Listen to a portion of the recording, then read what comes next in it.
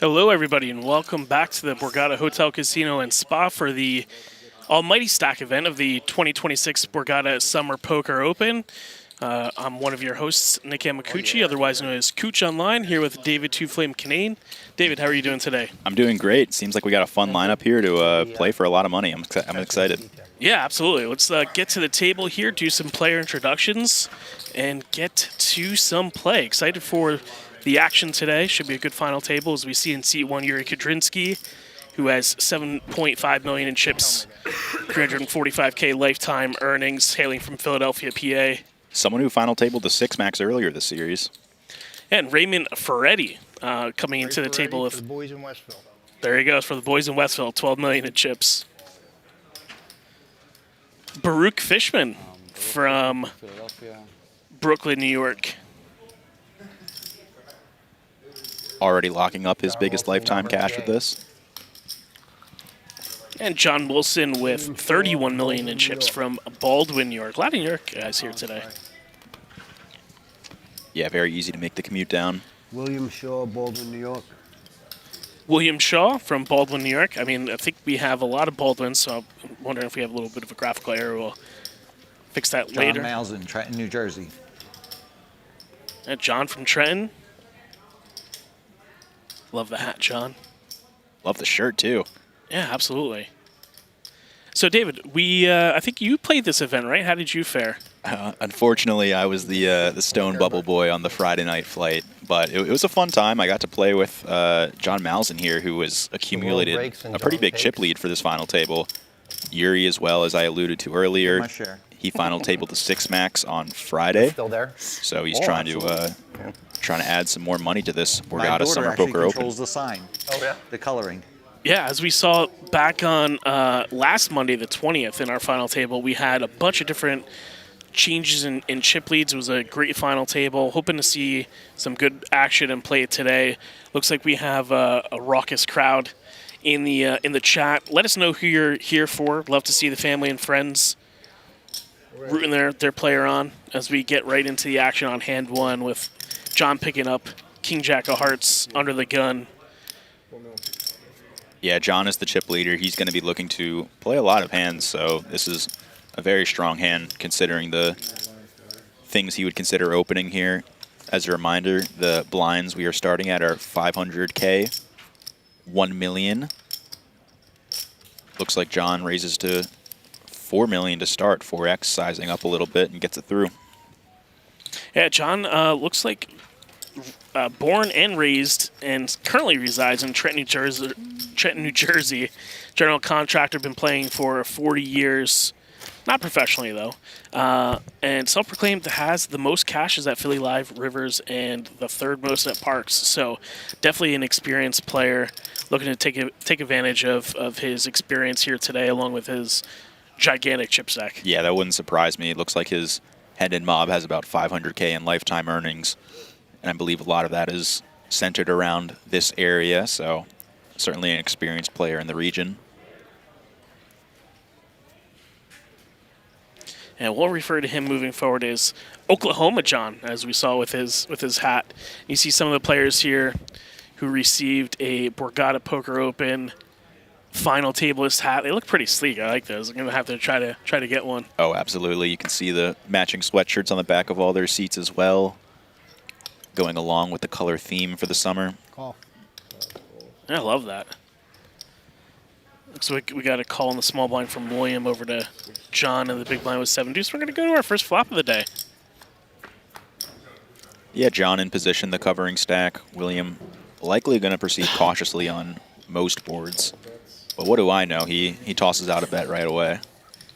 Looks like our experience, like we had last Monday, with calling action is going to be tested here early on again. Yeah, and I wonder how he proceeds here and slows it down. Presumably just trying to get called by some draws that ace high is ahead of. But on the King River, potentially a card he can rep. And it's going to get the deuce to fold.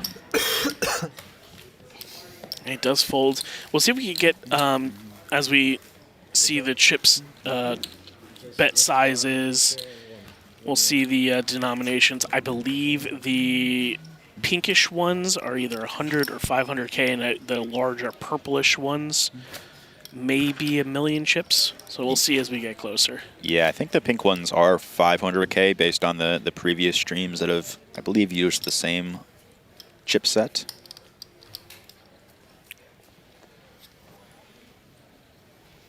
And I believe did we start with 6 or 7 here? I believe we started with 6, right? Yep, just 6. I think they played down a little bit last night to get to our remaining 6.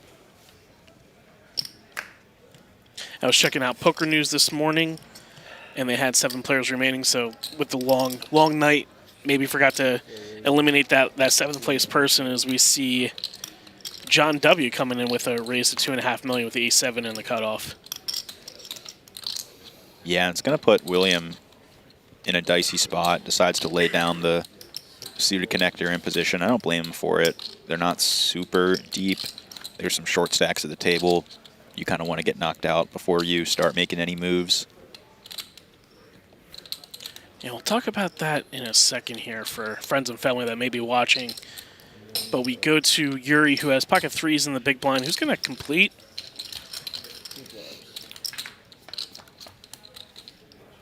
As we see the Queen 8-3 board.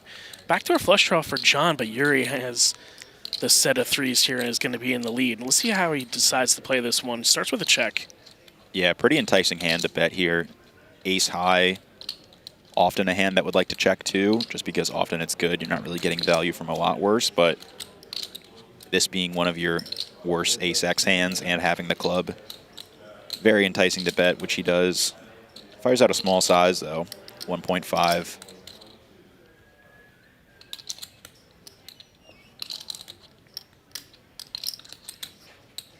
And John with about 25 million behind, or 25 big blinds. We'll see if Yuriy wants to check raise here, if he's just going to string him along, and he does. He just puts in the call.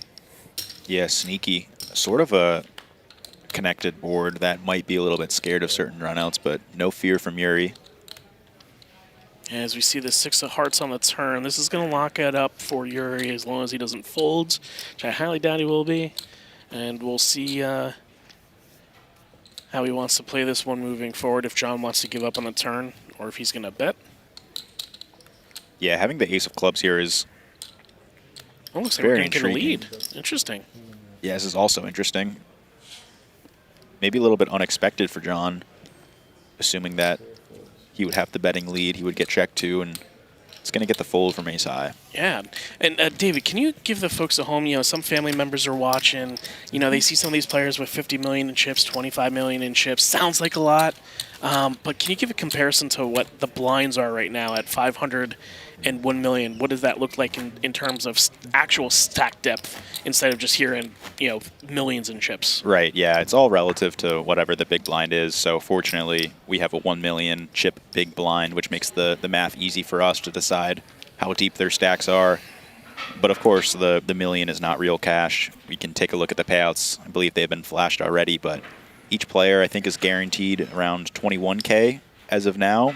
First place prize earning about 145,000, I believe, was the figure up top, maybe slightly off, but we'll get those to you again fairly soon. But yeah, there's not hundreds of millions on the line, but there is certainly hundreds of thousands on the line.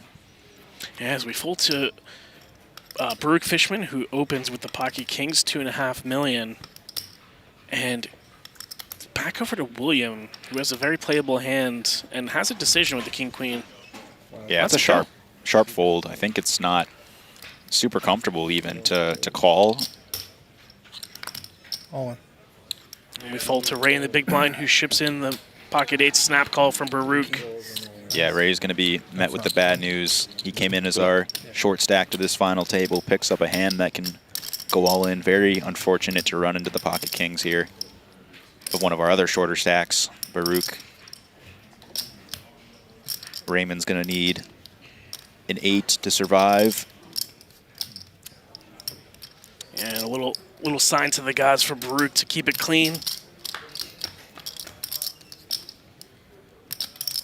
10-7 deuce, no spade for Raymond. Going to need The one outer, as we see the 8 of diamonds was folded. It's not going to do it. Nice, sir. Good game, Ray. Take care, boys. Good luck. Very quick final table, but Take care. obviously our short stack and got presented with a great opportunity to potentially double up and play for the first place prize. Yeah, good game there to Ray Ferretti. He's retired. Was previously in real estate. He's been playing poker for 35 years. And congratulations to him on the 6th place finish for $23,075. Nice hand. Yeah, warm sights for the rest of the final table here, earning about a $7,000 pay jump for that elimination. Yeah, congratulations to Baruch.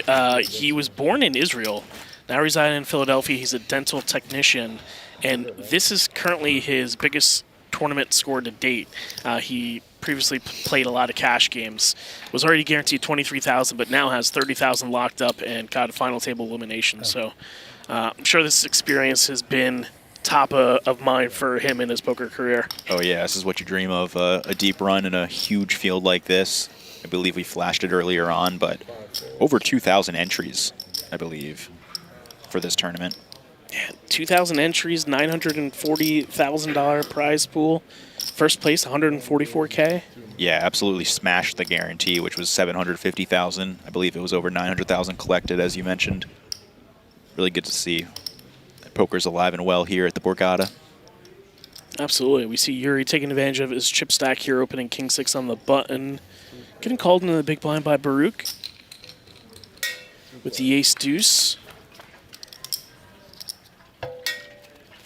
Queen 9-8, 2 clubs, kind of a coordinated board here. Typically an action flop, but as we can see for their hands, we'll see if anybody wants to get out of line or if it's just going to be a bet and take it kind of scenario, or check it down. Yeah, seems more like a bet and take it. Having a king here is nice to potentially hit a pair if you're beat. Maybe fold out some ace-high hands, exactly like ace-deuce, that are very uncomfortable now.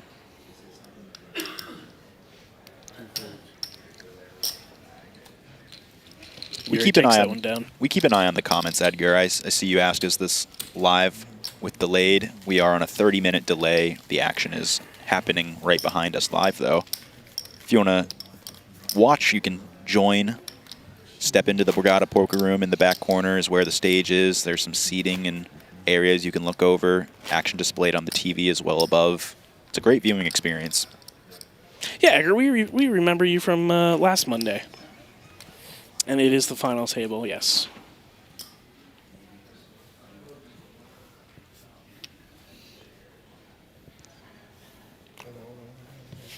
Sure. Pace of play is pretty good so far. I mean, we've been only on for 10 minutes. We're on hand 6 already. Oh, yeah. Compared to last Monday's final table, it was a little slow in the beginning. Yeah, I believe one of our players did a nice job at encouraging some sped-up action, but yeah, doing pretty well here so far. Baruch's going to complete with the Jack-10, and quick cut of the chips by John. I assume there's more of those going to be going in here.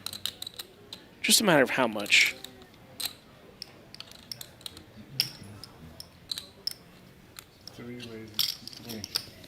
Yeah, the thing is about raising a hand like this is if you get jammed on, you kind of have to call, but you're not thrilled about it. The hands that you would be dominating are a little bit unnatural to find as the limp jams. Man, Baruch does let it go. Yep. John's going to take that one down. Both of them relatively on the shorter side, 25 big blinds. I believe that's around the bottom end of our chip distribution, too. I'm not sure if there's somebody with a shorter stack. I think the bottom is around 20, 25 big blinds. Plenty of room to work with.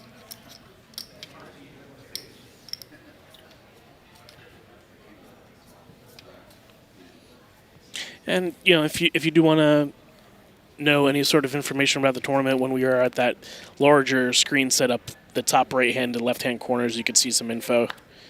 As we see some pretty big hands here. John Malczan's going to pick up ace-king. Yep. Yuri's going to have queen-10, both chip leaders. Yeah, big hands for the big stacks. I think Yuri's going to be relatively content to play this as a flat, not trying to get too dicey with the chip lead. And he's going to come along for the call.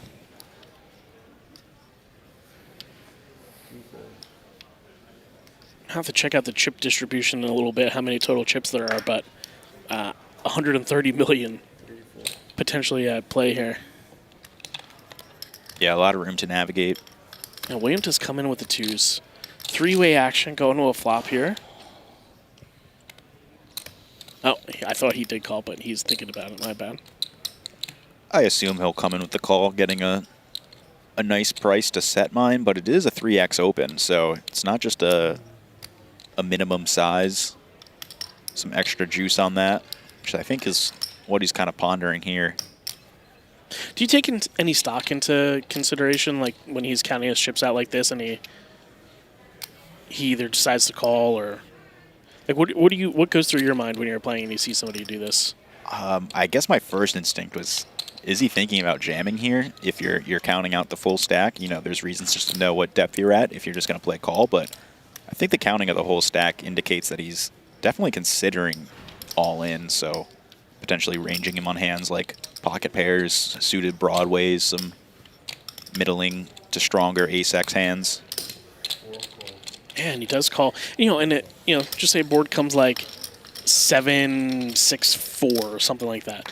You know, then it's like, all right, well, he had a decision before that, so this middling type of board is potentially going to hit him pretty good. As we see the ace-queen-10 board, this could get really dicey. Yes, it could. I imagine a raise seems a little ambitious from either player, given that they are very deep stacked. 60 big blinds plus behind for Yuriy.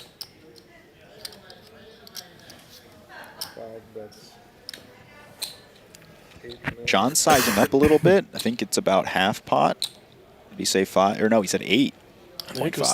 8.5 into like 10 or 11 it was. Yeah, this is a very, very sizable bet.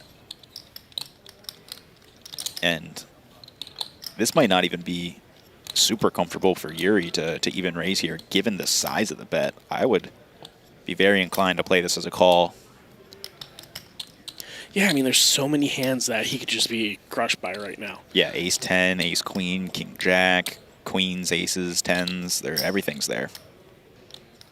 And he's thinking about the hands that he's played with John over the last, 24 hours specifically, maybe, the day before if he was on the same table, but trying to think of any little thing that he could pick up on with bet sizing, looking at him, any sort of physical tells potentially.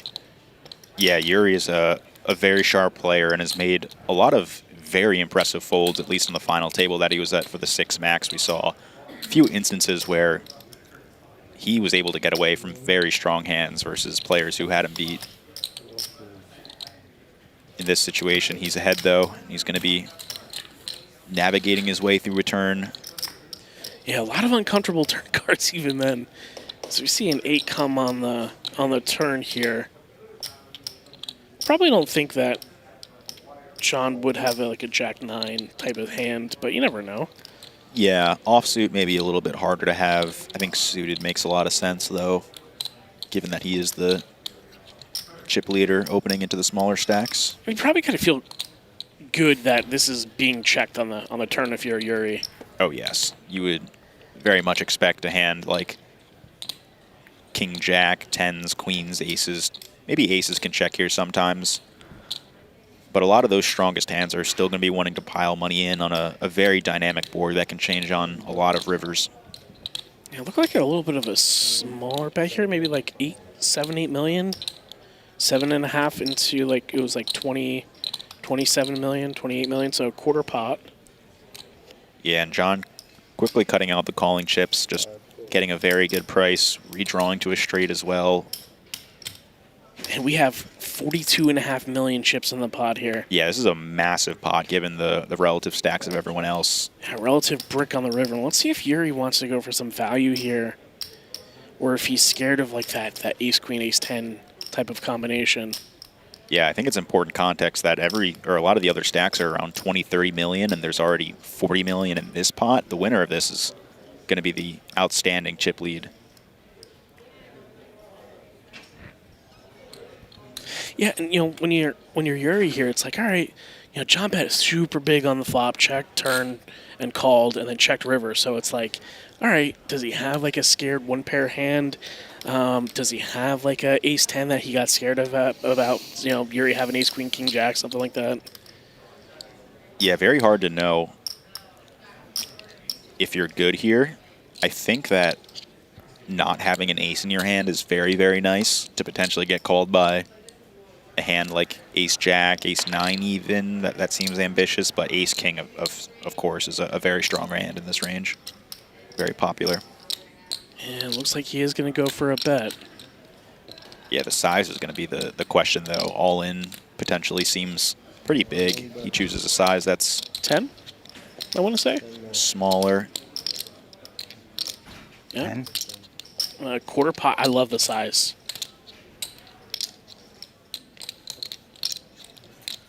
You saw, and he is going to put the chips in nervously, and is going to see the bad news is Yuri's going to take down a $62.5 million chip pot. Yeah, for those sizes on the turn at river, I don't think John can get away.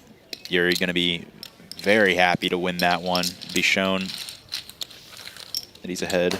As we see him vault up to the top of the leaderboard with more than 2x John stack now. So we see William, John, and Baruch with 28, 26, and 25 big blinds rounding out the bottom three, which, we talked about ICM implications on the stream last Monday. And now you're getting into some larger pay jumps. I think the next one is around $7,000, and it just keeps going up from there, David. Yeah, and this is a quick turn from where we started. John Malczan was our overwhelming chip leader with 70 big blinds. I think the next one was 45 big blinds, and now Yuriy has taken a commanding lead with this level increase as well. Now we're going to the 500 small blind, 1.5 million big blind. That's going to lower some of these stacks quite significantly.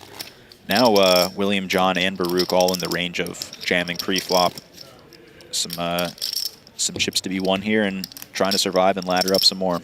Yeah, I was actually just going to say, now your strategy, from 25 to 28 to 30 big blinds drastically changes as the blinds just go up now. They only have 16, 17, and 18 bigs respectively. Yeah, a very small but a very big adjustment is going to have to executed here by these players. Man, that's what we love about tournament poker. It's just it's not the same repetitive motion every time. The blinds escalating makes the play more dynamic, and it's what we all love about tournament poker. Ace 6 for William in the small blind. Looks like he raises it up. 4.5. Yeah, to 4.5 million, gets the fold from the big blind. And yeah, I like the aggression there. I think a lot of players can kind of lean towards playing passive versus a stack that covers you, but you're also going to want to have some raises and show that you're not only playing a passive approach and getting ran over. Absolutely.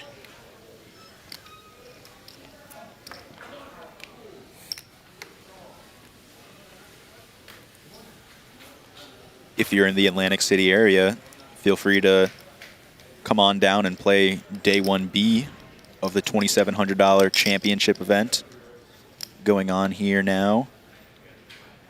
I believe some satellites running online probably later today. Yeah, I think later on tonight there's some satellites going on, 7 or 7:15. And I saw BetMGM Poker ambassador Darren Elias playing the event yesterday. Nice. Not sure if he bagged, but we'll see if we have him on for the main event coverage, if he's not playing or not, or if he'll be in the area. We'll see. Oh, yeah, he's great in the booth. Always a pleasure to have him here. As we see John Wilson raising the cutoff. 2x to 3 million with ace deuce of spades, and William having a decision with the pocket sixes on the button here. Yeah, now he's only at 20 big blinds. So this is a potential jamming candidate, although it's not super comfortable. Yeah, he does give it up. Yeah, I think it's a good fold. I think a hand like even 8s or 9s, maybe a bit more likely to take. Quick call by Yuriy with a queen 10 of clubs. May feel like a deja vu a little bit. Not the board, though, as we see an ace 3-3 flop. Yeah, flop that ace deuce isn't even too happy to pile money in. Big blind likely flatting a lot of ace X as well. No kicker.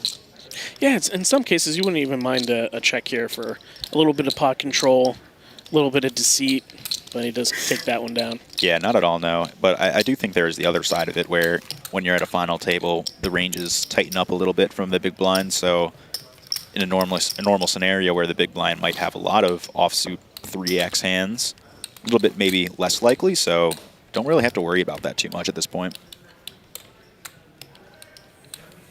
34 minutes remaining in this levels. We saw the blinds just recently go up. Every player is $30,225 locked. And remember, this was just a $600 tournament.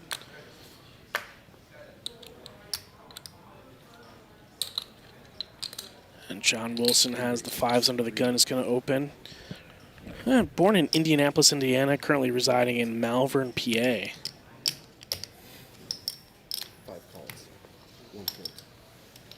Call by John Malczan, Oklahoma John on the button with King Queen. And Baruch in the big blind is going to have Ace Jack with 21 million behind. Yeah, I think he's definitely short enough to where I think this is going in. Yeah, a little bit of a gulp there as he looked at his cards. Yeah, it's a bit uncomfortable jamming because you're not sure how much worse you're getting called by, which I think is part of what he was thinking. So he opts to just call here. Yeah, he does call King 4-9. John Malczan hits a king, but John is going to come with a quick bet, 2.5 million chips. Yeah, wow. That's interesting. I wonder how John proceeds. Just calls. I think this is probably sharp in position. Let your opponent keep betting if he's bluffing. Potentially bring in the big blind. Yeah, 2 of clubs on the turn. And a quick check from John, which John Wilson, that is, which I think is going to make our other John pretty confident in his hand. Shouldn't be losing to too much. 5 bets, 4.5. Yeah, that's 4.5 million. About quarter pot. John Wilson immediately uncomfortable. Pretty good turn for pocket fives, to be honest, which is, I think, part of that annoyance. You can still be ahead of a lot of gut shots that might be bluffing here, like Queen 10, Queen Jack, Jack 10. And John Wilson, who also goes by Pajama Poker 29 on X. Heard that he wears pajama bottoms playing poker, which I love. Got to be comfy. Yes, I think that's it's a signature move of his. At least that's what I was informed. Got to prioritize comfort. Absolutely. And he's comfortable folding this one, which is ultimately the correct decision, and Oklahoma John takes this one down. Yeah, a little rebate there for Oklahoma John. Getting some chips back after losing a big one to Yuriy.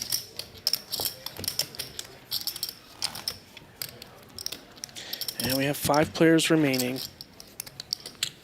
If you're looking to get any updates on this final table or more so for the future events of this series, head over to Poker News. They are covering all of the Borgata Summer Poker Open. You can see all of the updates of what's happening in the main event, how people are doing at final tables, past results, follow players, all of the above.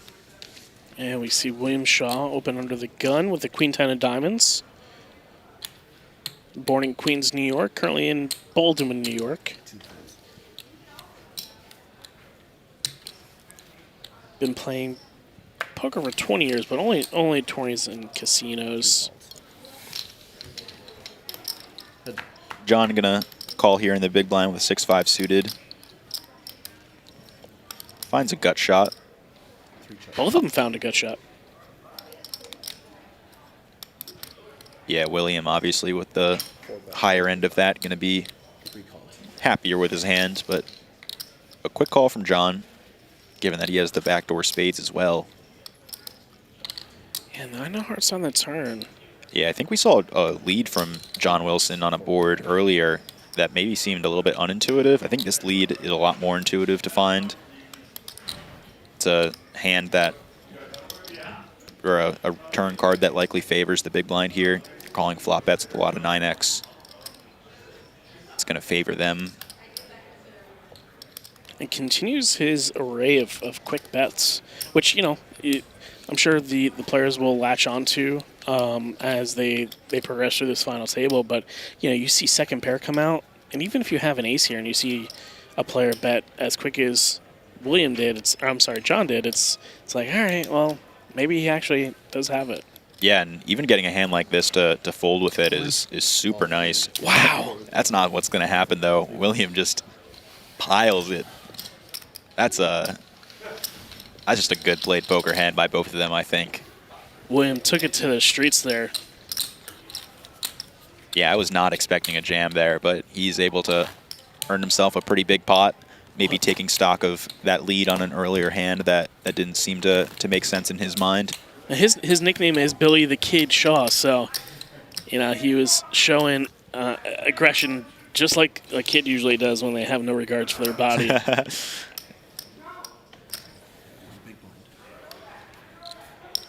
And good takedown by him. Good read.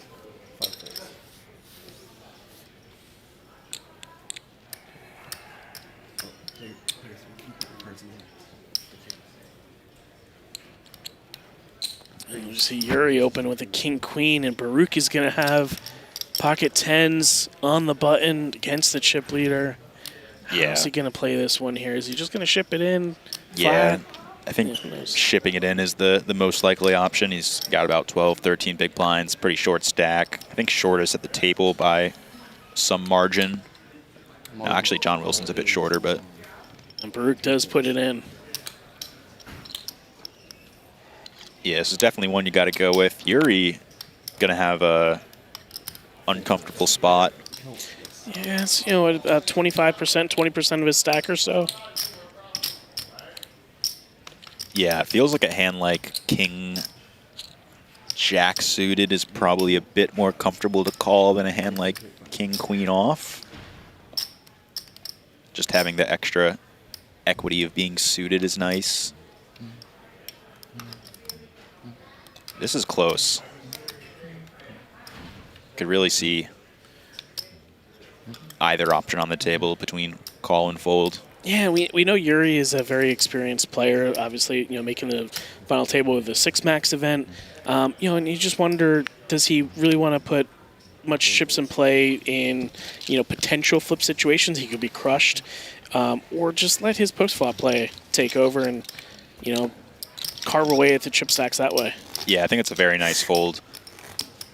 A lot of the time, you're just going to be up against a hand like ace-jack off, ace-10 suited, things like that, where you're not even a favorite. So the truly the best case scenario is that you are ahead of, you know, eights through jacks, which isn't a ton of hands compared to the amount of offsuit and suited stuff that can jam.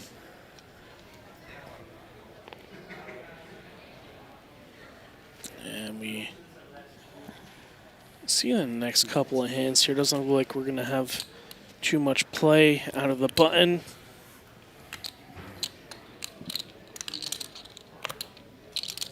Folds over to Billy the Kid Shaw in the small blind. Just going to throw in the 9-6. No reason to get out of line here. So Oklahoma John shows him the King Jacks, showing he made a good decision. Yeah, bigger stack in the big blind too. More reasons not to tango, especially with some 15 big blind stacks in the mix. Yeah, so we see the Borgata and BetMGM trophies in the back under the Borgata Poker Open banner. That's what the players are striving for, aside from the loot that's up top. Yeah, very nice looking. Get those moved over likely for the heads-up portion of this final table once we arrive there. We'd love to know in the chat, who's everybody rooting for? Who does everybody think is going to win? Love to see friends and family in the chat give any stories about the players as well. Yeah, and if you're enjoying from home, make sure to like the stream, subscribe to us on YouTube. Helps us continue to put on these streams for you. Every series here at the Borgata, whether that be spring, summer, fall, winter. The water, please. Yeah. Yeah, and we see, like, you know, the players really have to. Water. The players really have to, you know, still be aggressive. You know, we think about there's only 5 players left. As we see John Wilson jam with a ace jack.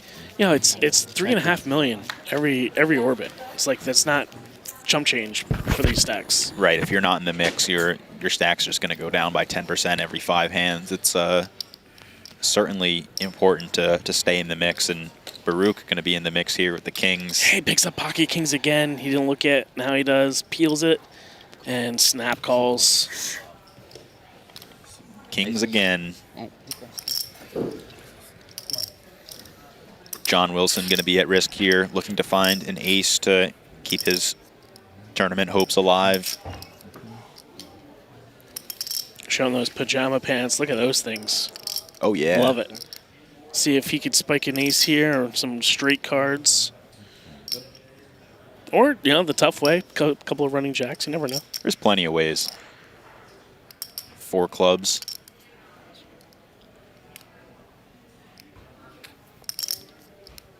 You can see him preparing for this flop. A lot on the line here. 10, 5, 7, 2 diamonds. Baruch has the diamonds covered. 3 on the turn. He's going to need one of the 2 remaining aces. It's not going to do it. Good game, Johnny. No, I played bad. Nah, I wouldn't say that. There's some unfortunate spots there. Running into kings especially. Not much you can do on that final hand. Good game to John. Good game to John Wilson. He's going to take home $30,225 for his efforts. And a very healthy 14K ladder for the remaining players. Everyone locked up $44,000. Absolutely. You know, just like John says, he's just trying to improve as a player, never settling for less. 500. And if you're not first, you're last. That's all you can hope for. Famous quote by the illustrious Will Ferrell. Get back to play here. 4 remaining. 2 eliminations within 15 hands. Pretty good. Yeah, and that's going to make the stacks a little bit deeper relative with the 2 quick eliminations. Shorter stacks around the 25 to 30 big blind mark now, I believe. Or around 22 for William, it looks like, in the big blind.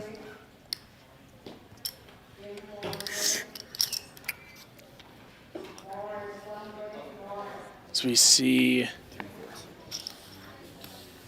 Oklahoma, John, take that one down again.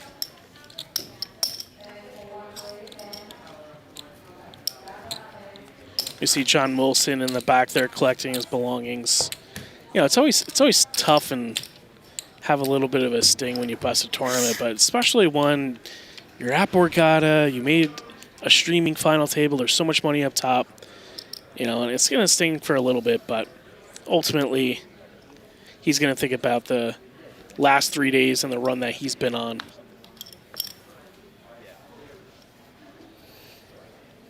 As we see Yuriy under the gun with the Queen 8 of spades, and he's certainly going to take advantage of his chip stack here.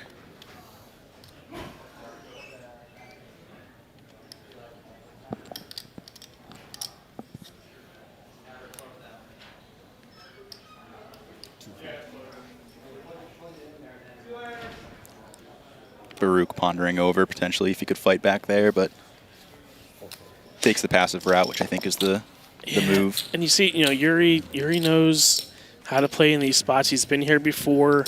So many chips out in the middle every time. His range is certainly going to wind up, and the rest of the players know that too. You know, but there comes a point sometimes that you can't really fight back with some of the holdings that you have. Yeah, got to be patient.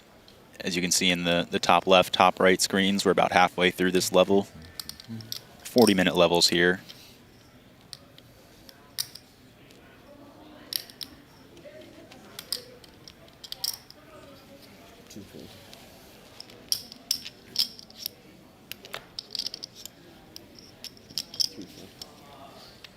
And this is certainly going to make some interesting dynamic, because we have the two chip leaders seated directly next to each other with Yuriy having position on John. So it's going to put him in the cage quite a bit. But in this situation, it's certainly not. As we see Oklahoma John with a 3x, and Yuriy is not really going to be able to fight back too much unless he wants to get crafty here.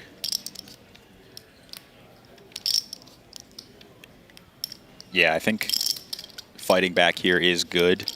Probably just not the hand to do it with. Yeah. Oklahoma John takes down another one. Love that shirt. Yeah, that's a intimidating shirt to see at a final table. That's a man who He's playing to win. is playing to win and has played for a long time with the most cashes at some of the other local casinos. Right. That would wear.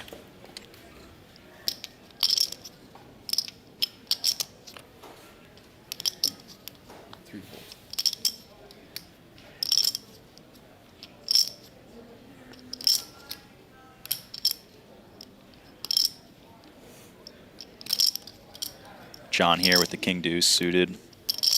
4 raises, 4.5.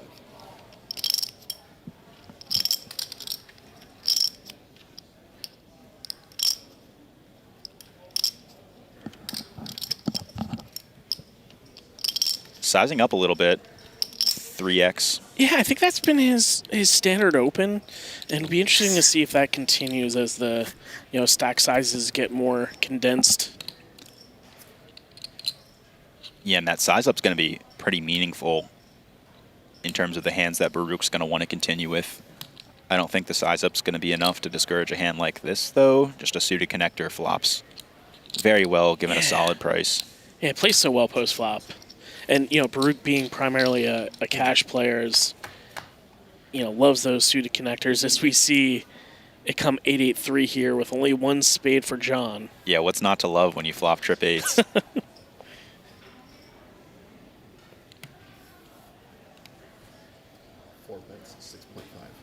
It comes in with a large size here, 6.5 million. Yeah, over half pot. This is saying some strength. Just kind of interesting because what strength really exists on this board? It's kind of just the overpairs, which are they really happy to get in 22 big blinds on this board like this? Probably. But it's a little bit dicey, right? Yeah, if you're Baruch here, what are you thinking? It's just like, I should have the best hand here, but also, with that sizing, there's diamonds out there. I want to keep his bluffs in. I want to keep his overpairs in. Yeah, I think it's all just a question of how often you think you can do it with air versus bluffs that have equity like diamonds. And Oklahoma John gave a peer over to Baruch with the diamonds coming in. Yeah, that might slow down Baruch from getting all of the chips in, but there's only about a pot-sized bet behind for Baruch, just a little bit more. A jam doesn't seem outrageous to get called by a hand like tens with a diamond, jacks with a diamond. A great shot here by our Guerrilla Gaming crew. Check. 4 checks. And John's going to check. He doesn't like what he was feeling. He was giving a big peer over to Baruch. A 6 of hearts board, return, river, sorry, all over the place. Connecting a little bit, but doesn't change a lot. Maybe some gut shots get there, but hard to think that John is maybe opening a hand like 10-7 offsuit. Man, this is always a tricky spot, too, because... What is he coming with here? Looked fairly sizable. 9 million, I think? Sniped that exactly. I heard the great dealer. I think there's somebody in chat who said the dealer was her dad. So good shout out there. But, if you get jammed on this board, it doesn't feel great. Oh, yeah, I mean, you would assume that you're just losing to a boat of some type. Yeah, or flush. It's like, but is John really going to be checking the turn with a flush? And he just does give it up. Yeah, I think this is good. Maybe you can get a little bit aggressive if you have a diamond in your hand to make it less likely your opponent has a flush. Not much you can do there, though, with king high. And Baruch takes another one down. Yeah, he continues to chip up there after finding the double with kings.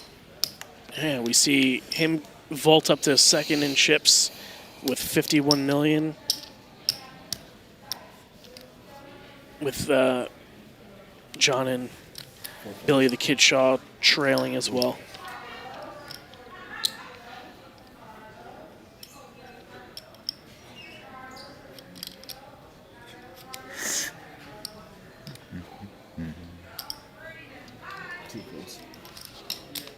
Yeah, Baruch giving it a little ponder with the 7-3 offsuit.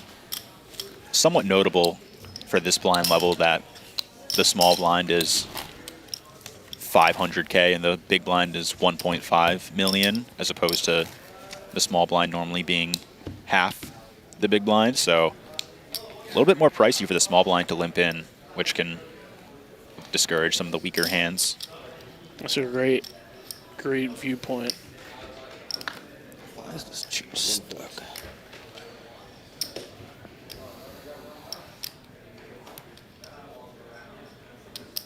Baruch flashing the Hugo's hoodie.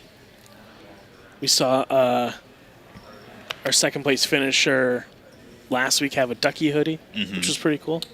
Always love sniping the outfits and seeing what everybody likes to wear. I had a friend send me a link of that Ducky sweatshirt. Haven't pulled the trigger yet, but you could make it like if you have like a nice score, or if you have like a couple grand profit or 1,000 profit or whatever, you could treat yourself to one of those. right, it's a nice goal to work towards. Yeah. Some There- people like trophies. I like my Ducky sweatshirts. Yeah, there you go. There was a player. If he had over a certain score, he would buy a piece of art. That's know. good. I like that. Not necessarily like a higher end piece, but just like, hey, it quenched his thirst and it rewarded him for playing well and running well and having a good day's work. Yeah, I'm a fan of doing something like that when you ever have a bigger score. Do something to celebrate, whether that be buying yourself something or doing something. As we see Baruch with the Queen Jack, and we have a couple of playable hands behind Oklahoma John with the King 10, and Yuriy, if he really wanted to, I mean, this could potentially be a nice squeeze candidate. Definitely. Maybe some reasons to prefer pulling from the suited region, given that Baruch did open from the cutoff. I mean, we're only four-handed, so it's not early position, but yeah, these offsuit hands are pretty good. Squeeze folds, suited side also nice to have equity when you get called.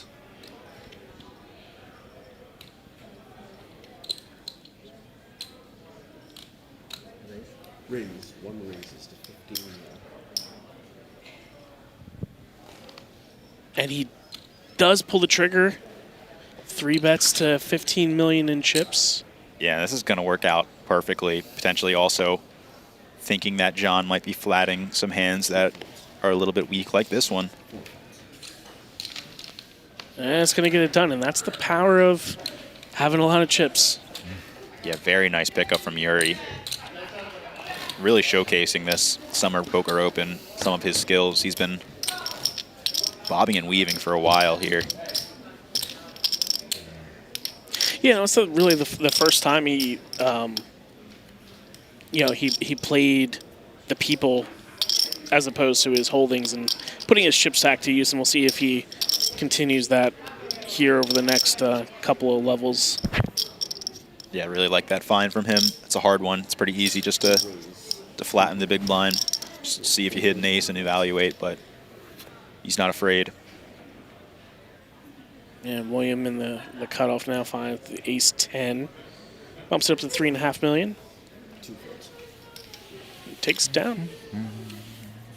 Yeah, now that we're four-handed, there's going to be a lot of these wide range spots, button versus big blind, or a lot of blind versus blind pots that are normally going to be smaller in nature, but quite complicated to play.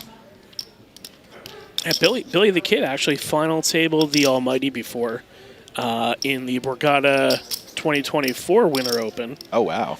And he's also won the Philly Cup at Live Philly for first place. I don't have an amount, but certainly great results from him. Yeah, very nice and quite impressive, honestly. At the his Almighty run was pretty recent too, 2024. This is a huge field to make your way to the final table twice in such a short amount of time. Yeah, if you want to go check out Billy the Kid Shaw, you can find him at Willy Wonka 516 on Instagram. And Oklahoma John takes down the pot. We have a lot of J names today. John, Jim. Yeah, 2 Johns, I believe. Yeah.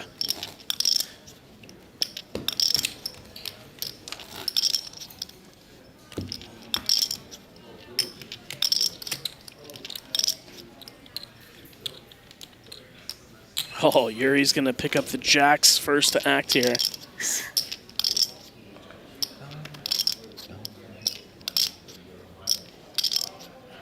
Everybody always gives jacks, some hate.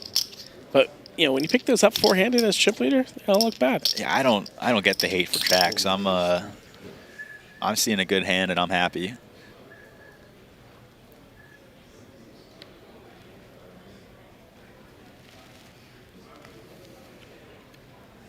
Yuri's going to be happy if somebody wakes up behind with something to get involved with. Yeah, but exactly.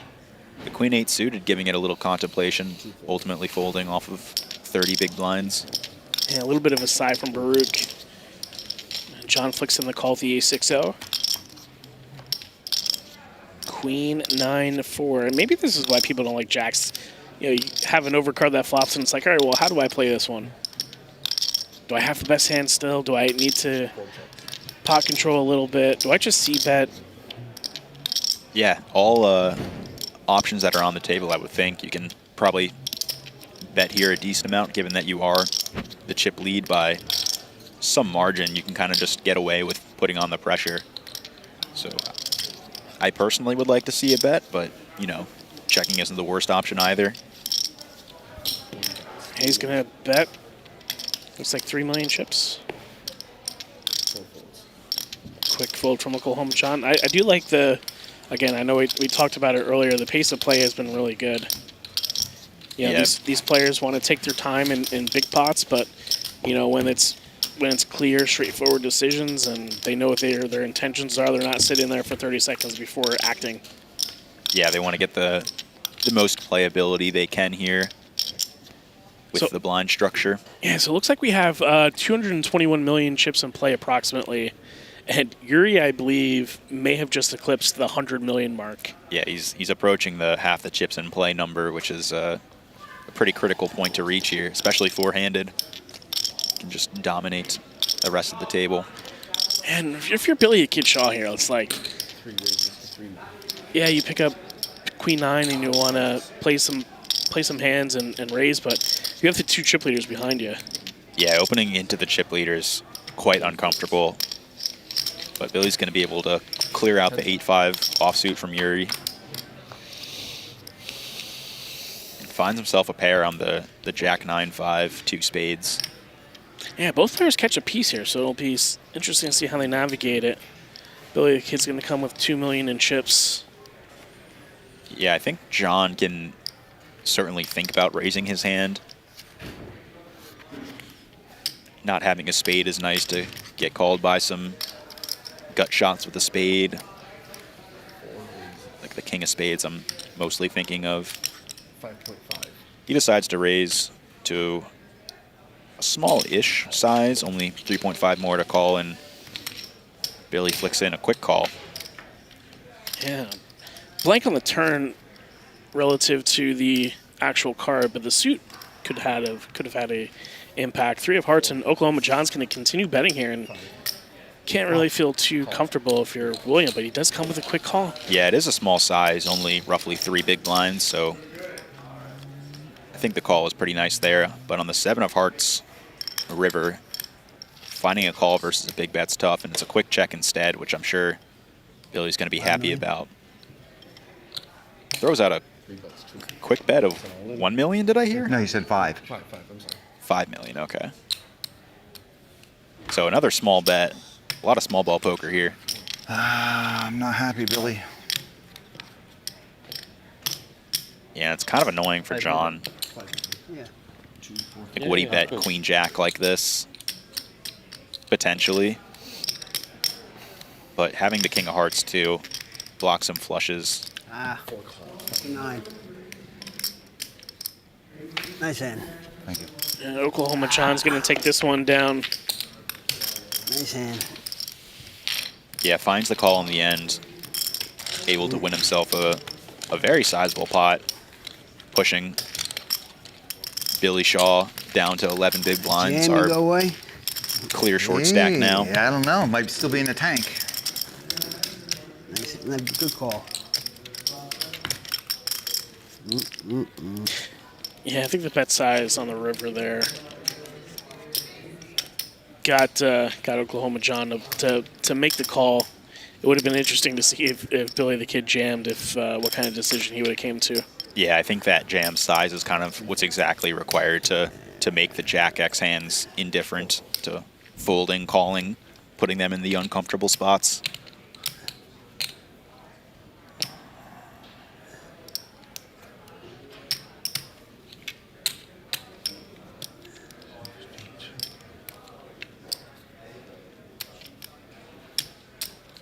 Queen 3 suited for Yuriy in the small blind. Nice. Raise. 1 raise. Puts the pressure on with the raise. Sizing up a little bit. I believe this is over about 5 big blinds. 2 folds. Yeah, 5 big blinds. Sizing up, I think the small blind raises have normally been 3 so far this final table. Potentially sizing up, given that now Billy's around 10 big blinds, just putting extra pressure, knowing that the middling stacks can't get too involved just yet. Exactly. And we only have 3 minutes left in this level as well.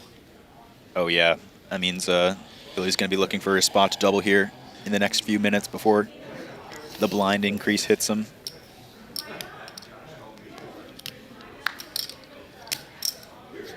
And Yuriy living his best life, having the big chip stack and finding hands as well with the ace queen on the button.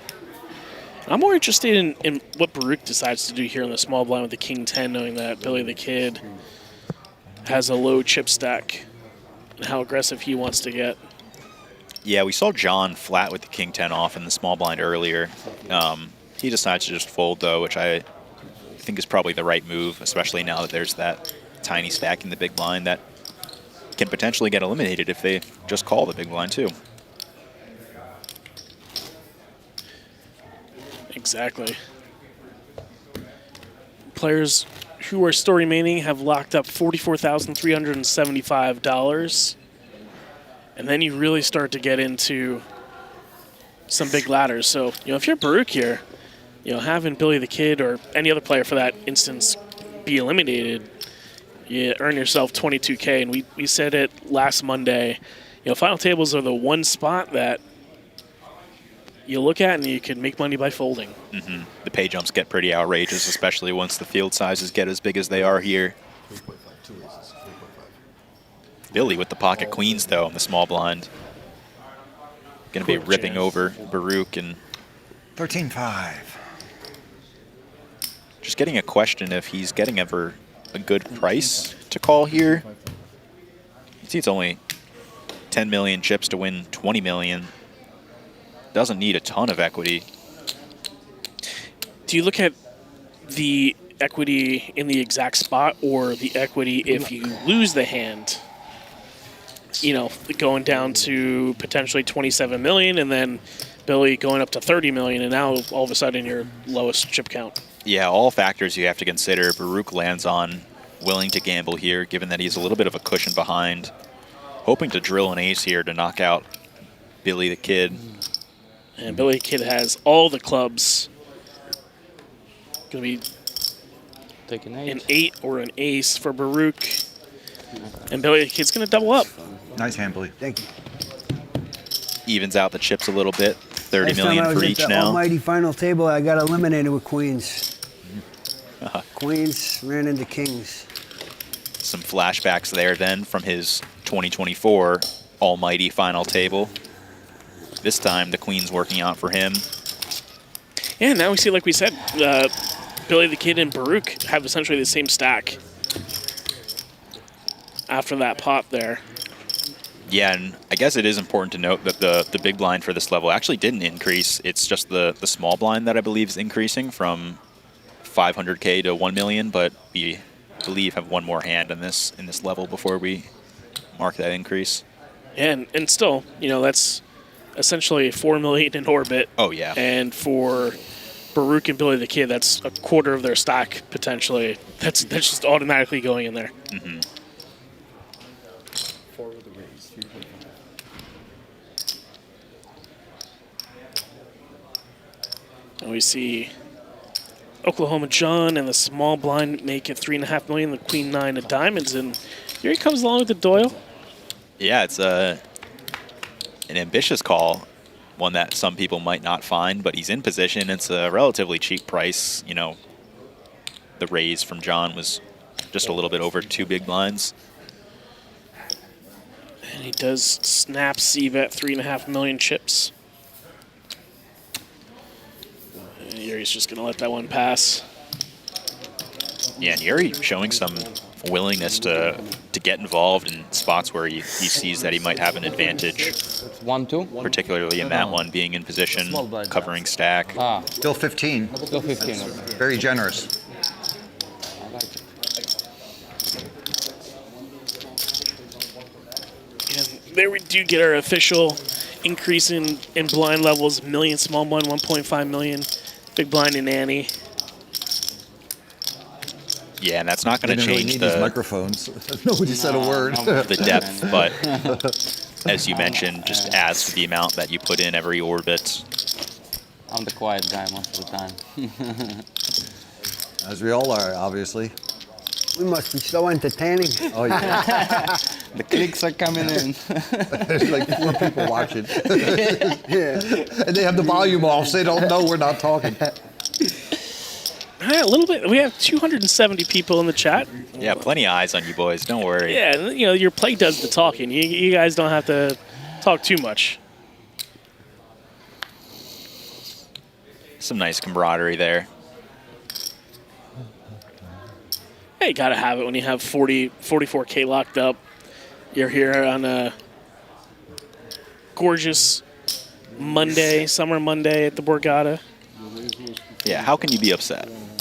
It's a beautiful summer day. You've got tens of thousands of dollars locked up already, playing a fun game. And it seems to be a recurring theme for these Borgata final tables where, you know, everyone's just happy to be there. And it's sometimes can be a little bit of an intense environment at some places, but I think here the players just really enjoy it, and it's all for the love of the game. You know, they're able to celebrate each other's successes, kind of be happy that everyone's winning money. Absolutely.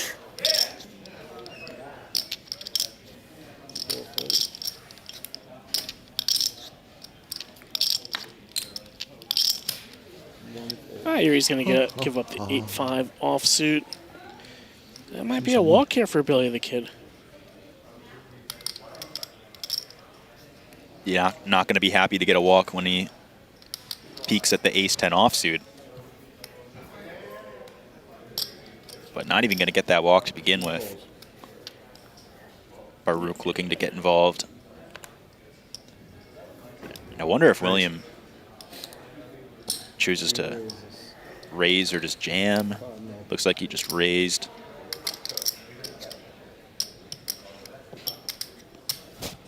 Yeah, makes it a little over 3.5x, or about 3.5x. Let's get a fold from Baruch and takes that one down. Separates himself a little bit. Shows the ace. Nice fold. At 4 high. Yeah, had a big ace.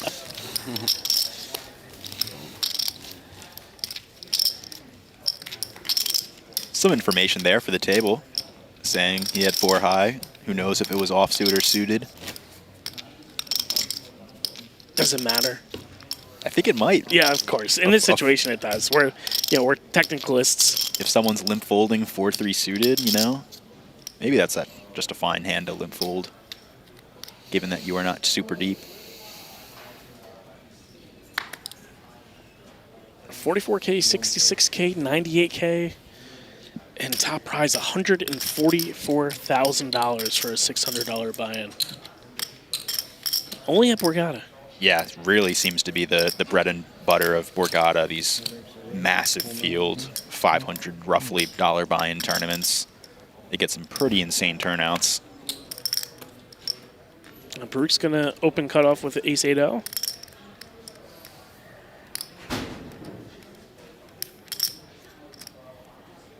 I guess you would note that, he's opening as opposed to jamming. He's got 14, 15, 16 bigs somewhere in there. Yeah, I like the decision to go with an open here instead of just jamming. Playing your cards. You put the chip on them. Switch it up a little bit. You're haunting me over here. I mean, I had a suited king. I probably would have played. If I was in your position, I'd play. With my cards. Worry about the razor. I got to worry about you squeezing afterwards. No, I don't do that. Never that. No. Billy, kid, talking about his poker prowess. There's a lot of little micro decisions that go into each hand, as opposed to just the really large one, that come into play. Every little thing has a stepping stone to the next action. Absolutely. These players opening up a little bit now after, calling out the fact that they're all being pretty quiet. Obviously, they're playing for a lot of money, so the quietness is understandable. We're happy to fill in the dead air back here. Oh, wow. And we got the same setup as last time where Baruch opens, John calls, and Yuriy has a big hand this time as opposed to the ace-8 offsuit last time. Yeah, and also just a little bit uncomfortable for him just because John's stack is pretty deep as well. You ISO to a big size here, like 15 million chips like he did last time, I assume is what the size will be used. But if you play a big pot, get a call from John, you're sweating it a little bit. As we see Baruch counting out his chips, figuring out what he wants to do here. And it's just got to go through his mind. This is the second time he's done this in 2 or 3 orbits, whatever it was. Do I have the best hand? Is he just, playing his chip stack and squeezing with air? He could have 8-7 or something, but he does just get rid of it. Yeah, I think that thought process can be maybe a little bit more ignored by Baruch, who's the shorter stack. King 10 suited probably isn't performing super well, but big hand. for John there, he could have just called and wanted to battle, thinking he's light. Both get out the way, though. And we see him now with 110 of the 220 million in chips. Nice hand. 109 to be exact, if you want to be detailed. Baruch and Billy, the bottom of the leaderboard now, 16, 20 big blinds respectfully. Looking to find a spot to double up. Raise. 3 raises, 3.5 more. 4 fold. Yeah, we have Billy the Kid's wife, Christine, in the chat saying I love him and good luck. Oh, love to see that. Cheering on him from home. It's just right on time as we see him open with the Queen Jack of Spades and take down a pot. Christina, one could argue you definitely gave him some luck there to pull in that one. Yeah, the good luck charm is here. Don't go anywhere. Creating a little bit of separation from Baruch now. Yeah, we see Yuriy up there, and if you're John, you're kind of in the cage a little bit. You're out of position against the chip leader, and you have the 2 short stacks to your right. With some significant pay jumps here. Yeah, with Billy, he's kind of closer, so I think the main goal at the moment is to outlast the 14 big blind stack of Baruch.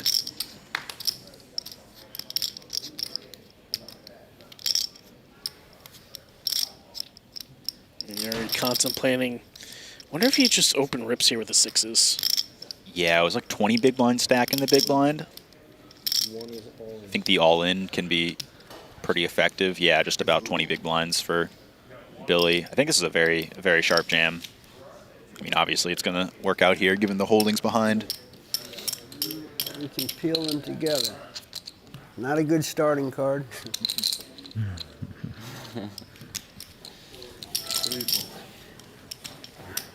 Billy Kidwith looks like an old school Borgata hat on. Oh, I don't know if I noticed that. Is that the Borgata logo? Yeah, I think it's like a B in the bottom left-hand corner. I'm not sure if it's an old school one or if it's newer fashion, but Yeah, you know, just shows his experience there. Having another one. Yeah, I'm sure he has some cool merch, given that he's been around the Borgata for some time. Alluded to making the almighty final table in past years.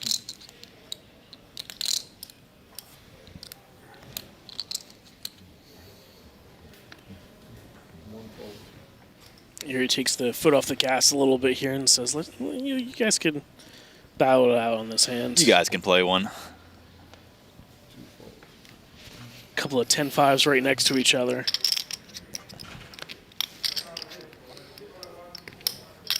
And Oklahoma John just going to take it down. Doesn't even have to try.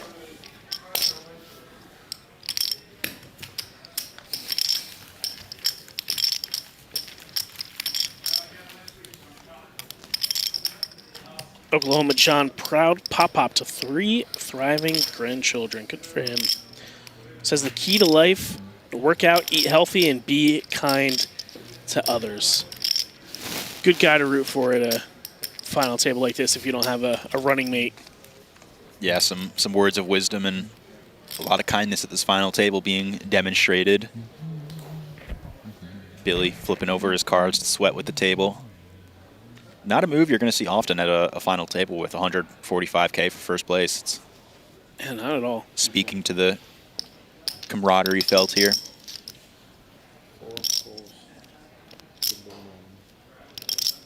John's going to complete in the small blind. And we've seen him, not be afraid and raise Yuriy blind v blind in past orbits. Yuri's just going to check this one, go to the flop. Looks like Christina's informing us that she's the one who got him that hat in prior trips. There you go. Queen Jack 4, all hearts.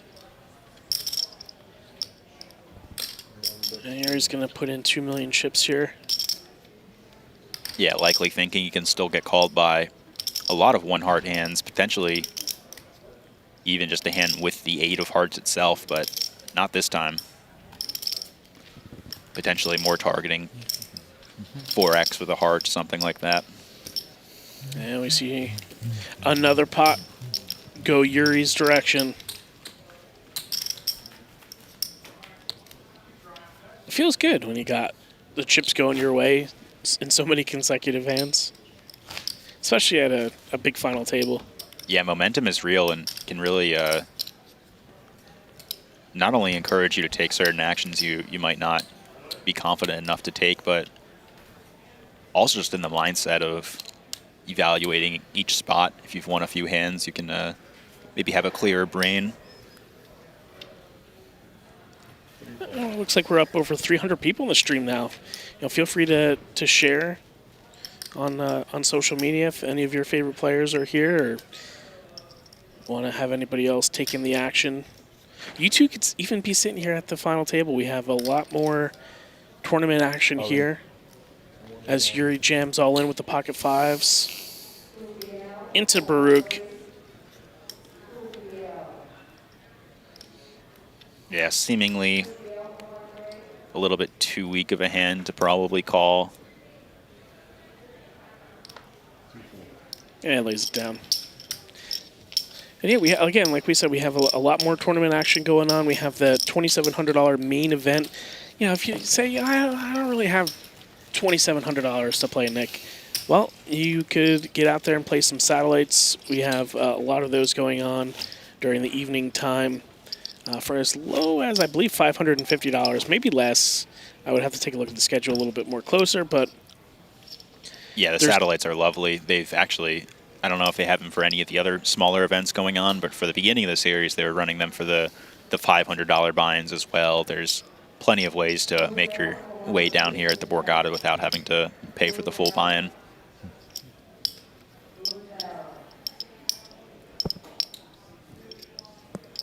My co-commentator on Friday, James, found his way into the main. I believe he's in there right now. Oh, through really? a satellite ticket Awesome.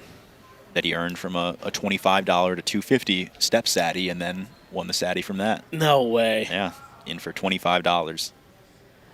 As we see Baruch jam with the ace for a little over 10 bigs. Yeah, and this is a very close spot. Seemingly a hand that's right on the margin of calling and folding. Yeah, let's see what Billy the Kid Shaw wants to do here. You know, we saw these two tango a little bit earlier. That's how Billy, you know, got back up to that 30 million chip mark. Marginal. And he says it, David. Super close, like Queen 10 suited, probably pretty happy to call. Queen 8 suited, probably pretty happy to fold.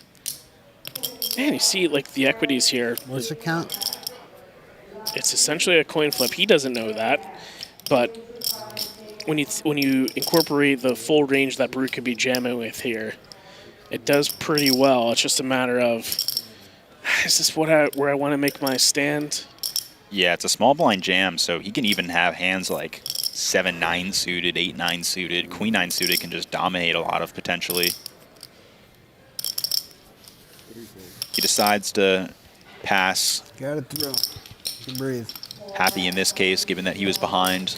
He'll be met with good news once the stream catches up to him. Yeah, you know, that would essentially, you know, if Billy loses that one, he drops down to about 8 million in chips. Decides to pass, you know, which is fine.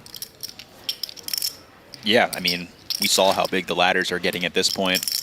I believe the fourth place finisher is earning about $44,000, and the pay jump to third place, I believe, is over 20K. So very real money on the line here. Yeah, as we saw Baruch, you know, this is his largest tournament score to date. And, you know, he is certainly trying to increase that as players get eliminated. Jack 6 of spades, he does give it up over to Billy the Kid on the small blind with the ace 10. Sneak peek into the future, we see John have the 10-8 of spades. Definitely a playable hand. Now this is raise. Yeah, Billy's been finding these raises from the small blind, even though he's been covered by the big blind for most of this final table.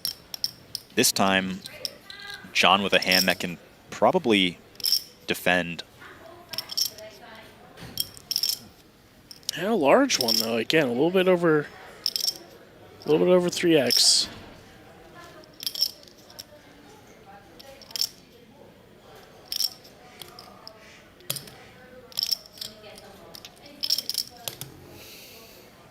I wonder if he's got any other dangerous thoughts racing through his head of maybe even jamming. He does call here, though. Definitely plausible with some ICM implications, you know, with Baruch having a lower stack. But he does say, let's take it to a flop. We're going to see Queen 7-5, 2 diamonds. No player catching a piece, and we were talking last week about how these are the ones that we really like to watch because nobody hit anything. Who wants it more? Yeah, you see these all the time at final tables as you get shorter-handed. You know, the 4 to 3-handed range is just a ton of blind versus blind hands where the ranges are very wide, and even for here, 10-8 suited, you know, it's got a backdoor flush, it's got a bunch of backdoor straights. There's all sorts of potential versus a small bet on the flop here from Billy. And again, you know, short memory, right? But you think about a couple of orbits ago when John took a bigger pot off of Billy the Kid, you know, where he had second pair. So he's thinking back to that hand, thinking about bet sizing. Is he going to try to bluff me again? Who knows? Yeah, I think he's giving it a real thought if he can attack 21 this size and leverage his stack. You could hear Billy announce his stack size, how much he's got behind.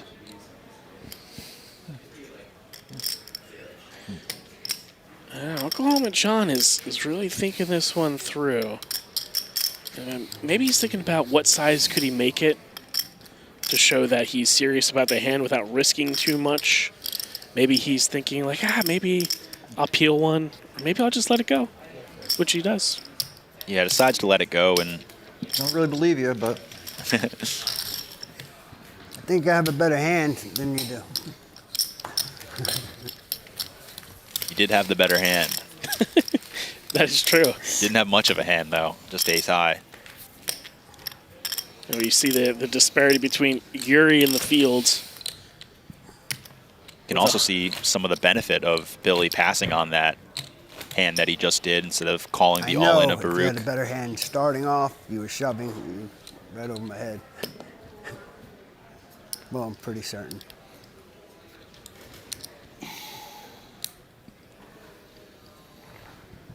We see Baruch pick up ace-king in the cutoff. Yeah, that's a nice sign. Yeah, especially when you're short. Roughly 13 big blinds.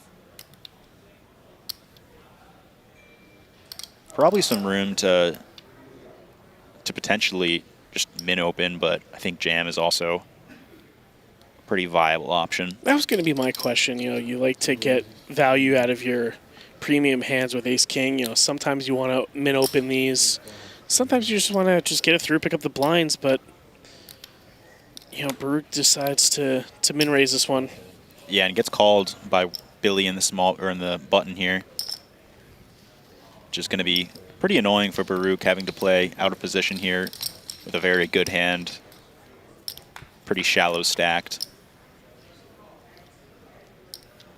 Jack 6-3 with one club, and now it becomes the difficulty of how do I navigate this out of position with only ace high, which it could still be good, and in this case it is. Right, and that's But kind you of guys know that. kind of the benefit of potentially jamming all in, making sure you just get all of the chips in if somebody has ace jack, ace queen, ace 10. But these situations, there's also ways to make extra money by getting some c-bets through, playing a little bit post-flop.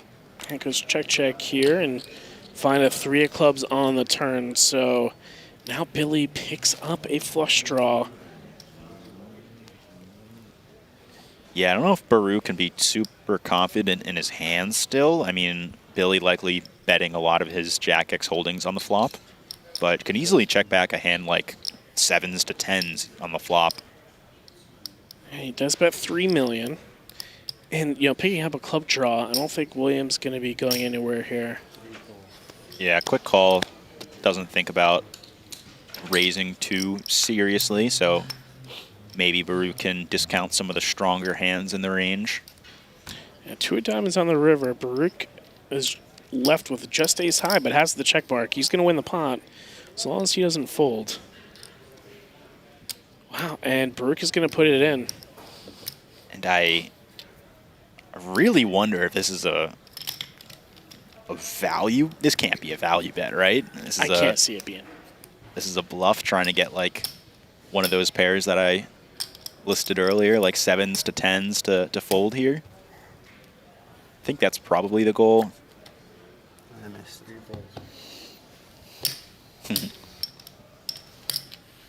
That's a very nice chip up for Baruch. Old turn.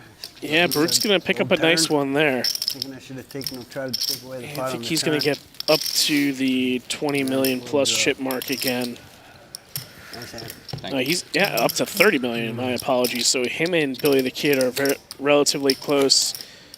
Oklahoma John with 33 big blinds, and it's the Yuriy show still with 76 bigs and 113 million in chips. Yeah, over half the chips in play. Certainly our dominant leader. Some more parity, though, at the bottom of our chip counts here.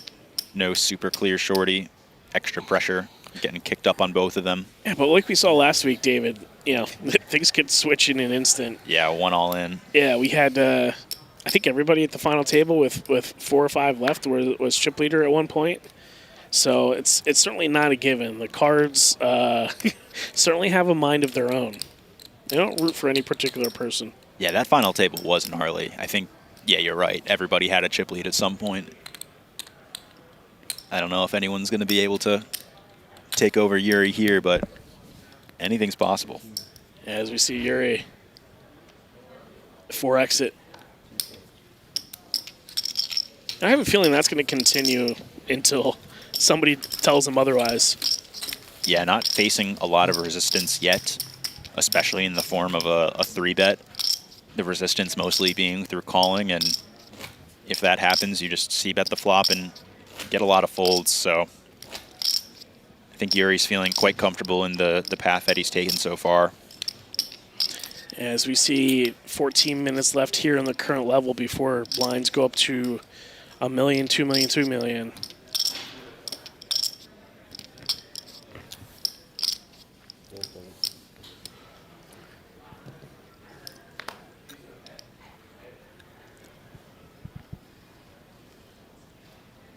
And Baruch with a pretty close decision here between every option. Yeah, I was going to be interested if Yuriy decided to open there, if Baruch was going to stick it in or not.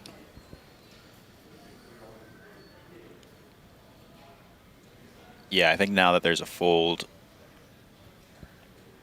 limp is probably a fairly standard play. I think raising and then folding to a 3-bet is not the greatest. Can maybe even just jam.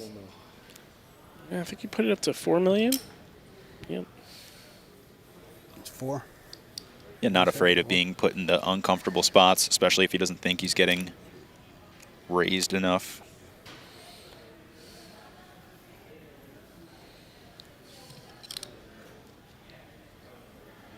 He does give it up.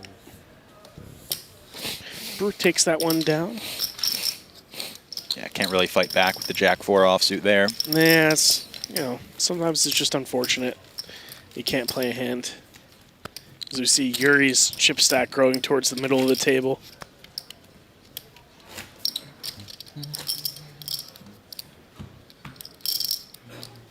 If you're enjoying the stream, toss us a like and make sure to tune in for some of the rest of the streams this week. I think we have a cash game stream tomorrow night being hosted on the channel, and then after that, I believe it's the day 2, day 3, and final table coverage of the main event. Yes, it is.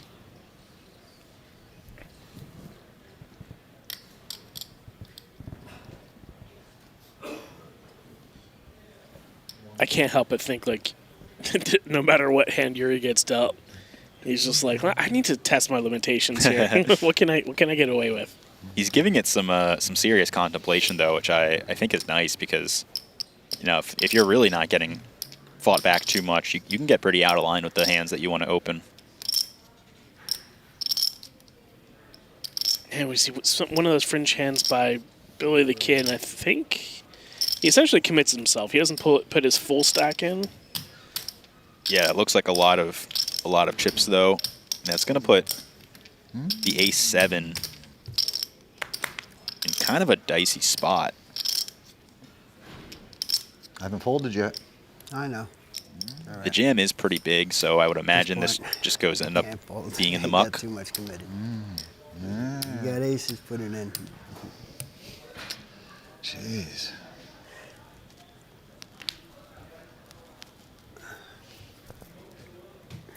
Hear Billy say, if you've got aces, put it in. Gotta think that Just discounts 13? some of the stronger hands, potentially.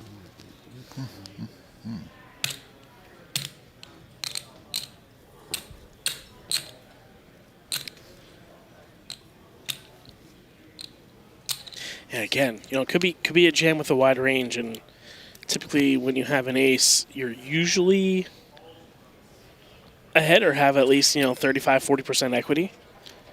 So John's thinking here, all right, well, if I win this pot, can I start to battle Yuriy a little bit, or do I even want to That might be mess good. around here? As he says, I'll it let might it go, be good. though. He's going to fold. Yeah, on the other hand, though, it is a 17 big blind jam. You're not good. You'll see it on stream. Yeah, that was my best card. I didn't have another one better. No, I know. I mean, I know that, but I mean, I get it. Yeah, may have been flipping. Like if John shows, or if it knows that he has pocket fours, you're not really happy to call off with ace-7 there. You'd probably just fold it. You don't want to be flipping just yet, I would imagine, given the ICM implications. Can make money from folding. Yeah, absolutely. That's what we talked about a little bit earlier in the stream. You know, keeping chips in your stack sometimes is better than, you know, being ahead in a hand marginally and then losing. Billy Kidd, a little bit of a heater here, picks up the ace-jack on the button. This is a potential heater. Yeah, don't jinx him yet. And see ace-king in the big blind.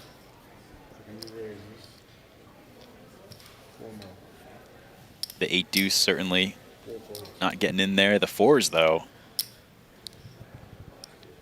I think these pocket pairs perform pretty well as jams here, especially the lower ones. They just clear out a lot of higher cards. He is going to raise. It looks like 20 million. He just puts him in. Yeah, and this is a kind of dicey spot for Billy. Similar to the last hand, you're very likely either ahead or flipping, but it's the fact that is this the spot that you want to flip for, given the extra risk that's attached to losing your stack? Certainly it looks like he wants to put it in. Yeah, I think he's someone who likely playing for the win here, probably willing to go with it, I would imagine. He's grabbing his chips like that's the case at least.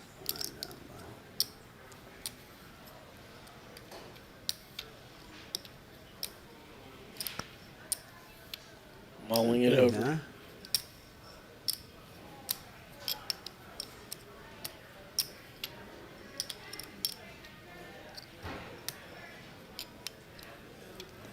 You know, it's not like Yuri's probably going to be jamming a hand like ace-7 offsuit, ace-7 suited.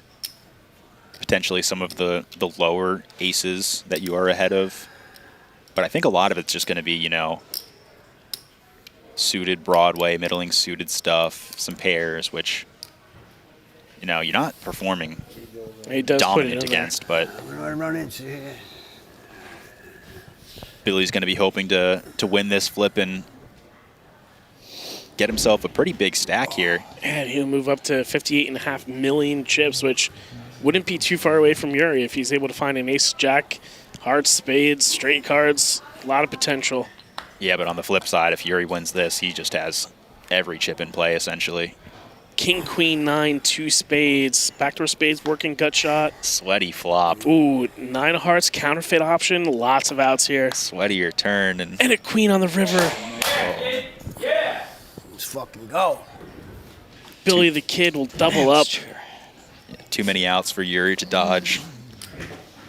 I almost thought it was too many outs syndrome. Yeah. Where he just brick river. Yeah. It felt like that. Yeah, he does find a queen, counterfeit a 2 pair, queens, 9s with the ace high, and moves up to almost 60 million in chips. And that certainly brings in some closer stacks. Don't mind? Yeah. Yeah, some new blood, some new life. Able to navigate a little bit more besides just the pre-flop all-ins. And a pretty big hit to Yuri's stack there, now down to, I believe, around the 85 million chip mark. Still fairly healthy. A lot of outs on the Oh yeah, you can see that. Anything above a 9. Just under 60 bigs. Spades and the As we see 10, the jack, ace. chip counts here, Baruch down at the 20 big blind mark still, but Oklahoma John now third in chips. Yeah, I think you spoke that fluctuation into existence. I may have. Referring to the past final tables. We've seen a wide variety of chip leaders, but Yuriy going to hold on to the chip lead for now, barring any other big all-ins. Yeah, we got about 5 minutes left in this level. Price of poker will be going up once again. Yeah, it looks like the next level will be 2 million chip big blind.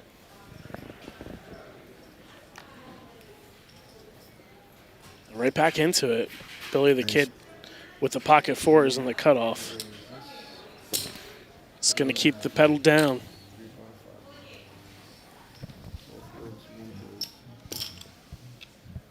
Baruch picks up an interesting little suited hand here, the Queen 8 of diamonds.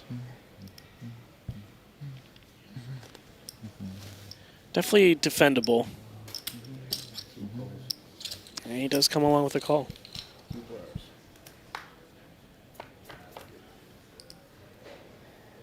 King, King, 6, 1 diamond. Yeah, you can see how much is in the middle of these pots already. I mean, every pot's so meaningful. Makes the players want to go after them all the more. And the Queen 8 suited in a bit of a tricky spot. You know, Queen High could just be good. You have backdoor diamonds as well. But it's not comfortable with a short stack, so. It looks like a check raise is coming here.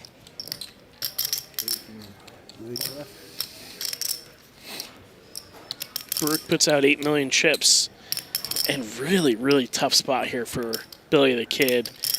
I'm sure he anticipates a check raise the majority of the time with the paired board. But, you know, also then again, he only has pocket fours. 16 and a half. Yeah. I think the check raise here is really nice from Baruch, given that 16 Billy's probably supposed to continue with a lot of ace-high hands that might just muck and feel uncomfortable, which understandably so. You're facing a check raise off of pretty shallow stacks. So I think this bet does accomplish a good amount and can potentially even put these lower pairs in some difficult spots.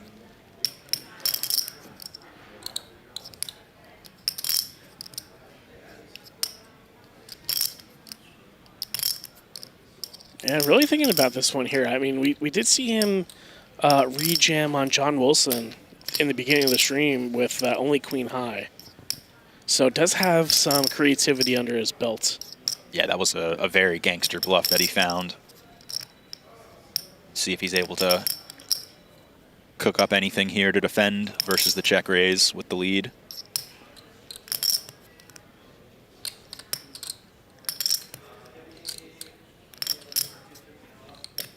Yeah, sometimes, you know, game flow pops in here. You know, Baruch could be check raising, you know, because Billy the Kid could be playing his heater a little bit. And then Billy could just be like, yeah, he seen me win the last 3 pots. There's no way he thinks I could have it again. Right. And it's also like the value range here can be tough to assign for Baruch. Like, is he really always check raising a 6? And the check raise works and gets the fold from the better hand. Yeah, well done by Baruch. We got some good play going on right now. Yeah, it's not easy to find those check raises off of shallow stacks, but he does and fights his way up to 25 big blinds. Taking a look at the timer in the corners, looks like we're going to get one more hand in on this level.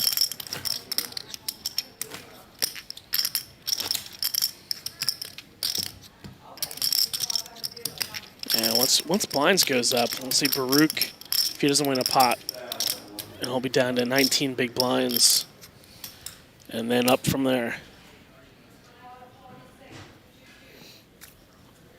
I didn't think it had the king.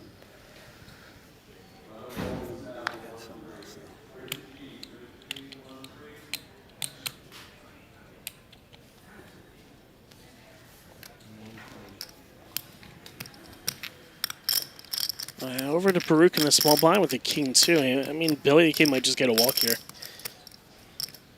Yeah, that wouldn't surprise me. Also could understand seeing a limp here if he thinks he's not getting attacked super often. I think it's been a mix. I think, you know, he's tried to limp A couple of times, and Billy the Kid has raised in the past. I think he's just checked in the past, so it's just been a little bit of a mix. King, Queen, 3, all clubs. So Baruch does find a king and has a flush draw with the deuce of clubs. Yeah, he's got this hand essentially on lock equity-wise. And Billy the Kid with a large size. Oh, yeah, that's about 66% of the pot, roughly, and a quick call. We could get a sizable pot here.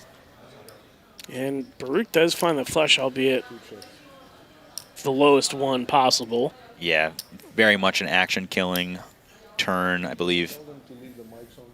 No, I was going to say Billy might slow down hitting his pair, but that's not the case. And Billy the Kid says, "You don't know anything, David Kinane. That's why you're in the booth." Yeah, what do I know? And this is going to put Baruch in a gross spot already. I mean, he has the deuce of clubs, but worst flush, you don't really think anything but a flush is value betting here, obviously.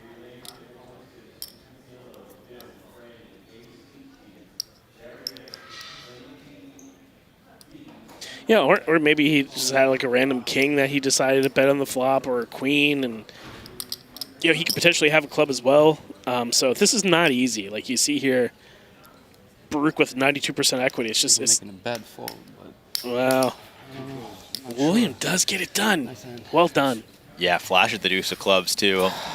Billy not tempted to flash the bluff. Some pretty interesting hands, though, to finish up that level. I believe we're going to be headed on a 15-minute break. 13-minute break, my apologies. But yeah, we're going to be having a lot of action here as the blinds go up for the next level. A lot of all-ins. Don't go anywhere. We're playing for $144,000.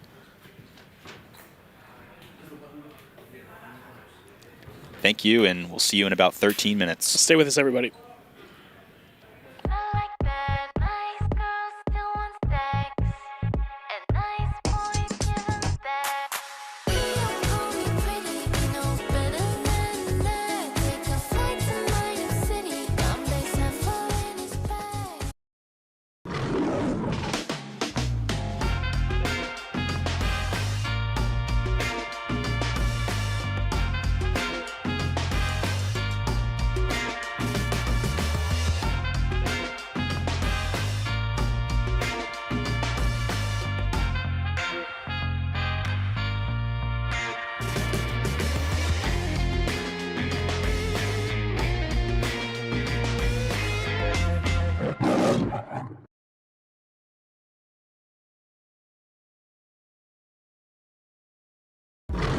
Legendary. It's seeing your third Vegas sunrise in a row. Proving you're right, or giving it to your friend who's always wrong. Meeting your hero? What's up, fellas? Legendary. Or meeting someone else's hero. Hitting a jackpot from your subway seat. Or how about this? Front row seats. A story you'll tell for the rest of your lives. Or a secret spot that you'll tell everyone about tomorrow. Whatever makes it legendary for you, it can all happen here. BetMGM. Make it legendary.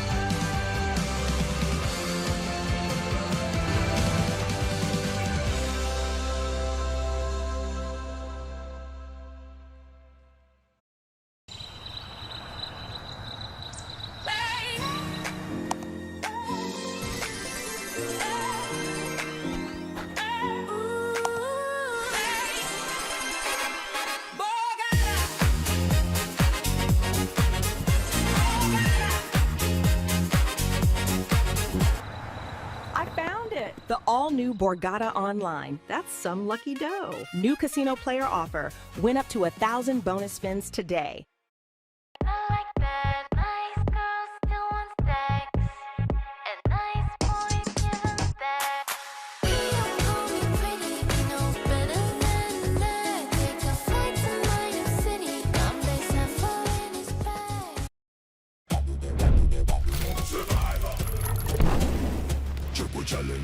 Play Survivor Triple Challenge, only on BetMGM. Your favorite show, now available on your favorite casino app. The tribe has spoken. Want to form an alliance? New casino player offer. Deposit for up to 1,000 bonus spins. Take on the wheel for more.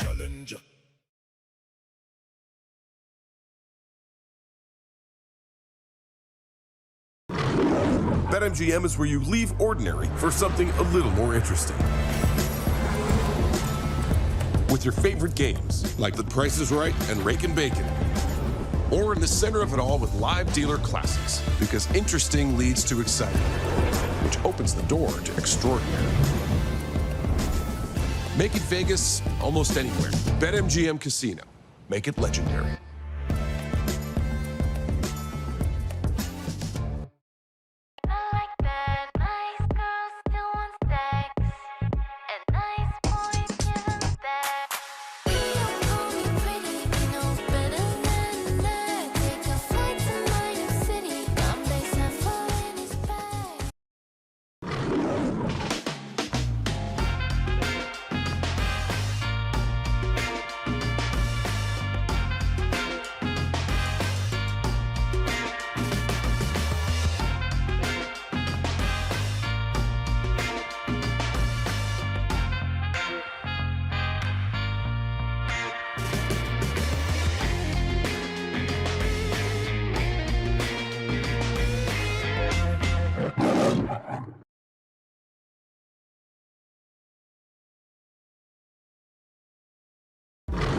Legendary. It's seeing your third Vegas sunrise in a row. Proving you're right, or giving it to your friend who's always wrong. Meeting your hero? What's up, fellas? Legendary. Or meeting someone else's hero. Hitting a jackpot from your subway seat. Or how about this? Front row seats. A story you'll tell for the rest of your lives. Or a secret spot that you'll tell everyone about tomorrow. Whatever makes it legendary for you, it can all happen here. BetMGM. Make it legendary.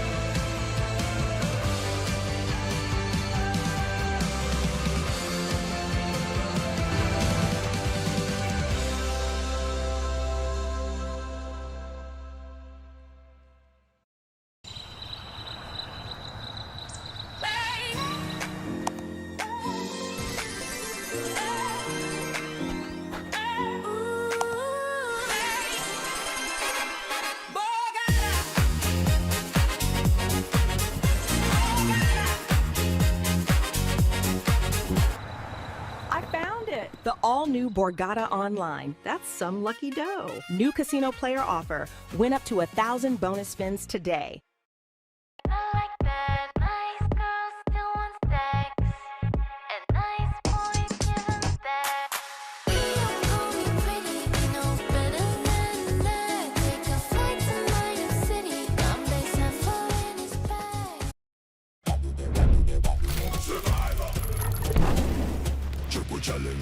Play Survivor Triple Challenge, only on BetMGM. Your favorite show, now available on your favorite casino app. The tribe has spoken. Want to form an alliance? New casino player offer. Deposit for up to 1,000 bonus spins. Take on the wheel for more.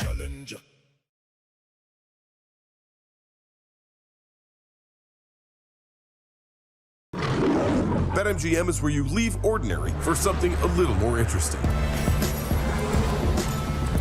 With your favorite games, like The Price is Right and Rake and Bacon. Or in the center of it all with live dealer classics, because interesting leads to exciting, which opens the door to extraordinary. Make it Vegas almost anywhere. BetMGM Casino. Make it legendary.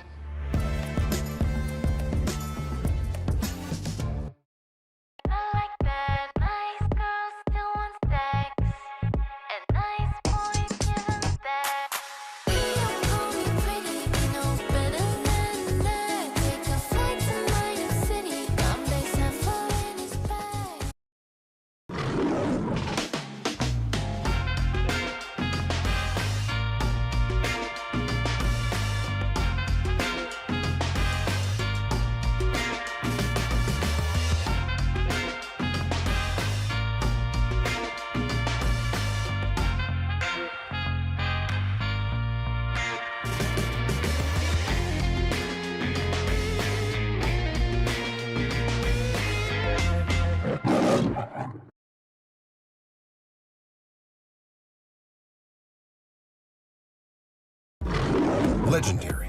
It's seeing your third Vegas sunrise in a row.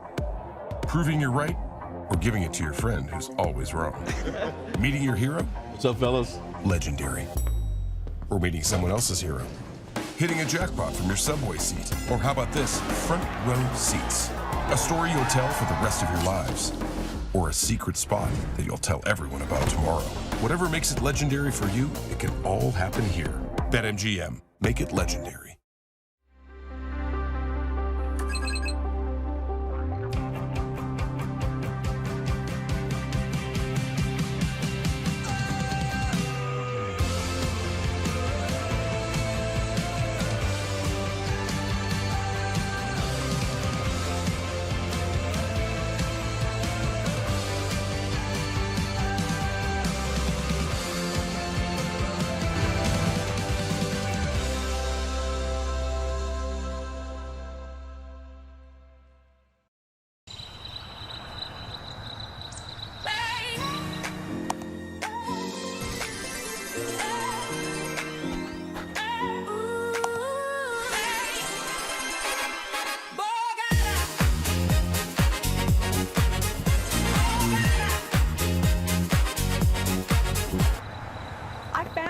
The all-new Borgata Online. That's some lucky dough. New casino player offer. Win up to 1,000 bonus spins today.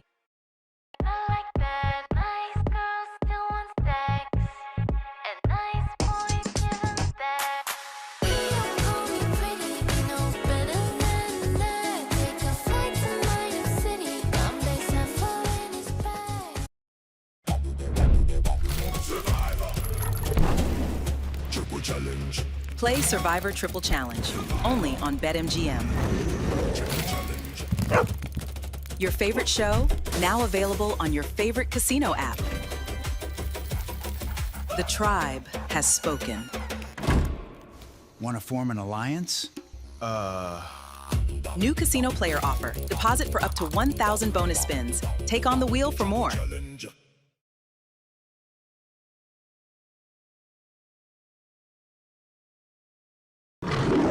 BetMGM is where you leave ordinary for something a little more interesting. With your favorite games, like The Price is Right and Rakin' Bacon. Or in the center of it all with live dealer classics, because interesting leads to exciting, which opens the door to extraordinary. Make it Vegas almost anywhere. BetMGM Casino. Make it legendary.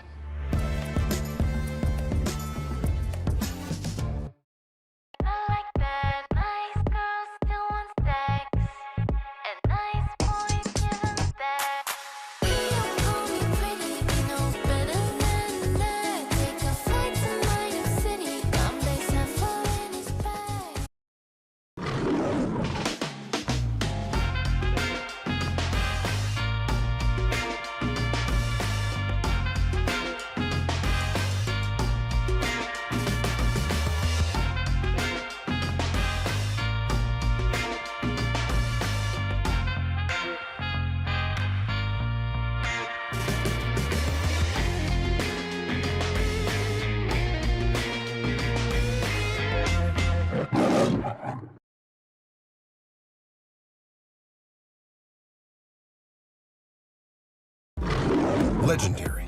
It's seeing your third Vegas sunrise in a row. Proving you're right, or giving it to your friend who's always wrong. Meeting your hero? What's up, fellas? Legendary. Or meeting someone else's hero. Hitting a jackpot from your subway seat. Or how about this? Front row seats. A story you'll tell for the rest of your lives. Or a secret spot that you'll tell everyone about tomorrow. Whatever makes it legendary for you, it can all happen here. BetMGM. Make it legendary. Welcome back to the Borgata Summer Poker Open Almighty Stack final table, where we have 4 remaining players with Yuriy up at the top of the chip counts, followed by Billy the Kid Shaw, Oklahoma John, and Baruch Fishman. We've had a good couple of hours of play here with the eliminations of John Wilson and Raymond Ferretti.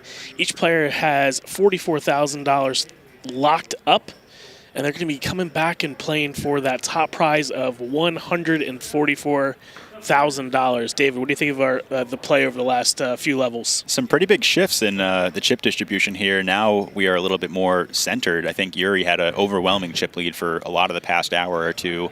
That chip lead now severely diminished as Billy Shaw creeps up with 28 big blinds. And now John and Baruch, both in the 16, 20 big blind area.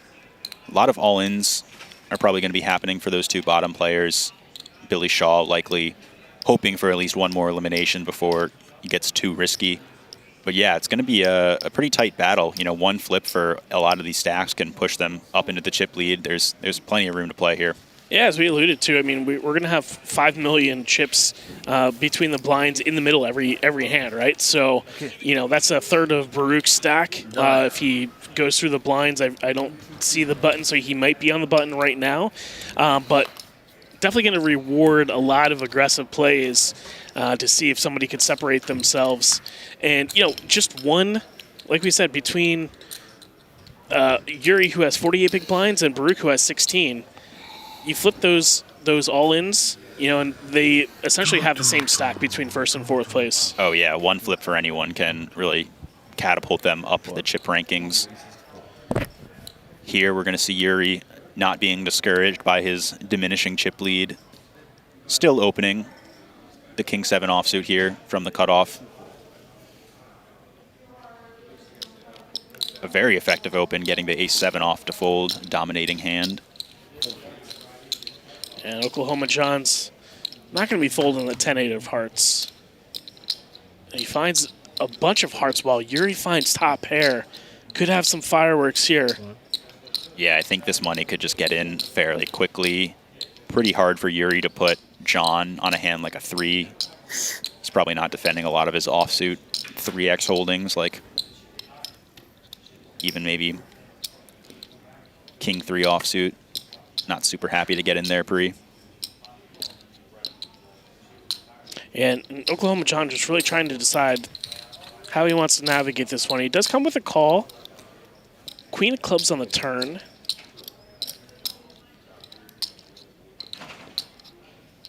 And you would have to imagine a lot of the Queen X are folding to the flop bet. So Yuriy should feel comfortable in his hand still, especially with a solid kicker to go along with his 7.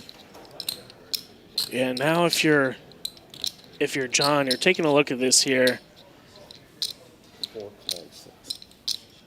He doesn't take his glare off Yuriy as he slides the chips into the middle. Yeah, there's a small turn bet there, so definitely can't fold. Maybe some room to even attack, but he opts to take the passive route, and his flush draw bricks out.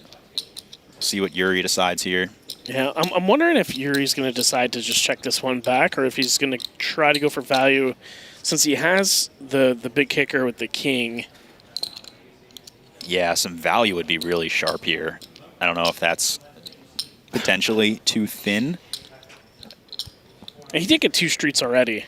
You got to think, all right, well, what am I going to get value from? A lower 7, maybe a 5 if he has like 4-5 or something to that degree. Yeah, and you got to think even Queen X are potentially still involved in the range there, flatting a hand on the flop that has like some back doors with the queen, some overs. There's definitely room there for him to still have a queen. Yeah, and significant, like each pot is going to be important, but when you get some value on the flop and the turn, they're going to be way more important as we see Yuriy get back up to almost that 105 million chip mark. I think his highest was at 110, which is half of the chips in play. So certainly not far away. Yeah, just about half the chips in play is what he peaked at, I believe. Hoping to make his way back up there. But yeah, with the big blind ante four-handed, as you get less people, there's just proportionally more money in the middle. So every pot can get inflated relatively quickly. Yeah, Billy the Kid taking off the glasses. Maybe forgot him to put him back on at break. Yeah, it seems like a lot of players at these final tables prefer either a hat or sunglasses just to help with some of the lighting that makes the production look so good.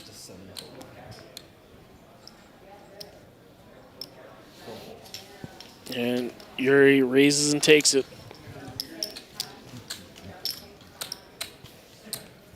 And And as we said coming back from break here, $144,250 is what everybody's playing for here. Fourth is going to take home $44,375, which the next person out will get. And we've said it since the onset of the stream. Baruch, it has his high score right now.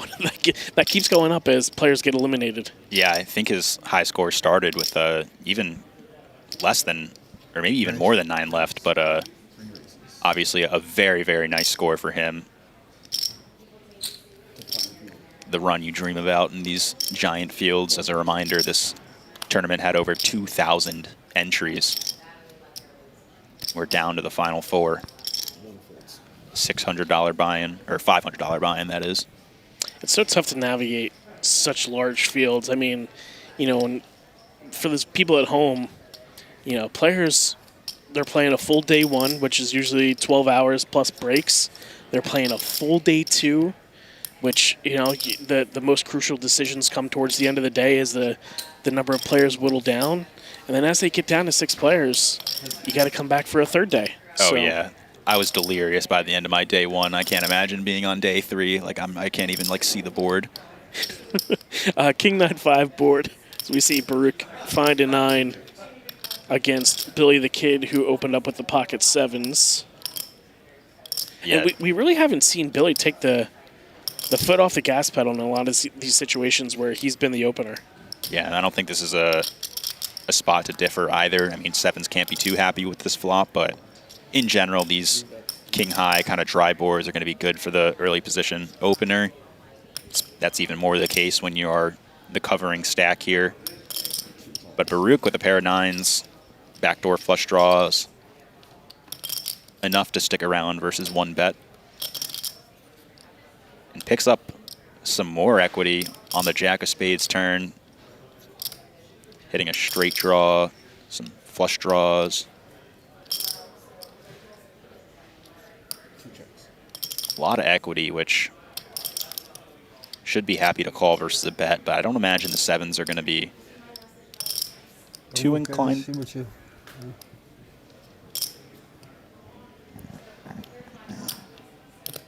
Yeah, Billy the Kid taking stock into Baruch's remaining chip count.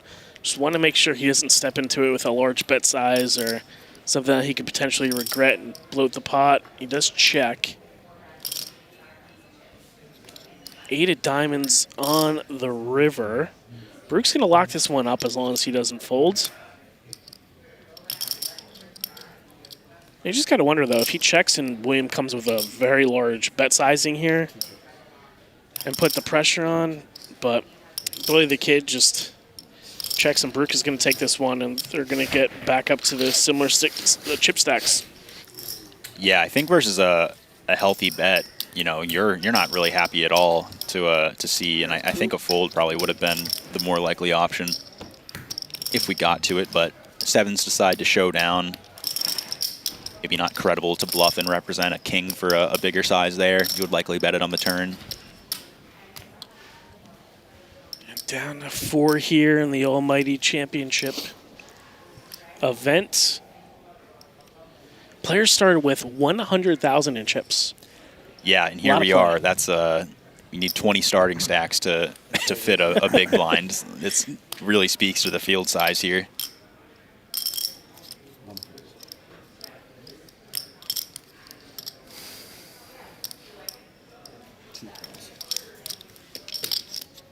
And Oklahoma John's going to come in with 2.5x up to 5 million chips,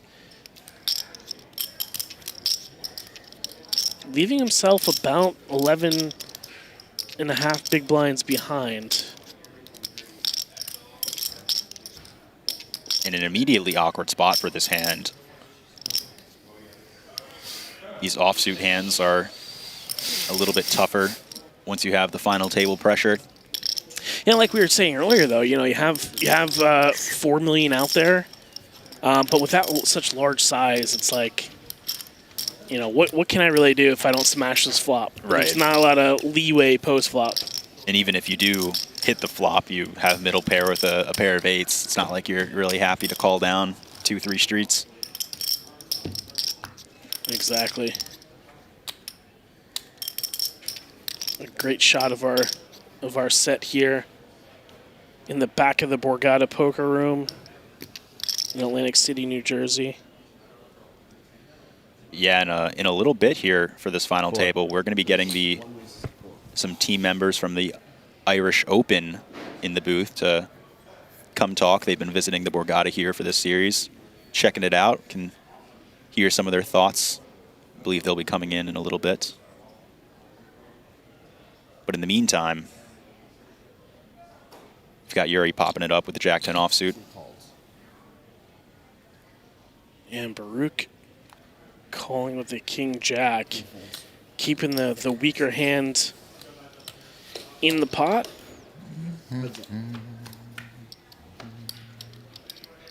Ace-Queen-7. Both players have a gutty.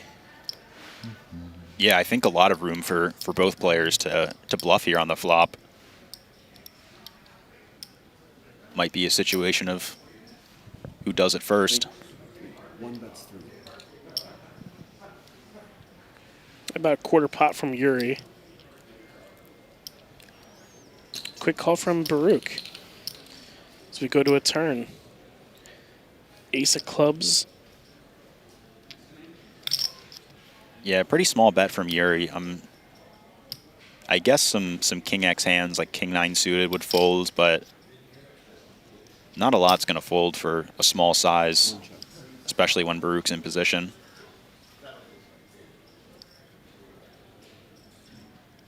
Facing the check. Two checks. Wow. King of clubs on the river. Baruch's going to catch a pair, but Yuriy is going to catch a straight. But there is 3 clubs on the board still. Yeah, it is the backdoor flush draw, so maybe a little bit less worry about the flushes that come in. I think Baruch can, feel somewhat confident in his king versus a medium-sized bet, but I don't think that's what we're going to be seeing from Yuriy here. And this is just such a tough spot for Baruch. You call, you're trying to catch a 10, you wind up rivering a pair, and now you still face a 13 million chip bet. Yeah, and Baruch likely thinking, how often is Yuriy going to keep firing on this turn with an ace? Would he ever slow down to, try to get some bluffs out of him maybe? Or if it's a weaker ace, just try to slow down that way? I guess the weaker aces could definitely play like this too. So it's not like it's a very small value range. He's counting out his chips, which is seeing how much of his remaining stack is going to take the call if he thinks he has the best hand here. And we really haven't seen Yuriy get really that out of line at all this final table.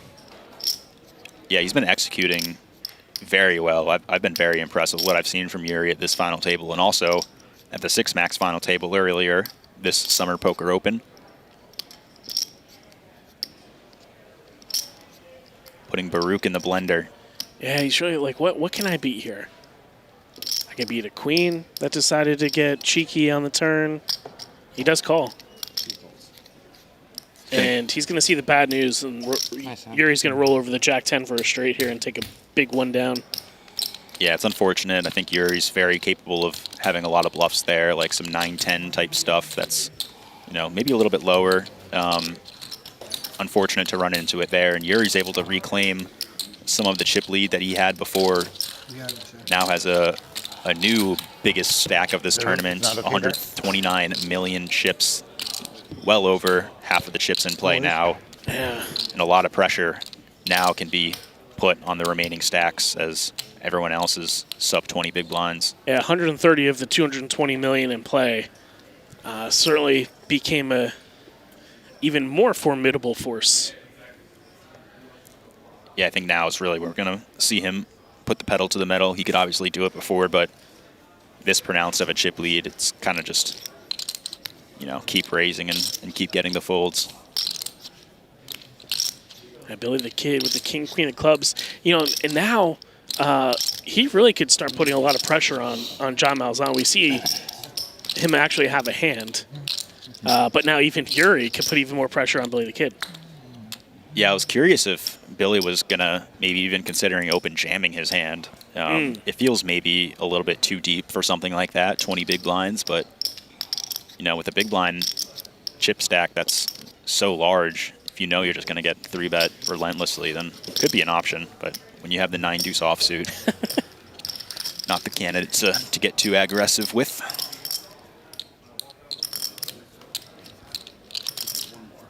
Billy the Kid with the shades back on.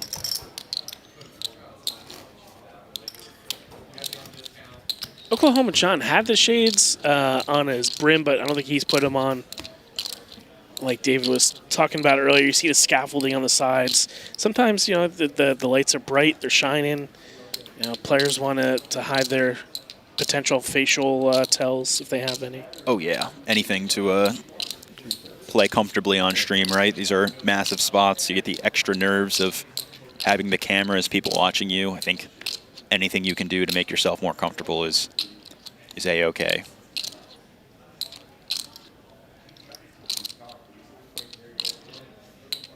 Yeah, Yuriy pondering. Should I just jam? He agrees. Yep, Baruch with 8 big blinds.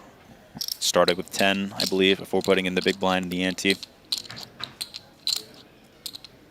King deuce probably just too bad of a hand, but I think a lot of King X can call here, given that he is the clear short stack. Maybe you want something like King 8 offsuit, King 9 offsuit, King 7 suited, King 6 suited. Does drag that one in. Probably doesn't feel great for Baruch. It's tournament poker, though. Yeah, just got to be selective with your spots, but it feels like you really do have to force it, especially with the big blind ante that's so big now. 2 million chips each.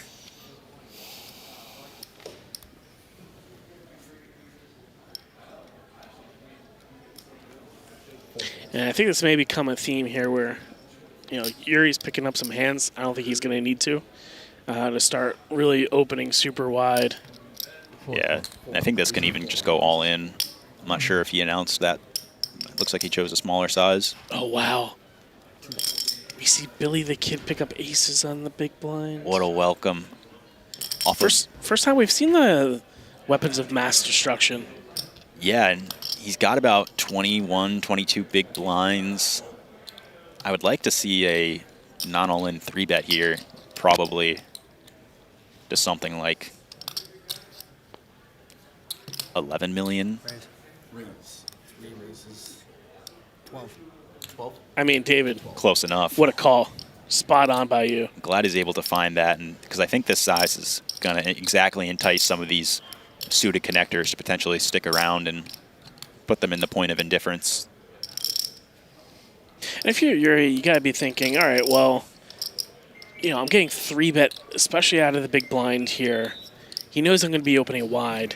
But again, this is really the first time he's played back at me in this capacity with Baruch having such a a small chip stack. Yeah, and Yuriy could be thinking over. I don't know if he caught up on some of the stream that was shown on the break, but you know, if he's able to see some of the hands that Billy was getting aggressive with, he might be able to find it. Well, and even then, you know, it is 6x, but it plays so well post flop. We just don't know, you know, how he wants to potentially play this one. Hey, you know, he throws the hand up and he's like, all right, I'm going to give you credit for this one. But, you know, if we see that become a theme, maybe we need to start being played back at as we see the chip stacks here. Baruch with 7.8 big blinds. Oklahoma John with 14. Billy the Kid Shaw with 26. And Yuriy with 63 big blinds, who's currently taking court here.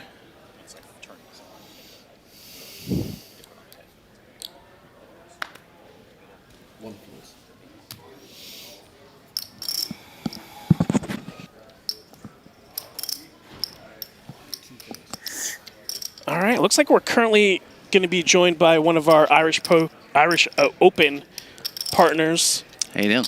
JP here. JP, nice to meet you. Can you talk about who you are, your role, why you're here today? Yeah, so I'm one of the co-owners of the Irish Open. So for those who aren't aware, Irish Open is the second oldest poker tournament in the world, Europe's oldest poker tournament and most prestigious. Myself and Paul took over the event in 2016, and we're starting a tour, an international tour this year. So in September we're going to Sydney, November we're going to go Marrakesh, and we're looking at a stop here in the US. So we came to have a site visit here and look at the Borgata. Have to say I've been very impressed. Nice. With everything that's going on. Yeah, really nice. You've enjoyed your time here, walking around the venues. There's a lot of room in the Borgata here to different poker events. I mean, we have it in the upstairs, we have it in the conference rooms. There's plenty of areas to play. Yeah, and we looked at the upstairs is central conference area, right? And then there's another conference area further across. Right. Which is huge. Yeah, so I think in total between the rooms that you haven't played now, it's about 120 tables, give or take, I think, right? Yeah, something like that. There's so much space here. I think the Winter Poker Open is the biggest of the Borgata series, and that's held in the big area that I assume you saw. Yeah, let's real quick. We do have a big hand that's underway here as we see William put the double gutter in for 24 million with 7-6 of hearts. And Oklahoma John has top pair, but not a great kicker, so he may not be feeling too well about this one. But he only has about 9 bigs behind. Yeah, Billy looking just to press his equity, it seems like, and immediately making John indifferent with, top pair but bottom kicker. You would imagine that a lot of better 9X would play similarly. And you got to think, Oklahoma John has been trusting his instinct here very cautiously throughout the entire final table.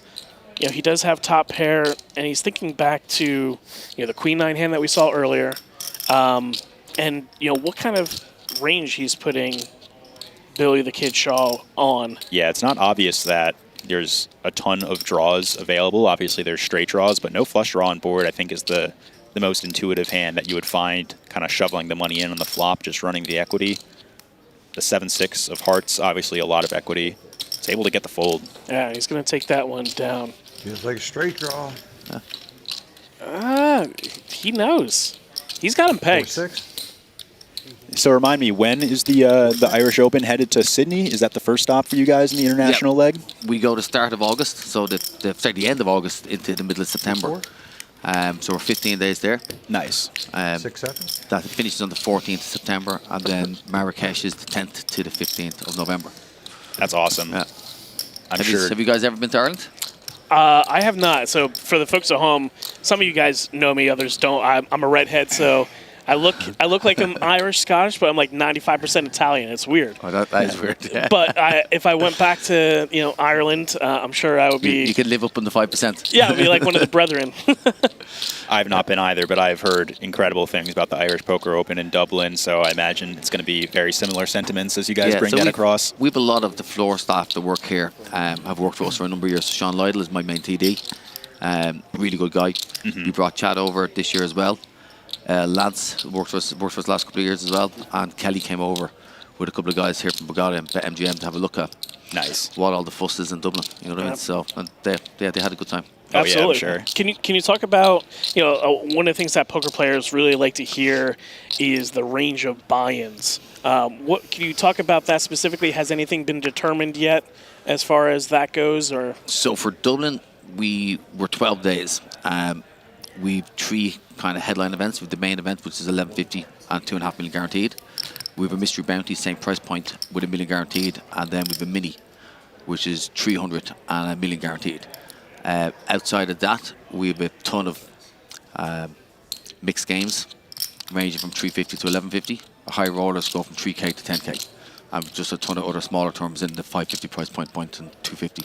Excellent. That's some wider range of availability and a lot of money up there guaranteed for sure. Yeah, I think that meshes well with what Borgata specializes in too. It seems like the biggest events that run here are kind of right in that buy-in range. Like right here, this $500 tournament had over 2,000 entries. They're really good at attracting the big fields. Oh, yeah. I fired a couple of bullets at it. I think I lasted 3 hands on one of them. Oh no.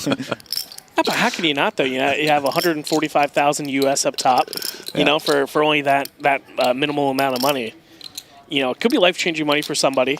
Yeah, absolutely. And here, John looks like he's trying to pull off a bluff here into Yuriy's ace that he makes on the turn. Not much behind for John, though, I think is what's really being put through his head.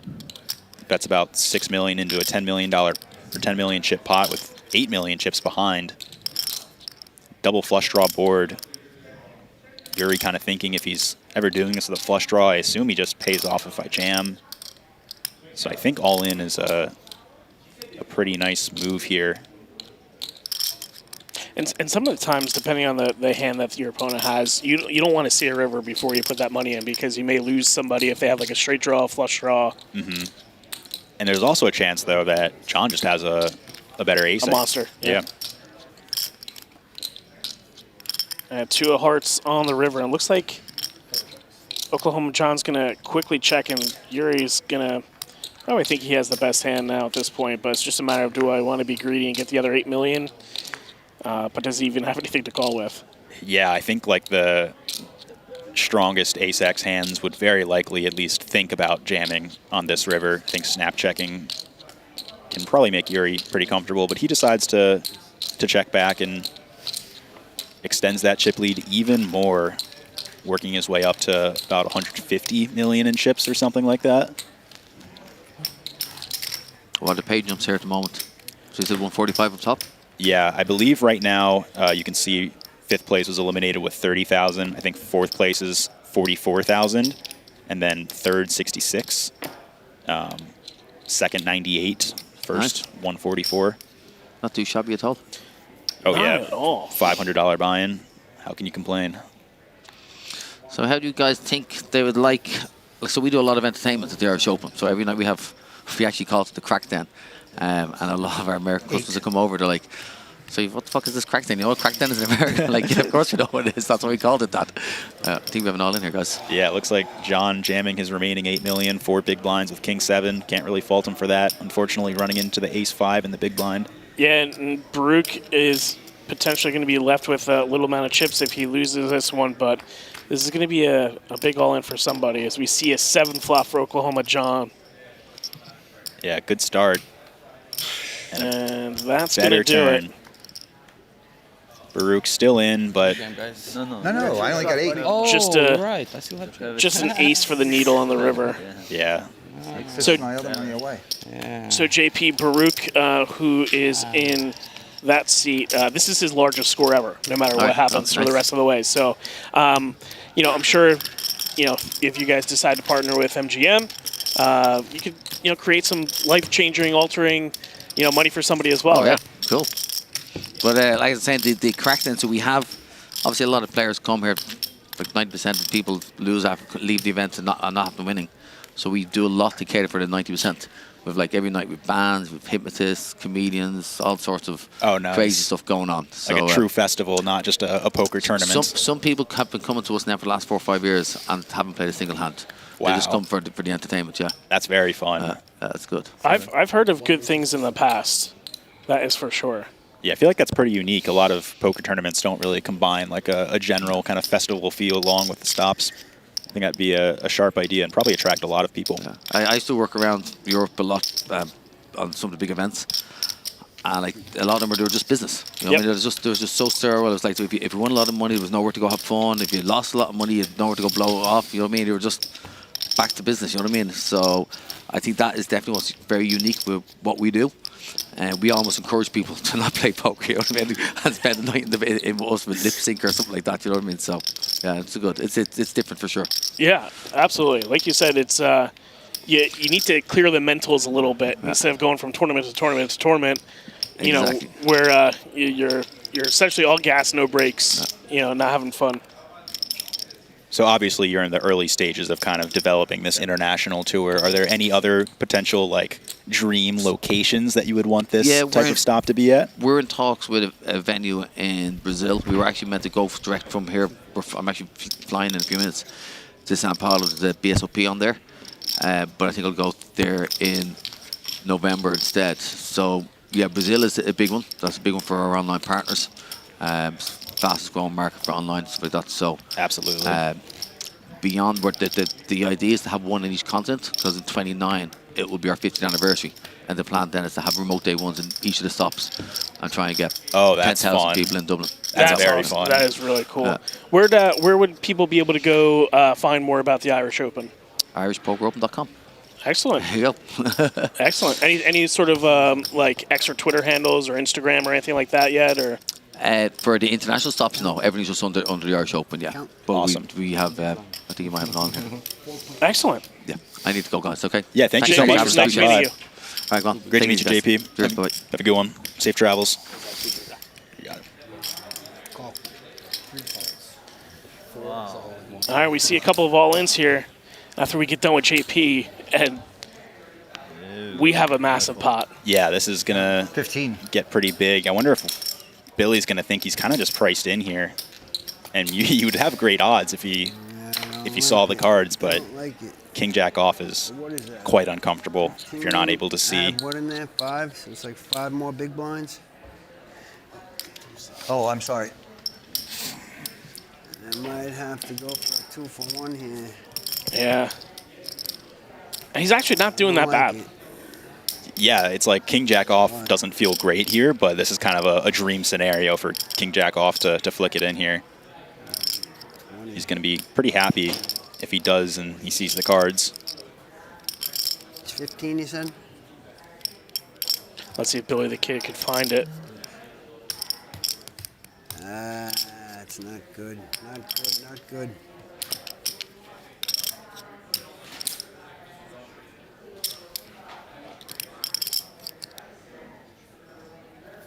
And he does call. We got a three-way dance here.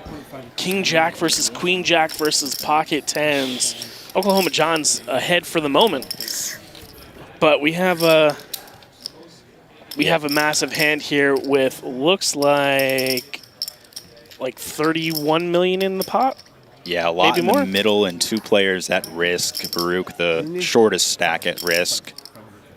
Hoping to spike a queen, some clubs to stay alive. John, on the other hand, has to avoid the overs of the king and the jack to keep his tournament life there. Yeah, I'll take a queen. I'll take a queen. Where's the paint, baby? Baruch going for the queen. How about paint for the kid? One time. Queen, Paint. queen, queen. Okay. Queen 6-4. Baruch finds the queen. One more queen. Catches just up to for the make it time easy. being. 6 on the turn. Gonna need a 10 or a king. Nice hand. We don't lose anyone. 7 on the Worst case river. scenario. Yeah. You got 10 in the side pot, man. All of the short stacks find a way to chip up Had there. to take a shot, right? Yeah. And we stay at 4 people. Nice hand. Yeah, a little triple up for Baruch, a 5 little more bigs at that point. chip up as well with the other short stack. And now we're kind of back in the mix here. Obviously not super deep, but people are catching up. Yuri's going to have to play a little bit more to keep his space. Yeah, it was nice to be joined by JP from Irish Open. Go check them out on irishopen.com. Yeah, very exciting to hear that they're looking to expand so much. I've heard so many good things about the people who have played at the Irish Poker Open in Dublin. Yeah, and remote day ones sound pretty juicy. Huge fan of that. That would be very, very fun to be able to play here in the States and qualify. We see Yuriy put Baruch all in. And Baruch finds a pair. It's tough to make a pair. It is tough, and especially tougher when you have about 6 big blinds. I believe 8 before he put in the ante. Yeah, he just flicks it in. He's in there. And Yuri's not going to feel too bad about this one. He's got a pure flip on his hands. Oh, yeah, he's very happy to see the deuces. Jack. 6. Hold one time. Jack. 6. For a change. No. Baruch going to have to dodge some overcards to stay alive. You know that, right? Jack. 6. Oh, 7 tray. Another pair board. He's got some straight draws, flush draws. Not that, though. 9, 7, 6 jack. Yeah, baby. Deuce. Deuces never lose. Deuces never loses, says Baruch. Nice hand. Thank you. That shoots him up to 33 million chips, still about 16.5 million. Yeah, and honestly, this is just going to increase the pressure at the table now. You have Billy and Baruch in the middle area around 20 big blinds. Come back for the win. John is now the one designated as our short stack. 11 big blinds, 21 million chips. Yeah, I was going to say earlier before we were joined by JP, I think there was a, I forget the spot, but, you know, sometimes if you're Yuriy, you kind of want to keep the chip stacks minimal so to apply, you know, ICM pressure and chip up without having to really do anything because everybody's worried about getting those pay jumps. Yeah, there's definitely some incentives to potentially keep the super short stacks around. Although now it's, you know, super short stack is 10 big blinds, so it's not super short, so a little bit less of that. But yeah, it's definitely a theory that you see even the best players deviate in certain ways. Yeah, and we'll just say, like, in 5 minutes, the blinds are doubling, right? So they're going to 4 million. So there's 10 million chips in the middle every single hand. Yeah, this next level is going to create some chaos, I would assume then. If it's, yeah, 2 million small blind, 4 million big blind. It's going to cut the depth pretty significantly. We saw Baruch just double with the twos. Does he want to have lightning strike twice? Probably just wants to jam and take it down, potentially, if he wants to jam. Yeah, it's kind of dicey, to be honest. I mean, it is roughly 15 big blinds, 16 big blinds, so it's a good amount of chips to go all in here. He decides to move with a 3x open sizing off of a shorter stack. Yeah, and he was always a 2x opener, so I'm wondering if he was just like incentivizing the other players to just see a flop there. Yeah, it could be something like that. Just trying to keep his decisions simple, discourage any post-flop. Can we just take a second and look at Yuri's stack compared to the rest of the tables? Just jetting out into the middle of the table. It's a fun spot to be in. So we see Baruch with the King, Queen, O and the cutoff.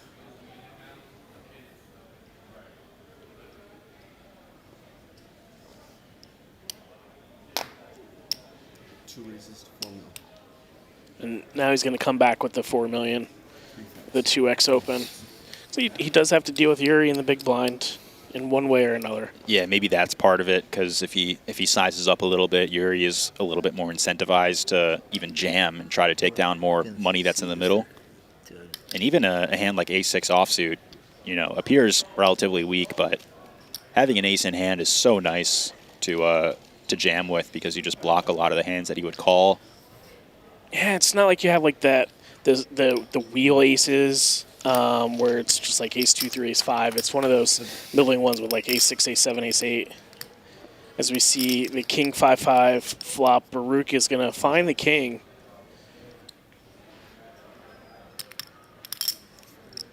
And again, kind of a situation where it's kind of hard to get paid by a lot of value hands when you see bet here. Potentially even making a hand like ace high indifferent already, and he gets the fold. Yeah, well done by Baruch, shooting up the leaderboard a little bit here, getting some chips under his belt. I mean, with 10 million chips in the middle in about 2 minutes, you're going to need them. Yeah, he's been spinning it up a little bit here, trying to make one last push before the big level increase comes in and the all-ins start becoming a lot more prominent.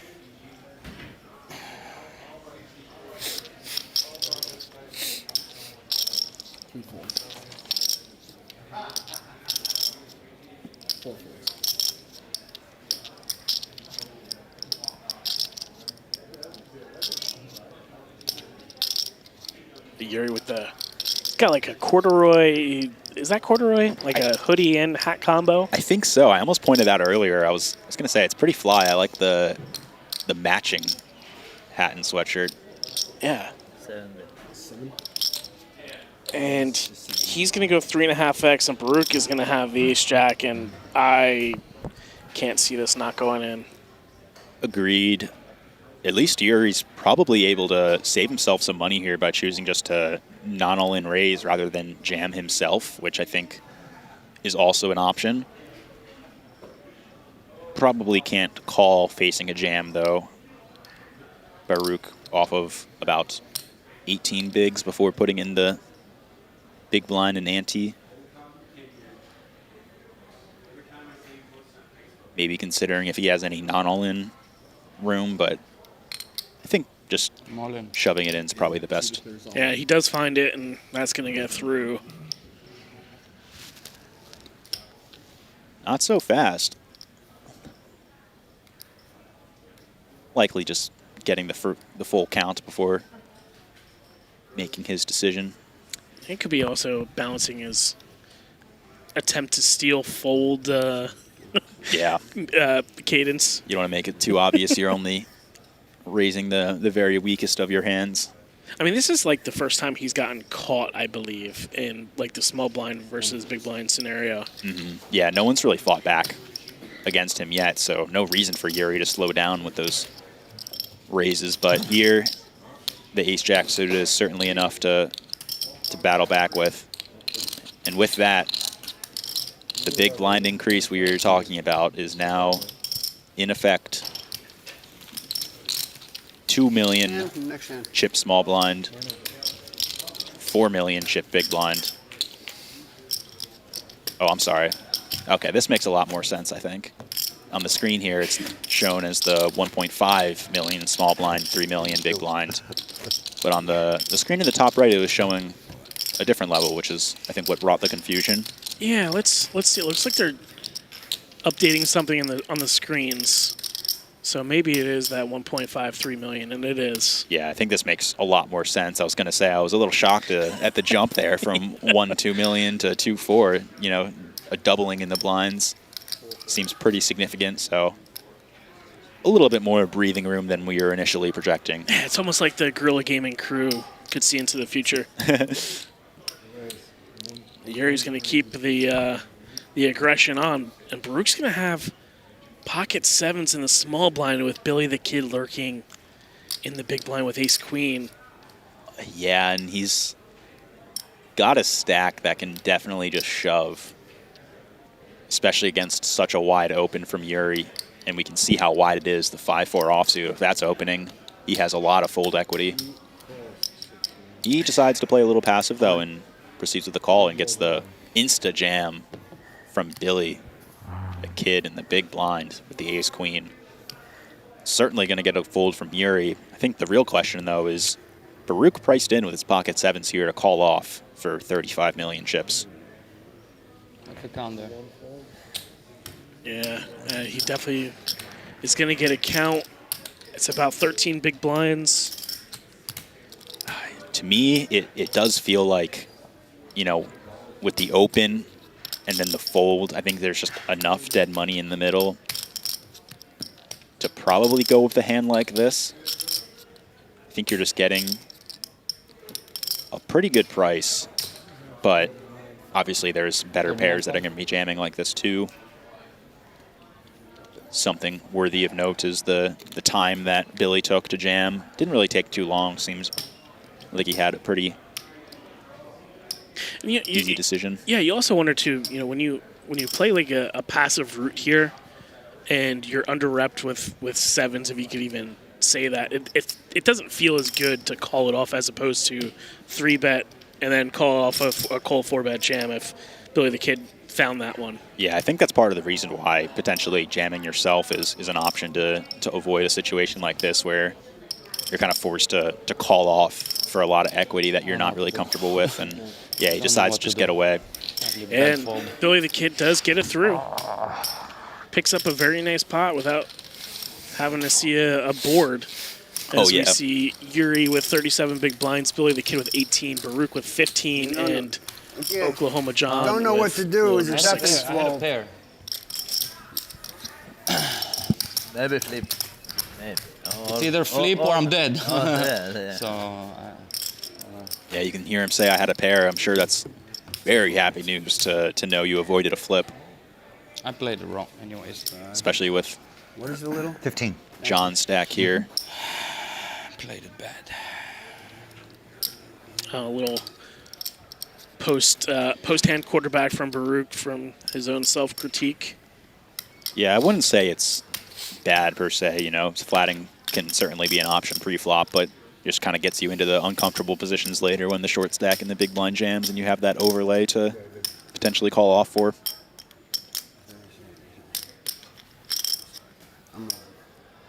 And Billy the Kid jams the sixes. Quick fold from Oklahoma John. And now put on the hoodie. Yeah. Is that an Oklahoma hoodie? I kind of missed the logo. Yeah, it is. He's got an Oklahoma hat on, too. Yeah, I noticed that earlier. So definitely... repping the brand. Yep, the moniker. Oklahoma John. Looking to spin his last remaining chips into something here, just like the others have. I wonder how, he... if it's like... if it's the football team... or something about Oklahoma that he likes, because it looks like he was born and raised and still resides in Trenton, New Jersey. So you wonder how Oklahoma got into his fam. Yeah. I would assume family went there, he went there. Something to that. Family football fans, etc. But the kid with King Jack on the button. Yeah, about 20 big blinds.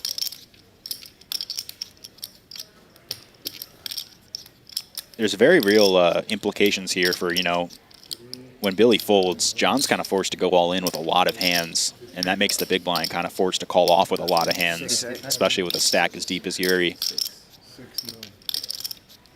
But he thinks that King Jack off is too good of a hand to fold, which I agree, despite raising into the chip leader in the big blind.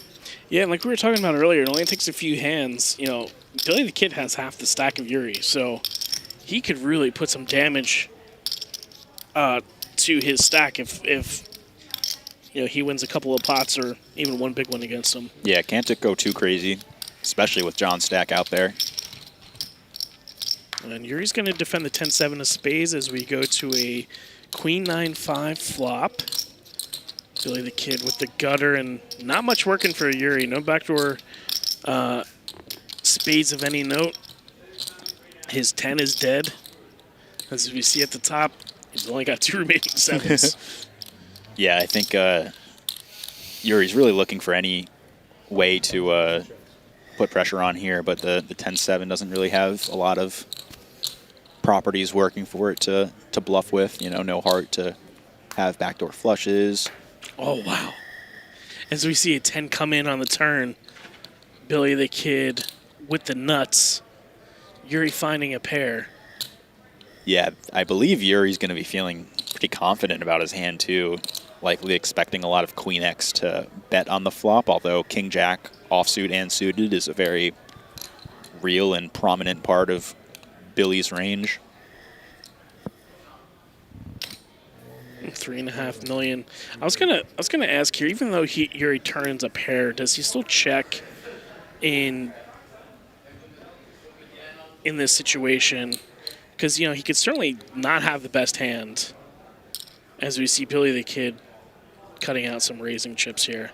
Yeah, there's reasons to potentially let your opponent bluff it off, especially somebody who's willing to bluff, like Billy here. But I think this lead's pretty sharp. It can get a lot of just like ace-jack type hands to call that you're beating and fairly comfortable with. Yuriy knows him. He's like, why did I bet? Yeah, we'll get a size to what this raise was to. 13.5 million, pretty sizable. Yeah, he's just thinking about what hands are he going to be raising the turn here. Yeah, for Yuriy here, it feels a lot better to continue with a hand that has some straight draw equity too, like Jack 10, some 10-8 type stuff, but the 10-7 kind of not having a lot of redraws available. But at the same time, we saw Billy do this as a bluff earlier, right? On the turn here, we saw this this raise. Mm-hmm. Yeah, we certainly did. And you got to think though, like what bluffs can he have, and is this person or player capable of putting in a bluff here as second in chips with all the pressure on the other two players? Right. I'm thinking the bluffs here might be potentially a hand like Jack 6 of hearts, but even that might just be comfortable enough to take your equity in position.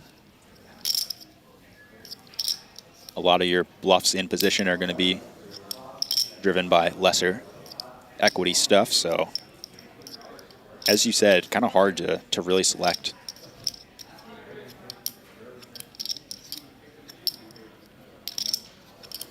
Yeah, he's really mulling this one over. The more he thinks about it, the more I think he may fold. Yeah. I was going to say call, but I was like, think long, think wrong is the analogy, right? But he was really putting in some time on that one. Yeah, and I think he kind of let out like an audible, like a sigh when the raise came in on the flop or on the turn there. So once you do that, it's tough to really continue the hand, knowing that your opponent might kind of put you on maybe being a little bit weaker. Yeah, so Oklahoma John has 3.2 big blinds. Yeah. Right. So I don't think this person is really going to want to be messing around with that player having so little chips. Yeah, probably not the time to get a little fancy and start putting in these cheeky raises with nothing.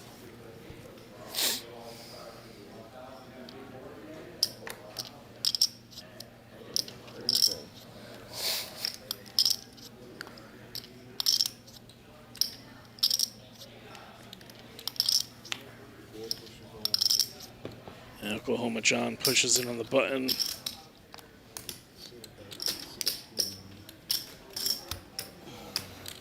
And gets a call.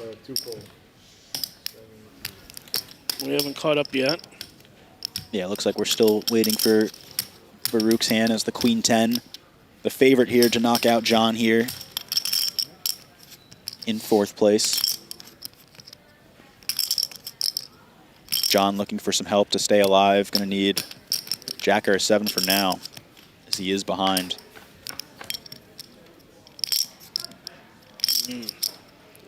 Baruch finds the 10, but some opportunities still present itself now only through a Jack or a 9. Good game, guys. GG, John. And that's going to be do it. Oklahoma John Malczan is going to be our 4th place finisher for $44,000. Yeah, good game. Got to play with him a bit on day 1. He was at my table. Very kind person. Had some fun chatting with him, and hopefully he's able to take some pride in this score. $44,000 in the bank. Hard to be too mad about that, but coming up so close to 1st place, it's obviously never fun.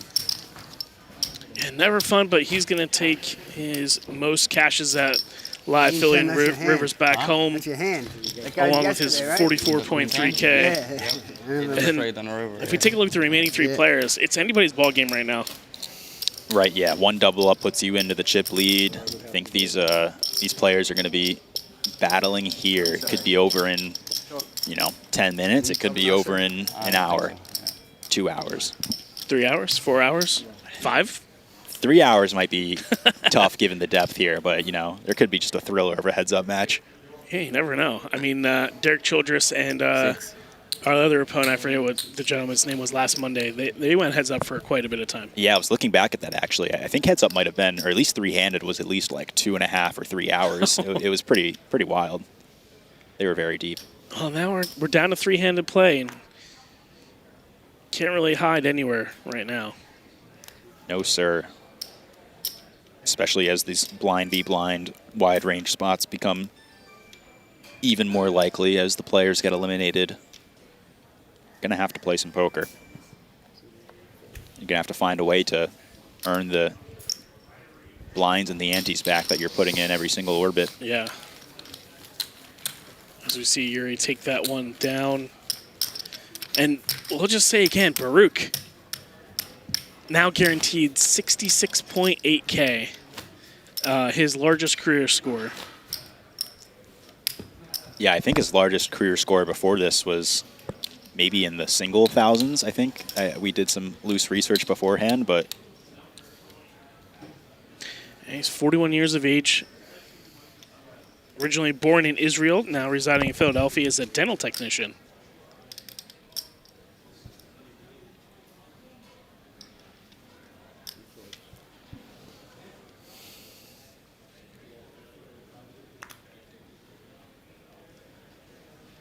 Billy here with the 4-3 offsuit in the small blind.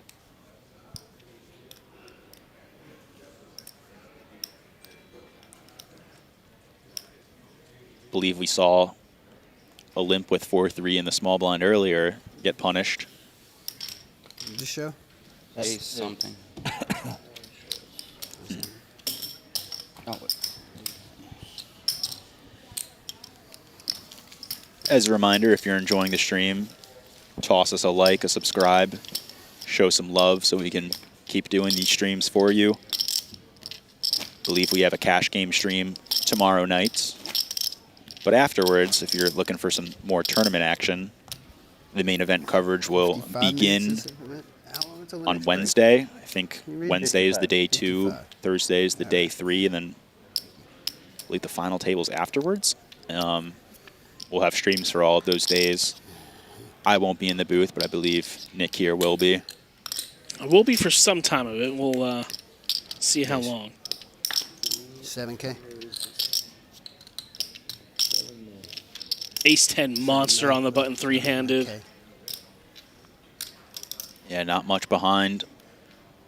Although, a suited hand for Baruch in the big blind.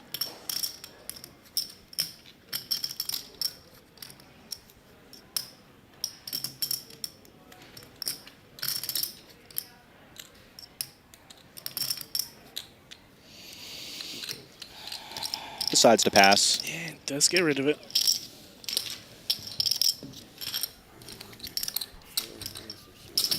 Me and Nick were plotting on how to get our hands on some of these Borgata Summer Poker Open hats or even sweatshirts. We're going to have a talk with BetMGM Dave after we finish commentary. Where do you keep the extras? We're going to go raid his office. I need 10 hats.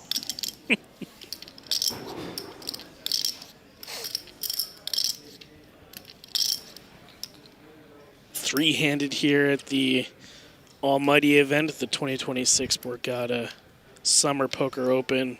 Don't forget, we have the Fall Poker Open in a few months as well.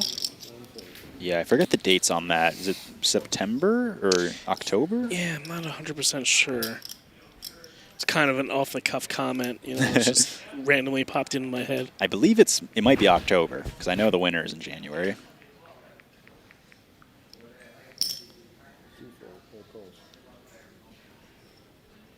Baruch finding the limp with the King-4. Yeah, this is, you know, we were talking last week. A lot of these players, Yuriy probably has, but we don't know the length at which they've played shorthanded. You know, ranges switch up. People start getting like even more creative and getting out of their comfort zone, and it's just not something that you're used to doing if you don't have the experience playing that way. Yeah, if you don't play a ton of tournaments, you very rarely reach the final 3, so it's not something that a lot of people have experience in, and I think that's even more apparent in live poker. If you're focusing on the bigger fields, it's so hard to reach this stage. So things likely being a little bit unfamiliar, potentially.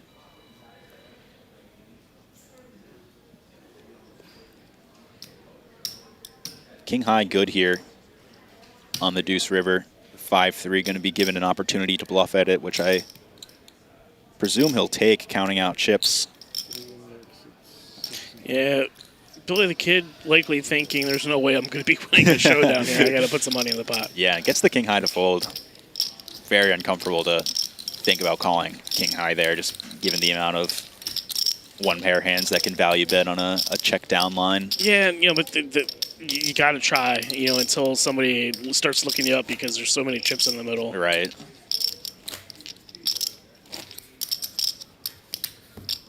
Nearing the halfway point of this level.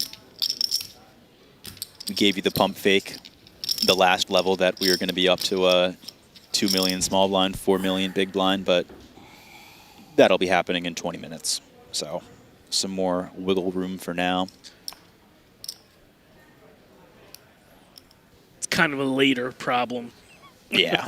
75 hands here, deep already. I mean, I think we've had the stream going for approximately 3 hours. 25 hands an hour. Yeah, just about. Some good playability here. So damn cheap. For anyone that's played live poker, especially in a tournament scene, you know, that is a respectable amount. Oh, yeah, even more respectable on stream, right? Where you have Yes. to deal with a little bit more of production stuff, setting up. There's even a break included in that 3 hours. So I think to be able to average 25 hands, including a break, including all the production stuff, that's very impressive. Yeah. Big shout out to our dealers here. They've been doing a phenomenal job. Oh, yeah, and there's it's a different environment for them. I think I mentioned this on an earlier stream, but they don't have to deal on stream, you know. But they do a great job when they're there. There's cards are a little bit different since they are thicker for the RFID reader, so we can get the whole card information. So a few extra new variables, but that's no challenge to these amazing dealers. You're right. Yeah, but it can influence how much it's gonna raise. Ah, okay, So, okay. Yeah, I think Change my raise bet. No, that makes sense. Nah, for me. there was just some chat. Billy the Kid announced raise, but he didn't put chips in, and I think Yuriy mucked his hand, which Baruch was explaining. Yeah, you know, he did say raise, and I understand you want to get rid of your hand, but it could also have a difference in the amount. Baruch's going to find a jam here with the ace 8-0 over William. Yeah, and that's not a small jam. That's 17 big blinds, roughly. I would imagine it's enough to put the king-jack off in the bin.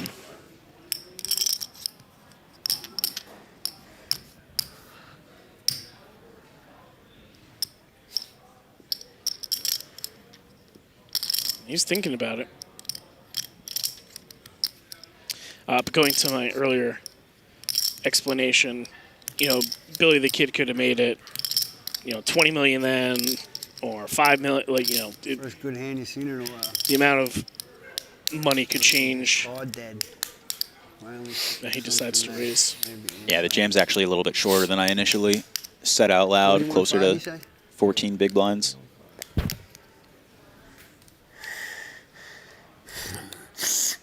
Looks like he's got 70 behind.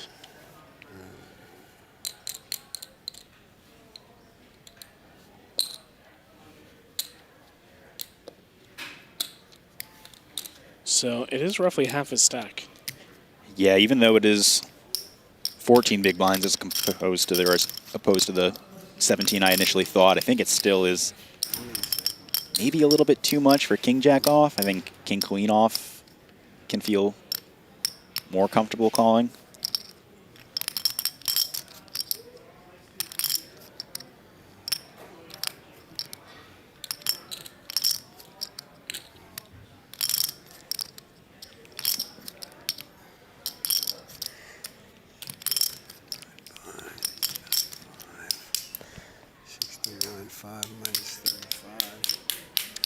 Doing the math in his head, going through it.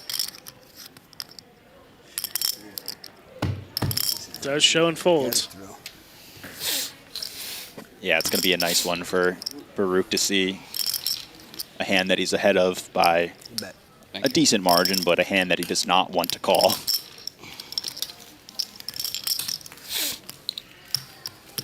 Yeah, and even then, like one that you're just happy to take down right then and there instead of having the, you know, small edge that you have going to an all-in situation. Yeah, even though you are the, whatever, 58% favorite, it's the added risk of getting knocked out for somebody else. Very meaningful and can be enough to dissuade a lot of these marginal calls that might be more popular at the earlier stages of a tournament. Yeah, it's a 32K ladder from third to second, so I mean they're paying. It's an incredible jump. especially relative to how many buy-ins it is. It's so much. Call.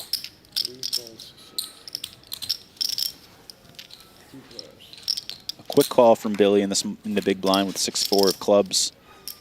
And hits 2 pair. Oh, wow. Yuriy does have a flush draw with the 8 of spades. These are always tough to navigate monotone boards, no matter what you have, like a 1-card flush draw or any sort of pair, 2-pair combination. And a quick bet from Yuriy, and a sizable bet that is, half pot roughly on the monotone board. And quick call from Billy the Kid. Yeah, not wasting any time. 10 of diamonds on the turn.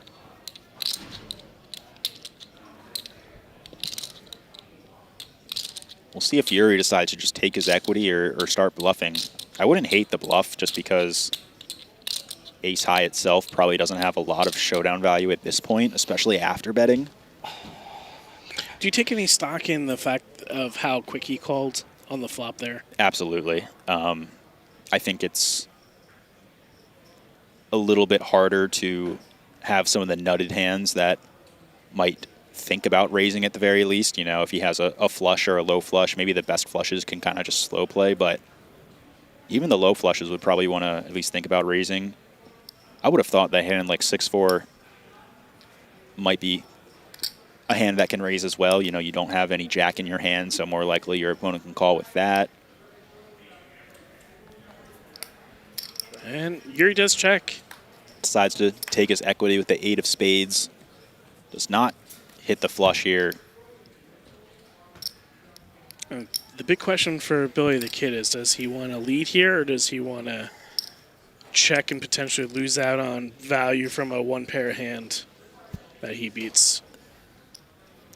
Yeah, I mean, I would imagine Billy thinks that Yuri's going to continue betting with a lot of Jack X on the turn. Maybe some of the weaker ones can slow down a little bit, but 20 million? At least the best Jack X would bet, and he sizes up to 20 million, about 66% of the pot, maybe a little less.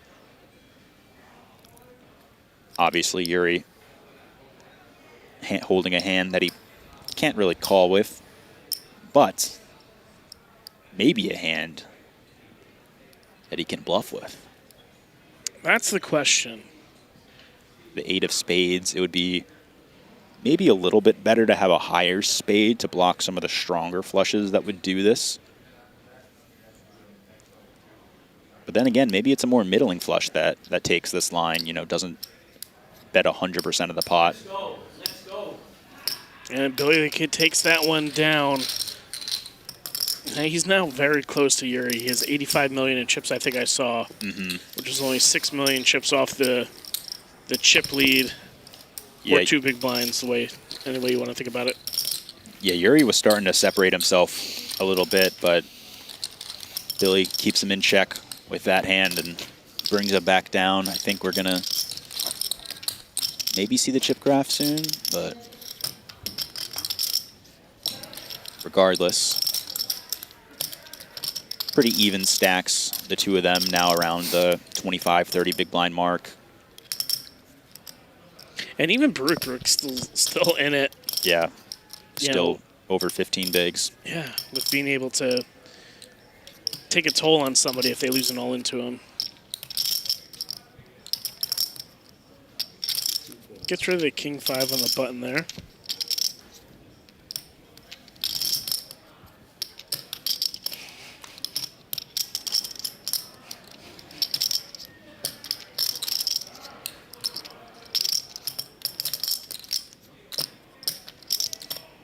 There's no available hands to take off when you're 3-handed.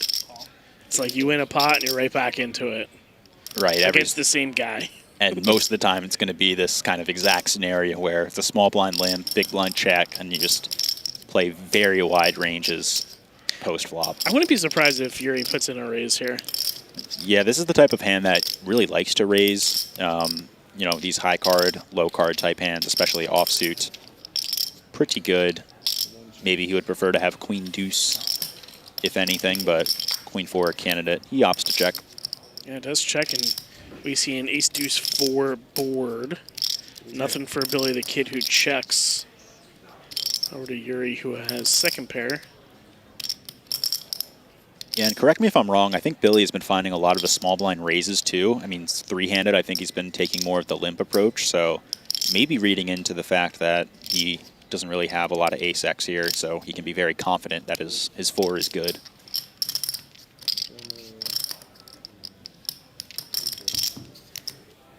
And Billy does fold, and Yuriy takes that one down.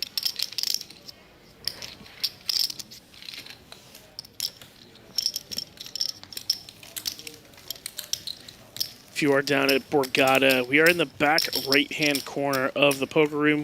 Go all the way to the back. You'll see the setup that we got here. There's some glass on the other side. There's some chairs if you wanted to watch. Yeah, nice little break from whatever you're doing. Very nice viewing experience. They've got some couches on the side. You can sit and watch. You have TVs showcasing both the players and the table itself, so you can catch all the action. They do a good job catering to the friends and family who are supporting some of their friends who are here.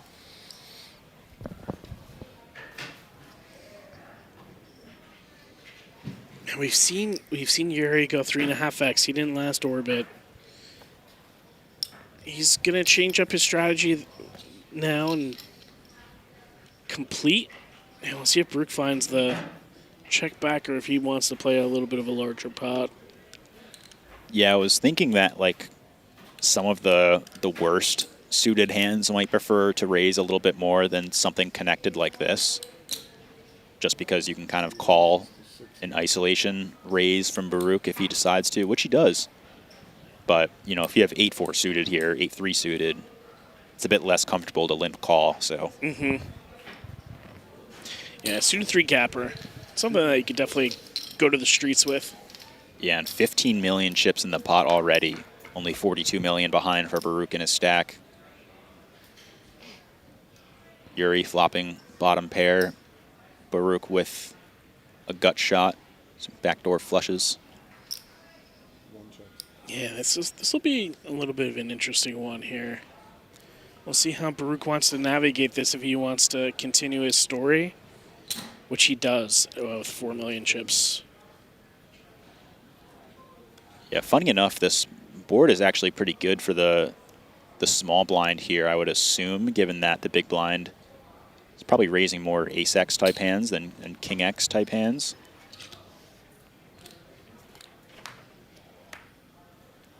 Deuce of hearts on the turn. If you're Yuriy and you think you're ahead, if a bet comes in here from Baruch, that doesn't really change anything outside of the obvious, heart draw that somebody could potentially have. Right. Pretty impressive, though, for Yuriy at least to stick around for the first bet.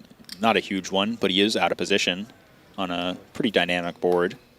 Yeah, we do get a check and a jack clubs on the river. And Baruch catches up and now has the straights. Yeah, just drills the straight here.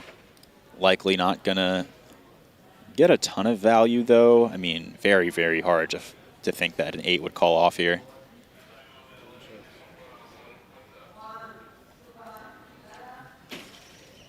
I see Barber Trader asking in the chat, can we get merch?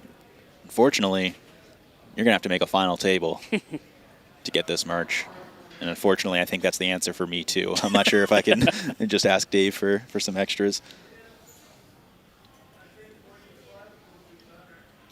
Yeah, so I think that's 10. He's like 10 million in. Half pot, roughly. This might get Yuriy to be a little bit curious, Probably not sizing a flush like this. What is he ISOing for this size? Or what is he ISOing pre that would bet this river size? Maybe some king-jack type stuff. Some nines. Nines probably don't check back turn ever. I'm not sure if king-jack would check back turn much. It's kind of hard to to think of some value hands that Baruch would end up here with, especially for this kind of half pot sizing. I wouldn't really fault Yuriy for even bluff catching here. What do you think, Nick? Yeah, I mean, I think there's certainly enough plausible bluffs that Baruch could have in his range. I just don't know if Yuriy thinks that Baruch is going to have those, you know, a certain percentage of the time, you know? Yeah, like some of like the, whatever, 7-3 offsuit type isolation raises that might happen in the big blind. You could, you know, you could have some like 10x of hearts that could potentially do this, some jack x of hearts that, you know, even then he's still losing to. I think I would like a call if I had a heart in my hand, you know, just one of them. That would make it a little bit more palatable, but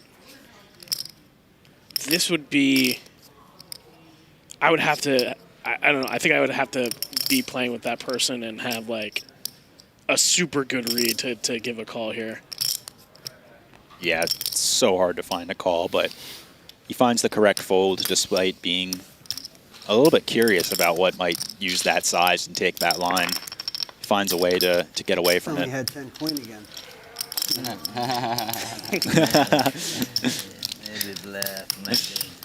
As Billy alluded to, like, we haven't really seen, outside of Billy, right, with the queen 10, we really haven't seen too many, like, multi-turn bluffs, or multi-street bluffs, you know, that have been out there. Yeah, it's really tough to be able to pull the trigger on those, especially in such a high-pressure final table like this. As a reminder for the payouts, the third place, I think, is $66,000. Second's 98. First is 144. It's a good chunk of change.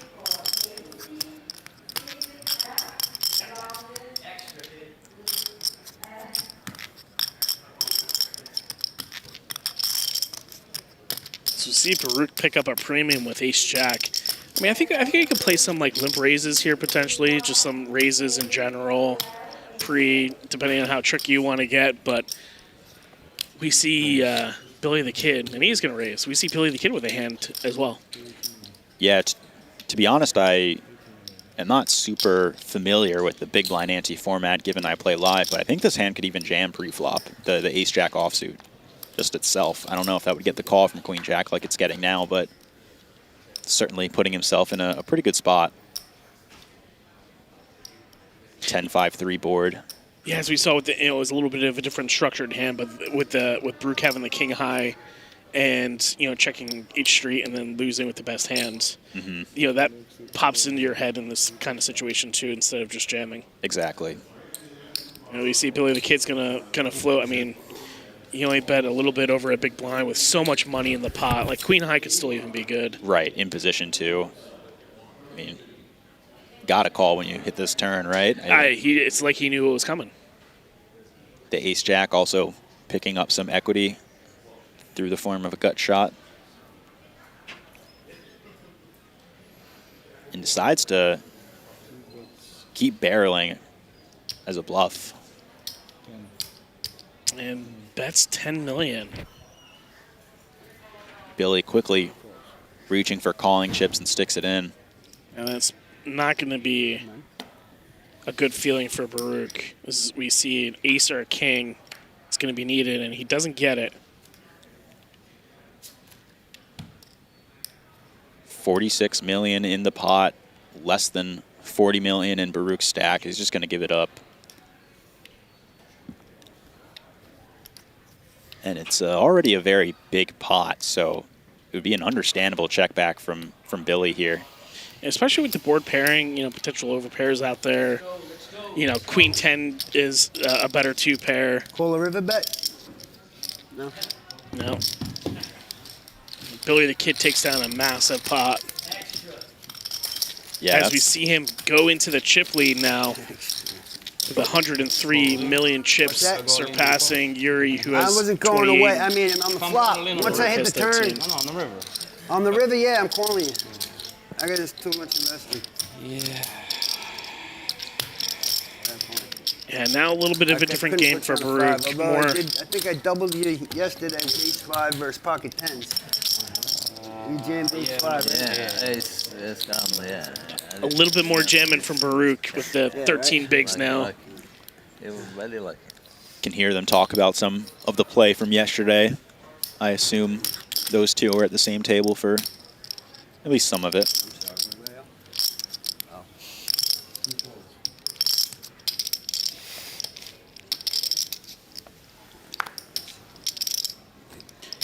King 4 of diamonds for Billy. Calls. And I believe this is our last hand of the level. Oh, is it? We're going up to the 2-4-4? 70. I think the big boy level is next.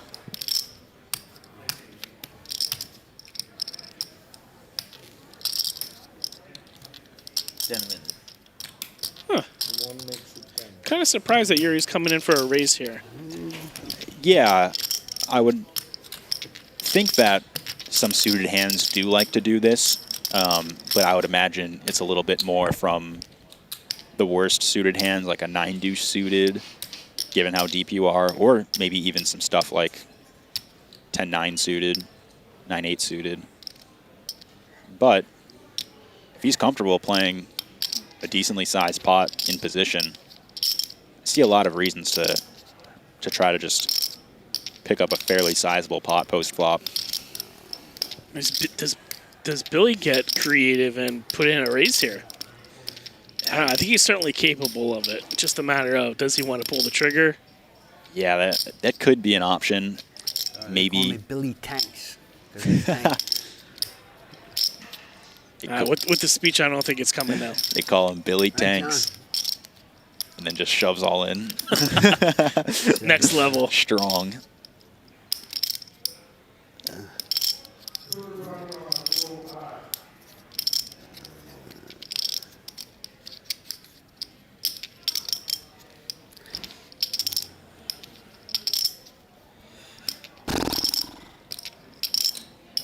Yeah, not feeling comfortable over 3 big blind isolation raise here. Pretty big hand. Definitely shouldn't be folding blind on blind. Nice hand. He does give it up. Yuriy takes that one down. What is it, 36? Yeah, and some of the benefit of 2-4. ISOing a hand like 10-7 suited being displayed there.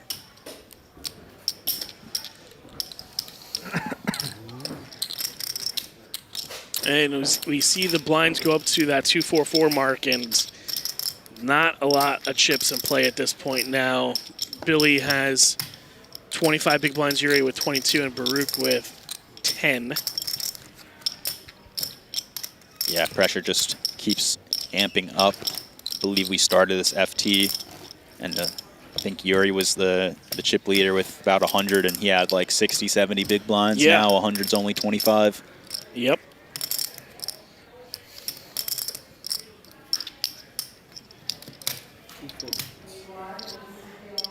Oh, and Yuriy picks up pocket kings. That's a welcomed sight with his blind increase, hoping to catch some action. That's not it, though. Yeah. I mean, you know, some players like to get tricky and like limp here and see if the big blind puts it in, it makes a mistake, you know, post flop. But I don't think Yuriy is going to be that type. I wouldn't hate it, to be honest, but like you said, I think predominantly he does. Your range is going to want to. Actually, I predicted something that came correct. Yeah, you got that. I think a lot of Yuri's range is going to want to either jam or min raise. But when you have a premium like this, it really is worthwhile just to keep your opponent in the hand guaranteed. And I don't know, you're not too worried about an ace. You're at a relatively shallow depth. You can be happy to get it in on most boards. Yeah, Jack 10-4. Still feeling pretty confident he's going to have the best hand. 4.5 million, I think. Yeah, Quick fold, 5.5. Yeah, I was curious if Baruch was going to get involved in any capacity with the queen of clubs there, having the over and the backdoor flush. So shallow, though, you can't really realize a lot of that equity. Yeah, as we see the payouts here, everybody's guaranteed $66,850. Second place is going to take home $98K, and first place $144,000.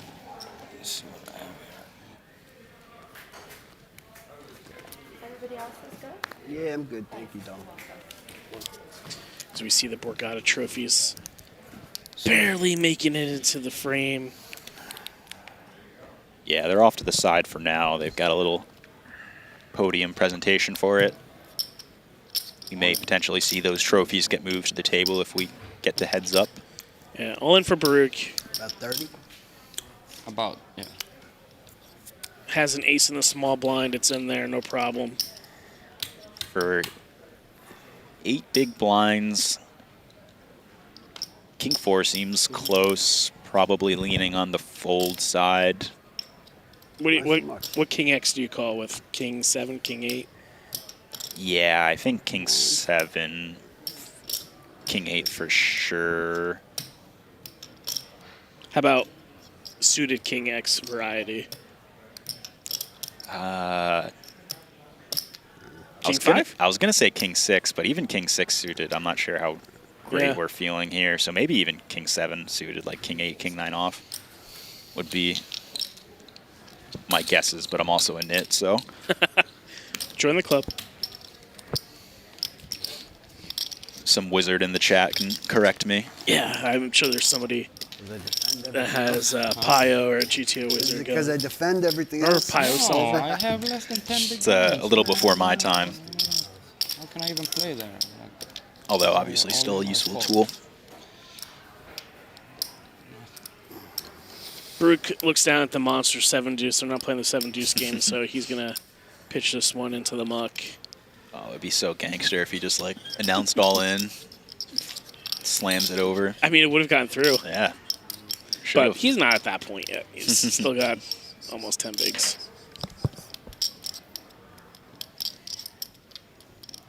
There might be enough future game equity if you jam the 7 deuce, get it through, and just slam it down. Like that is true. You might get called off a bit later. King 9-3. Each player catches a piece here. Billy the Kid snap bets his 9. Yuriy catches a little minor piece. They're both very similar stacked. He's going to defend here. Yeah, can't fold yet. Can fold to future aggression and some board-changing cards. Yeah, 8-8 coming here. Billy's definitely not going to be slowing down. That's not one of those cards that he's going to be checking. Yeah, and probably sizing up. These two are very deep. I would probably guess that he's trying to just like stack off against a king on some clean runouts, but he bets about half pot, so it's going to be very hard to get all of the chips in, which I also think is sharp. You know, there's a very short stack in play. You don't want to be playing too big of a pot. And you know, he has shown whenever he's had it, and even some cases where he's folded. So he's given away a good amount of information, but you know, he's playing his game. Yeah, I think it's even good for him to do that, given that he's been capable of bluffing as well. You know, you just show down the best hand when you take down the pot. I think it can get you some certain ways to lean into your image.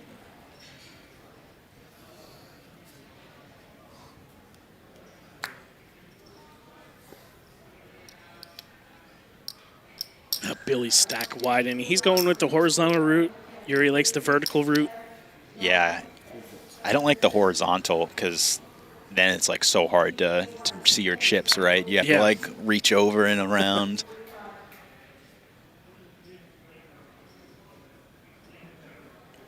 I also like having the wall to kind of act as a card protector too when you're peeling. Like it.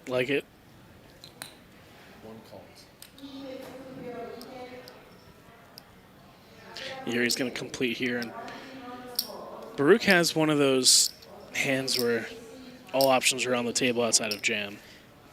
Yeah, and somewhat notable, another limp from Yuriy here. He found it with kings, and he's finding it with a bottom combo as well, queen 3 offsuit. a lot of room to put on the pressure through jams and raises, but he's just trying to play post-flop and finds the Queen Jack 3 board. Love to see that. Not much for Baruch, though. Folded before the camera even got over to him. So, as soon as he saw him reach for his chips, he was like, I'm out of here, see. Billy the Kid, 104 million. Yuriy with 91. Baruch with 31. Even then, you know, like we said, it's a third of somebody's stack to call. Yeah, one double up and he's middle of the pack. It's far from over for him.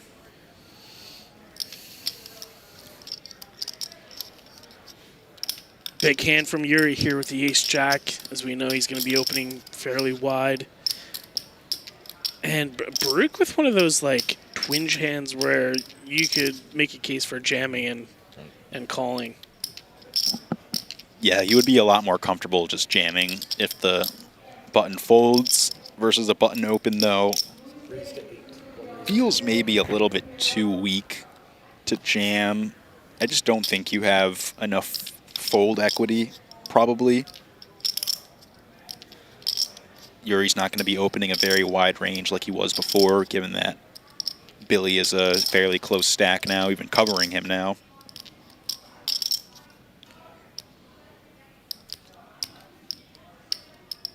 We'll see what he decides to do, though.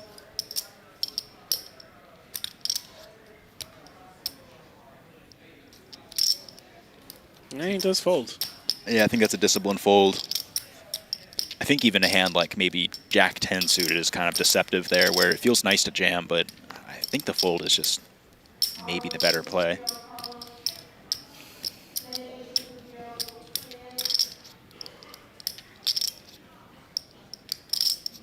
And Billy the Kid hasn't done anything yet. He's got the 7-3 of hearts. Yeah, suited, but obviously one of the worst suited hands. We should, somebody, I think he said Billy Tanks, right? He put on his bio sheet, and he likes to be called Billy the Kid Shaw. Maybe we need to call him Billy Tanks. Yeah, self-designated name from him. Been put in the blender a few times. I was going to say, could he be up to some nefarious intentions here, but he just does come with the call. Oh, wow. Ace 8-5, 2 hearts. Action flop here. Yeah, we see Yuriy with the ace, of course, and then Billy the Kid with the flush draw, backdoor straight draws. I do think that William, or Billy, is supposed to be relatively cautious in this chip distribution. Not sure how many value hands would want to raise facing a bet here. Like, even if Billy has ace 10, ace 9, is that a hand you really want to raise versus a bet? So that makes the bluff combos relatively thin as well. And he almost beats him into the pot. 10 of diamonds on the turn. And we saw this before. I think Yuriy decided to check the turn after getting called by Billy the Kid in a hand previously. He didn't have anything that time, but now we see he has a big hand. He puts out 20 million chips. Yes, about half pot.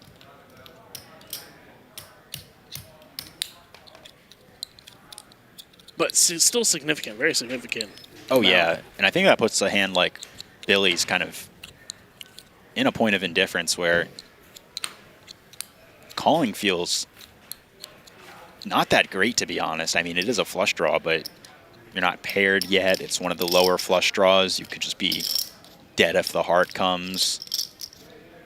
And, you know, what plan do you have if you miss the heart? Are you just going to check folds? Yeah. Are you going to try to make a play after Yuri's put in, you know, a pre-flop raise and 2 streets of aggression? And I was going to say, maybe he just finds the aggressive way to play this hand and rips over the bet like he had done before, but these facial expressions are leaning more towards the folding. Good answer. I think you priced me out. I want to call. Draw to the hearts. What's that? I want to call. You want to call? Yeah, he showed the hand. It Figured looked that like. much. Big, not. But you know, you give me the right price, let's draw to the heart. Nice hand. Prices him out just enough. Thank you. I'm sure Yuri's happy to get the value that he did from 7 high. Yeah. Also, yeah, happy not to have to sweat a river card with a lot of equity. It's like not even the heart though. Just say it comes like one of the gutters that potentially came in like as an 8, a 9, 6, 5, and he just rips on you. You're like, oh, okay, that's cool. Oh yeah, plenty of ways that you could just be dead on the river. 9-8 of diamonds for Baruch. He's gonna ship it, and Billy the Kid's gonna look down. Oh. Eventually here with pocket kings, and here he had. Unfortunate timing for Baruch. He's been picking his spots. Just runs into it here. The kings of Billy going to be looking to hold to bring us to heads up. He's got to get through 5 cards first. Yeah, 22% for Baruch. That's not nothing. Oh, wow. Adds a 7 and a jack. Wow. There it is. Jack on the turn. Not dead yet, though. Bring him into the lead. Oh, wow. Just a needle of a king on the river. Oh. 2 days. Very Baruch is going to double up. Kings cracked on the final table. 3-handed. All in pre-flop. Yeah, it's very unfortunate for Billy there. He was in a great position to get heads up with the chip lead and potentially take it down, but now he's going to have to battle some more as he's moved down to the shortest stack. Very lucky. Very lucky. 2 days, man. Yeah, 237 million in play, it looks like, and that definitely turned the tournament on its end. Yeah, Yuriy has returned to the chip lead. Actually, he might have been chip lead before that hand too, but nevertheless, Yuriy the one in the driver's seat. Yeah, Billy trying to shake that one off a little bit. I mean, it's like there's no rest for the weary. You get kings cracked on the final table, 3-handed, where that's essentially a 30K hand right there. Oh yeah, it's a lot to deal with in the moment. It's kind of easy for us to move along here in the booth, but it's painful. He's an 80% favorite. You have to get your bearings pretty quickly.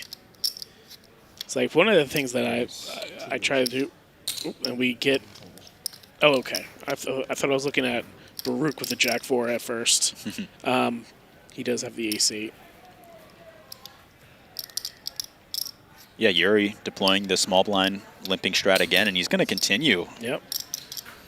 Versus this raise, it's a relatively small one, just a little bit over 2 big blinds. So I don't fault him for continuing despite it being a relatively bad hand. Yeah, Queen 6-8, 2 hearts. Baruch does find middle pair, backdoor flush draw. Quickly comes with a bet. Yeah, comfortable with the middle pair for now. Maybe it.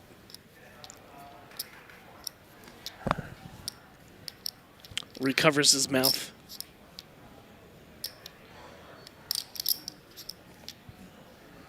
And gives it up. Hugo.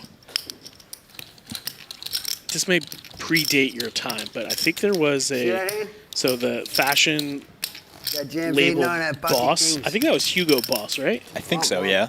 I don't know if that has any relation or if it's just something totally different. No, I tell you're lucky. I'm very lucky. Yeah, it's good push, yeah, sure. There's nothing I can do there. Yeah, 2 days, Extremely lucky. Yeah. Yeah, it looks like maybe a different Hugo, but... I'll just let my buddy know. No, I feel you, dude. No worries. It's all good.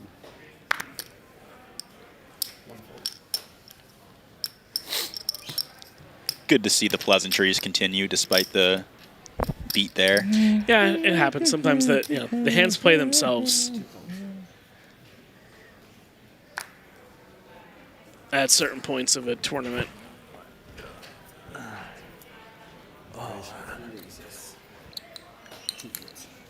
Billy choosing to raise to a non-all-in sizing, it looked like, off of only 11 bigs, 12 bigs. Yeah, I wonder if we're gonna. I mean, Yuriy tried to limp and get some action, but we haven't seen anybody try to trap outside of that one occasion. Mm-hmm.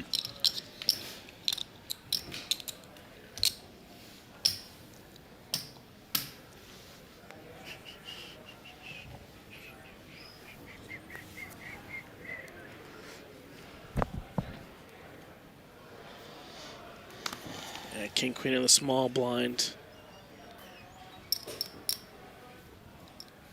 15 bigs. Yeah, probably good enough to even ship if he wants. He chooses a non-all-in sizing.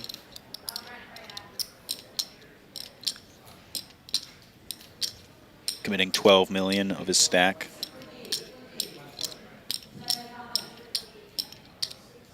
Yeah, if you're Yuriy, I think he's just trying to figure out, like, all right, well, why didn't he just jam? You know, he made a 3x. Do I have a playable hand here? If I flop a pair, is it going to be good? Yeah, I think Yuri's been pretty sharp and sensitive to some of these pre-flop sizings, like that big blind isolation raise we saw. He was in the small blind with Jack 4. It's a pretty big hand, but he continues because the ISO size is just so small. But in this case, the bigger raise in the small blind is enough to get him out.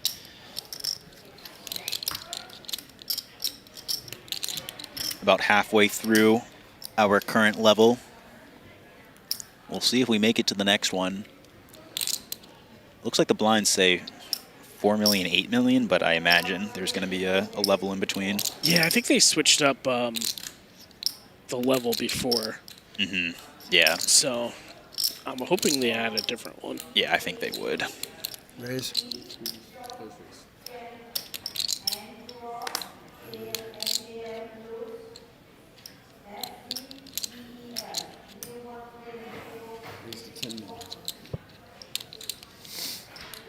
$10 for Billy the Kid, and Baruch has Ace Jack, which I believe is going to be a hidey ho. Yeah, you would have to imagine. It's one of those hands where you're not really sure how often you get called by worse here. Like Ace 10-0 probably isn't. Like Ace 10 suited, Ace 9 suited might, but it's not a lot of hands that you get called by that you're ahead of. But it is just a good hand to kind of go all in with. You block a lot of the best hands your opponent could have. Something that I think is worth noting is these past few orbits, people are very short, but they're not really going all in as much as you might think. Mm-hmm. People utilizing these mid-opens off of the small stacks. He does ship it in there. We saw William pass on the King Jack earlier, so we got to imagine that he's going to be passing on the King 10 as well. Oh, a little bit of a different scenario with the blinds the way they are, but yeah, no fold yet. And he's not even that big of a underdog in this hand.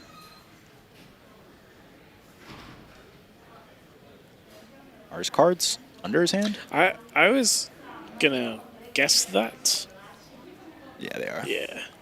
I wasn't sure if he folded and we were still waiting. Oh, that's a cool shot. Oh, yeah.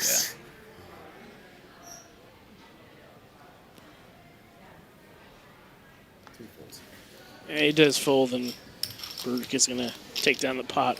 We see the GorillaGaming.net inlay there on the table. They are the gurus behind the production here. They do a phenomenal job here at the Borgata and other places. They also do manufacture poker tables, I believe. Mm-hmm. So go check them out, GorillaGaming.net. Yeah, if you've made it over to the cash area of the poker room in the Borgata, you'll be able to find this whole set in the back corner. Very nicely lit, decorated. You can see the trophies in the back there. At least the bottom half of them. You see the BetMGM trophy on the left, the Borgata trophy on the right. Get to play for both trophies. And we see Baruch find the ace-jack again with Yuriy, who opens on the button. Yeah, this time a little bit deeper, but presumably good enough to either jam or 3-bet not all in.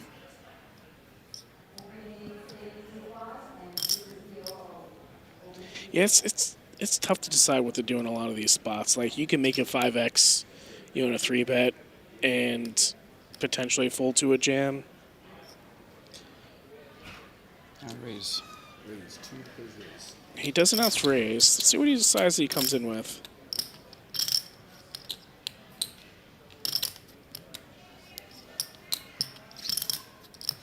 Looks like 20 million. Yeah, a little click. Maybe a little bit on top of the 20, maybe closer to 25 that he maybe added. 28. 28, yeah. And I mean, that essentially commits himself. I don't think he's going to be folding and keeping like 12 bigs behind. Yeah, he might. Like, that was kind of my first instinct with his hand, where if you don't go all in, I would assume it's kind of like a 3-bet bluff and fold. But for this size, I think you're right. It's maybe too big of a portion of his stack. And if your opponent has 10s, it's kind of a disaster to fold ace-jack. Yeah. And Baruch takes a couple of big ones there. I'm sure we'll get a graphic soon on the chip counts to see where he's at, but it looks like 20, 40, 60, 70, 80, 90 million at least. It's up to 102, it looks like, from the graphic here now. Mm-hmm. So I think he's taking the chip lead, right? Yeah, I believe that is him in the chip lead, a spot he was previously not in for quite a long time, but found a double or two here at the final table, 3-handed, and now that's his to claim. Magnus, as a reminder, this tournament was a $500 buy-in. Pretty outrageous for the $144,000 first place prize that they're playing for. That's good, that's good. Each player, $66,000 for first place, or for third place. Second place guaranteed, $98,000. Big ladders incoming. Yes, they are.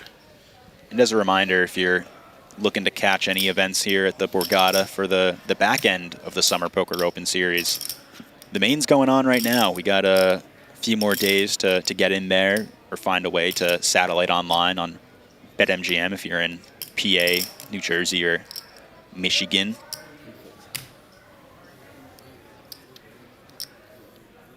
And there's plenty of other action outside the main event, too. Got the Mirror Mystery later on in the series, if you don't wind up bagging or going deep in the main event, and, a few other events. The Bounty Ladder Shootout. Yeah, I remember that. Omaha 8 or better. Mirror Mystery from the prior series. That's always a fun little cool-down event after the big stuff. I like how they do that as opposed to like a traditional mystery bounty. You could essentially win first place and, bust. Yeah, it's well before the final table. A fun way to get some of the gamble out of you after a long series grind. Some action here, though. Blind versus blind. It's a limped pot, but we've got a flush draw versus second pair.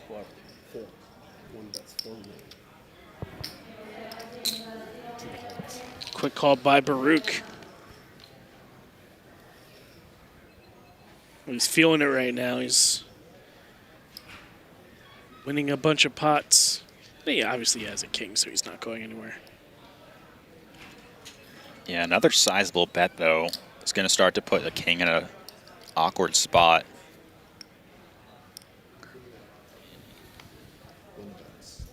Chooses a fairly large size. 12 million into the 20.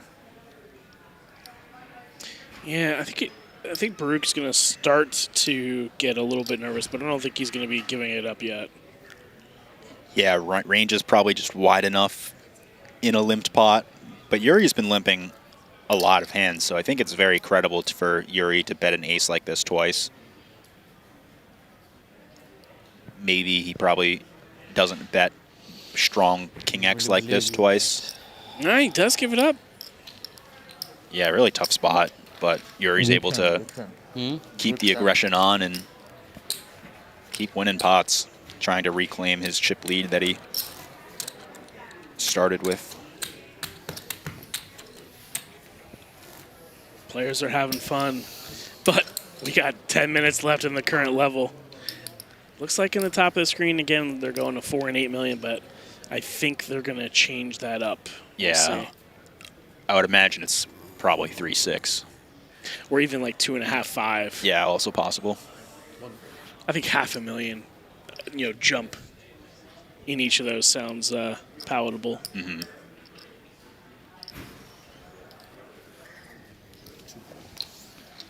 Come on, get in there. Billy trying to will some action his way.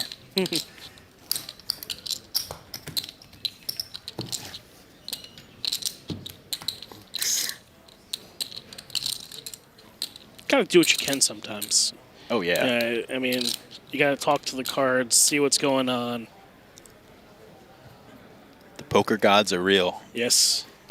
Can't disobey them.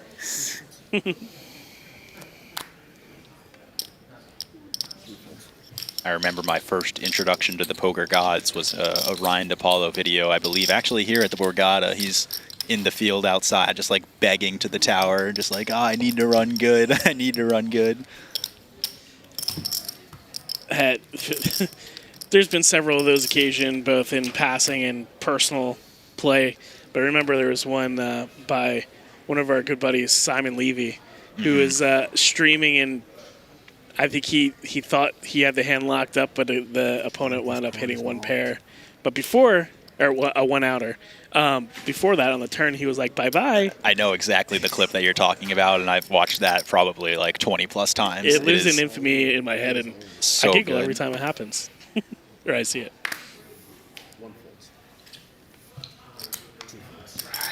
Billy Kid Jams gets it through. Look at those cards. It looks like one of the cards is marked. Yeah, gets the King-6 through. Floor. Noting a potential mark on a card. Do you have any other RFID cards? Because it looks like there's an indentation on one of the cards. Always important to keep an eye on that kind of stuff. It can even be non-intentional, just... There's Bob maintaining the integrity of the game. I was talking about? Bob coming in, laying down the law. Veteran of the industry. You might recognize him if you watched any of WSOP streams. He was the tape guy this year, covering up logos. Yeah, if you tried to pull up to WSOP with a logo, you very much likely met him in a not friendly environment.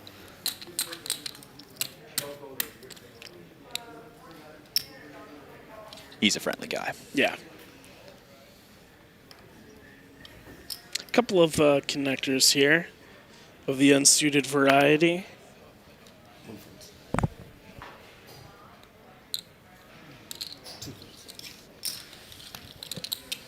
And I think Billy the Kid just gets a walk. Always welcomed. Yeah, that's exactly what you want when you have 10 big blinds. You get to keep your big blind and ante still. Well, yeah, even then, like, look at Baruch's stack. He has like 20 bigs. And Yuriy can't have too much more. Yeah, I think Yuriy's around 30. So it's it's certainly tough to play some of these like super marginal hands, and because you don't want to make a mistake at all. Now a suited 2 gapper, it's a little bit of a difference.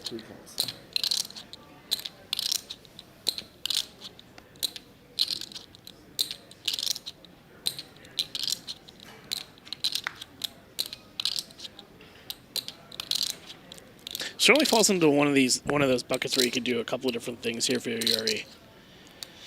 Yeah, I think my first instinct is kind of just check. Kind of annoying to have to raise fold this if that ever happens. It's usually a better plan for offsuit hands. But yeah, maybe some room to even just rip it over.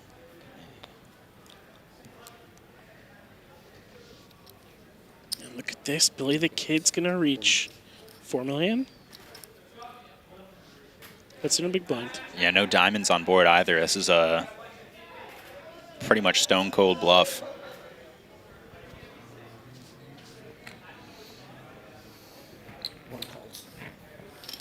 Yuriy does call it to king high. Ooh, interesting card here with the 4 clubs on the turn. Yeah, it's going to bring in Yuriy's flush draw and king high, maybe strong enough, blind versus blind already. Kind of hard to see a world where he folds despite Billy being ahead here, and he's even value betting his 4, it looked like. Unsure for what size. That 10 million half pot, that's no joke. This is a really interesting bet. I don't think Yuriy would expect him to ever really bet like a size like this with a 4. Seemingly reserved for ace-x, potentially 7x that are just trying to slow play, keep it small, and then just jam on the river. Yeah, crucial river here. Ace of diamonds. Yuriy wounds up counterfeiting Billy the Kid. Yeah, that's... but he jams! Oh. Or did he jam, or did he... I think he just put in 20 million. Yeah, it was half stack. A quick bet, too. And I think this is really reminiscent of a 7. You know, an ace would very much likely bet more, just try to get all the money in.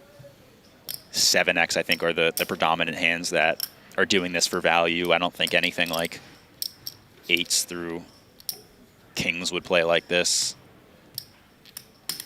which makes Yuriy have a kind of enticing bluff catcher, you know. 8-7 offsuit, 8-7 suited hands that you block with the 8. But once again, ranges are very wide, so I think that's less of an impact. Do you think Yuriy, what's going through his head, do you think he would have thought that Billy would raise pre with any ace-x, so he's like, it's like a 7x or nothing?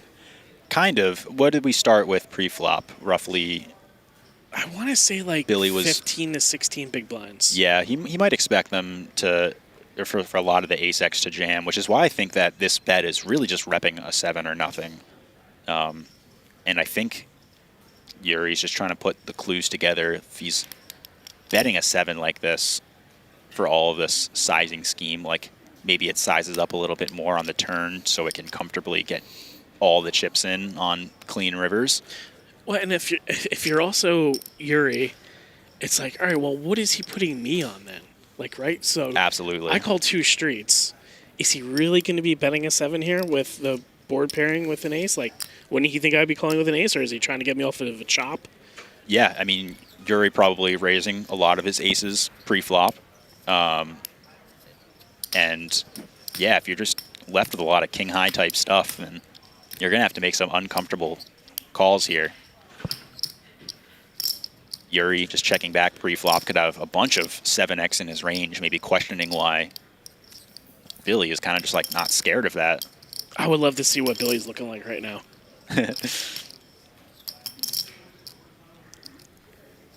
Yuri's piecing it together. This would be an outstanding call. One that, you know, is maybe a little bit easier to justify looking at the whole cards. In game, this is so difficult to find. Well, this is what separates the great players from normal players, right? You know, it's not so much thinking about it, but it's also then executing it. Mm-hmm. It's one thing to, you know, put your hand or your opponent on a few hands and then, you know, just fold and look like you were kind of smart because you called them out, but actually executing your game plan and sticking to what your mind thinks is what separates the best. I thought he was going to call it first, but it looks like he's going to lean fold. Wow, well done by Billy the Kid, also known as Billy Tanks. Yeah, that's a huge pot for him. Yuriy couldn't piece it together. Wow. Lets Billy get away with one. And nice play by him, and it only puts him up to 20 bigs. How crazy is that? We're pretty much dead even for the chip distribution. 20 big blinds across. We're going to have maybe one more hand in this level, and then it's going to be even shorter across. Yeah, we'll see what they go up to. Looks like we're going to be going on a break after this hand of the 15-minute variety this time.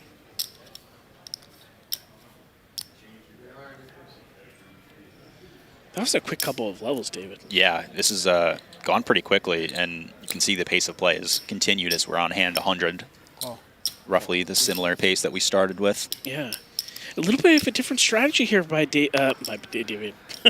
By Billy the Kid now as he limps button with your Queen 7 of spades. Yeah, that's a very interesting move here to introduce at the very end of the level right before break. Just limping on the button. Have not seen this from any of the three players in three-handed yet, even at the final table. I wonder what the reasoning is behind that. Oh, it's just because he's on a flush. Oh, yeah, it's simple enough, right? Baruch with a lot of equity against his range, but we can see he's actually just dead.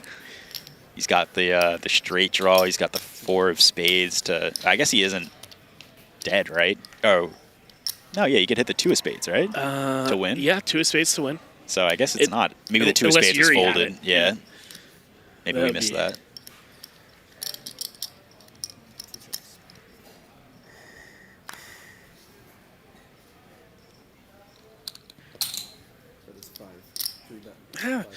He does bet. The way he threw that in just makes me think I'm just like dead. Yeah, it's a small bet though, so I really don't think Baruch's able to fold here just yet. He's got just so much equity. You can hit a spade and potentially be good against like an ace that might be value betting. Yeah, he does call. He's getting some good value here. Ooh, okay. Oh, 3 of hearts on the river. Looks like that's going to end. I thought that was a deuce at first, so I was like, that might be some danger. But yeah, not this.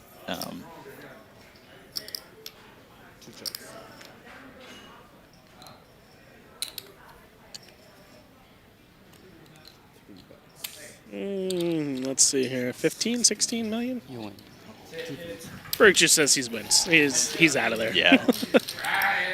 Wow. The bounce back from that Kings, you missed it. You went away, bro.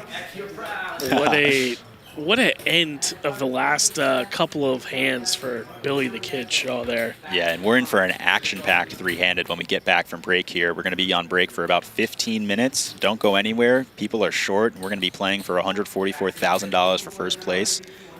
Don't go anywhere. Tune back in about 15 minutes, and we'll be back.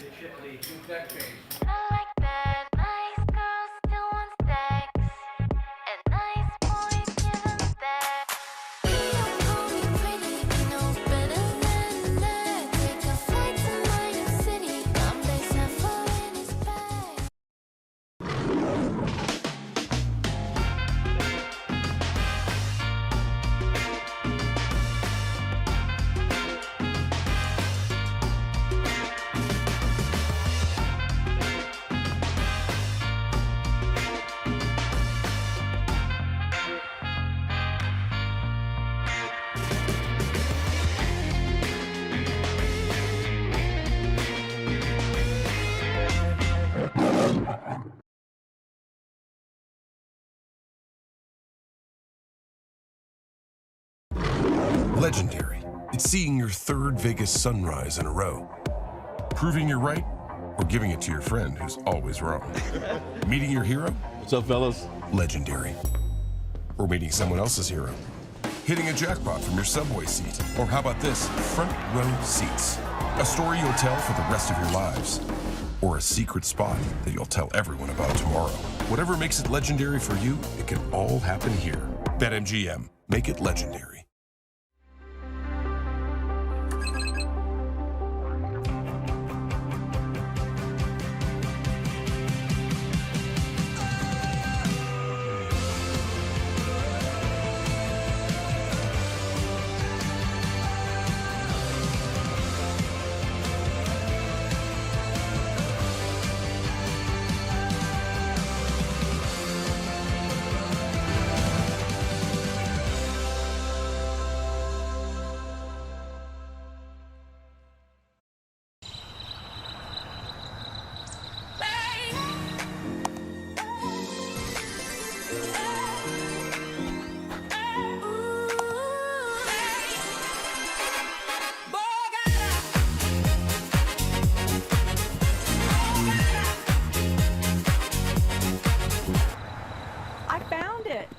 all-new Borgata Online. That's some lucky dough. New casino player offer. Win up to 1,000 bonus spins today.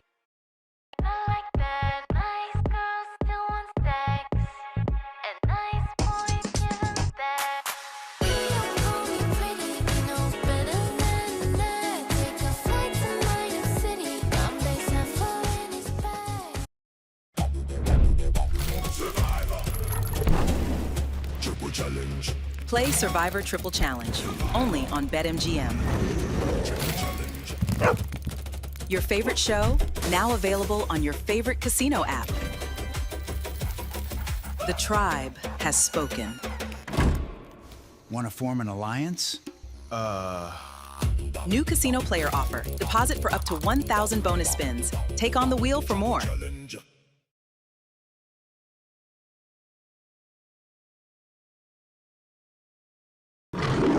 BetMGM is where you leave ordinary for something a little more interesting. With your favorite games, like The Price is Right and Rake and Bacon. Or in the center of it all with live dealer classics, because interesting leads to exciting, which opens the door to extraordinary. Make it Vegas almost anywhere. BetMGM Casino. Make it legendary.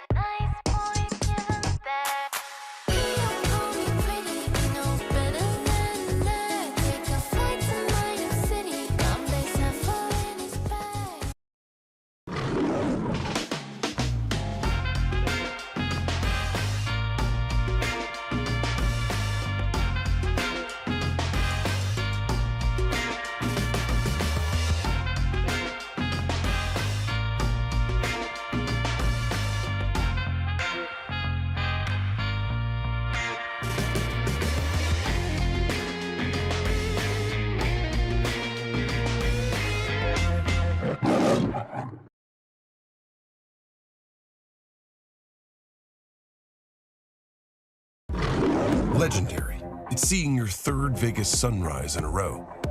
Proving you're right, or giving it to your friend who's always wrong. Meeting your hero? What's up, fellas? Legendary. Or meeting someone else's hero. Hitting a jackpot from your subway seat. Or how about this? Front row seats. A story you'll tell for the rest of your lives. Or a secret spot that you'll tell everyone about tomorrow. Whatever makes it legendary for you, it can all happen here. BetMGM. Make it legendary.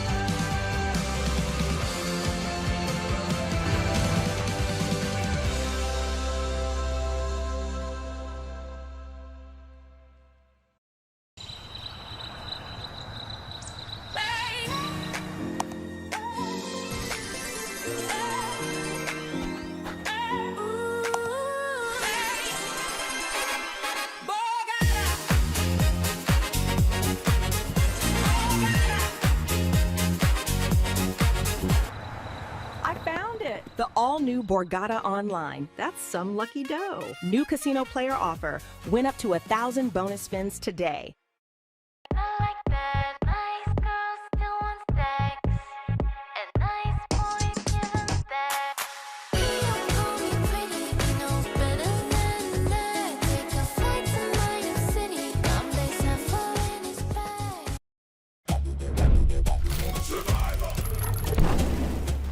Challenge.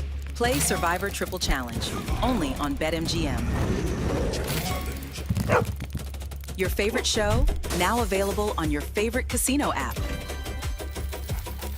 The tribe has spoken. Want to form an alliance?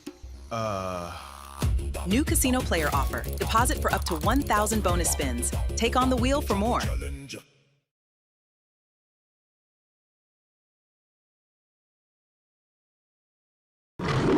BetMGM is where you leave ordinary for something a little more interesting. With your favorite games, like The Price is Right and Rakin' Bacon. Or in the center of it all with live dealer classics, because interesting leads to exciting, which opens the door to extraordinary. Make it Vegas almost anywhere. BetMGM Casino. Make it legendary.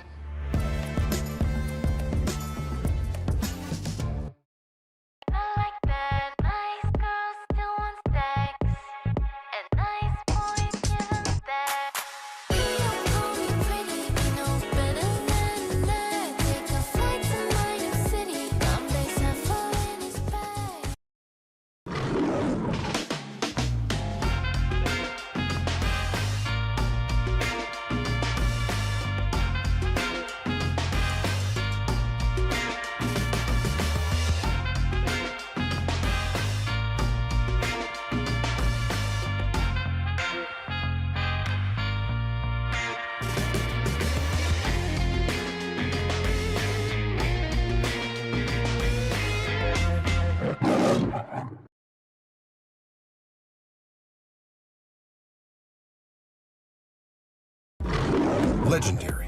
It's seeing your third Vegas sunrise in a row. Proving you're right, or giving it to your friend who's always wrong. Meeting your hero? What's up, fellas? Legendary. Or meeting someone else's hero. Hitting a jackpot from your subway seat. Or how about this? Front row seats. A story you'll tell for the rest of your lives. Or a secret spot that you'll tell everyone about tomorrow. Whatever makes it legendary for you, it can all happen here. BetMGM. Make it legendary.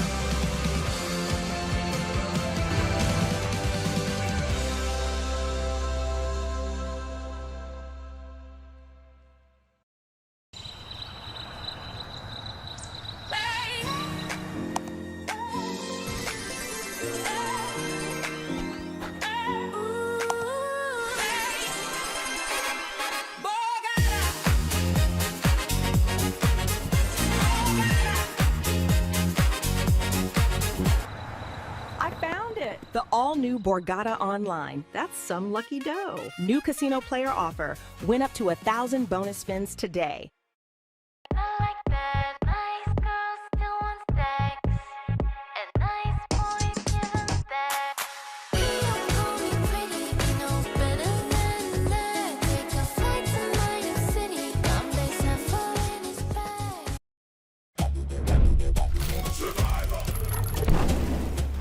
Challenge.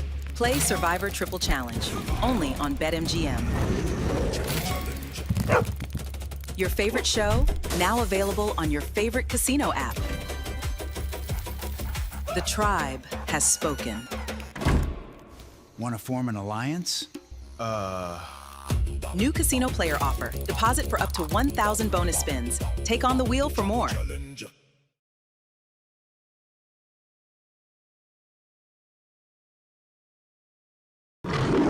BetMGM is where you leave ordinary for something a little more interesting. With your favorite games, like The Price is Right and Rakin' Bacon. Or in the center of it all with live dealer classics, because interesting leads to exciting, which opens the door to extraordinary. Make it Vegas almost anywhere. BetMGM Casino. Make it legendary.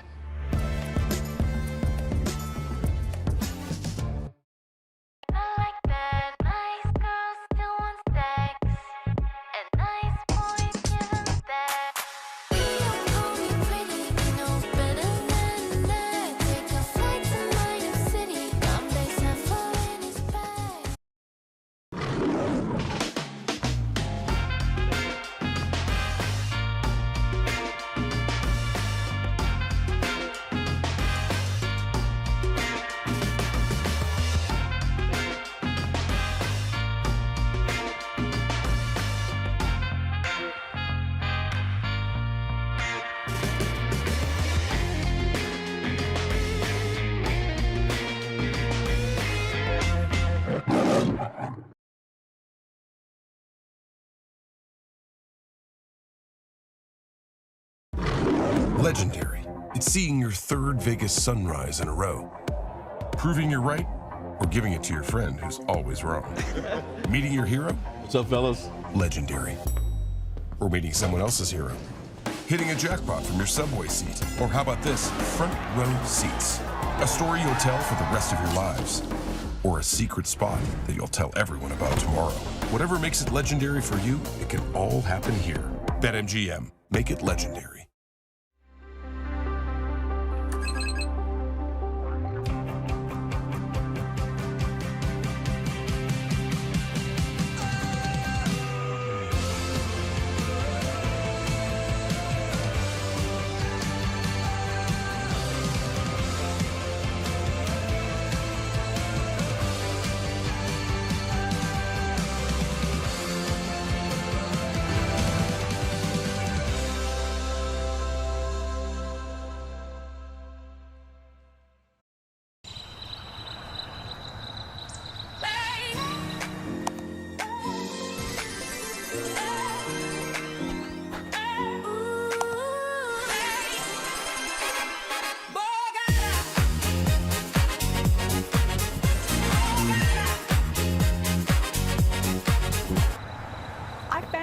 The all-new Borgata Online. That's some lucky dough. New casino player offer. Win up to 1,000 bonus spins today.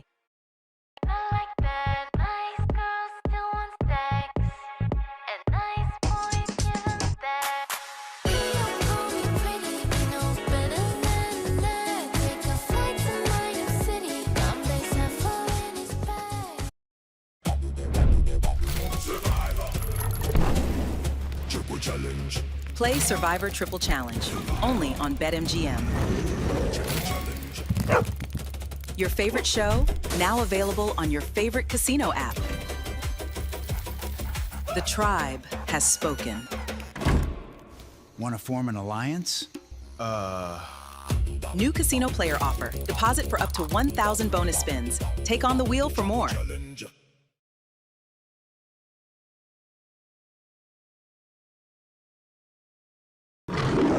BetMGM is where you leave ordinary for something a little more interesting. With your favorite games, like The Price is Right and Rake and Bacon. Or in the center of it all with live dealer classics, because interesting leads to exciting, which opens the door to extraordinary. Make it Vegas almost anywhere. BetMGM Casino. Make it legendary.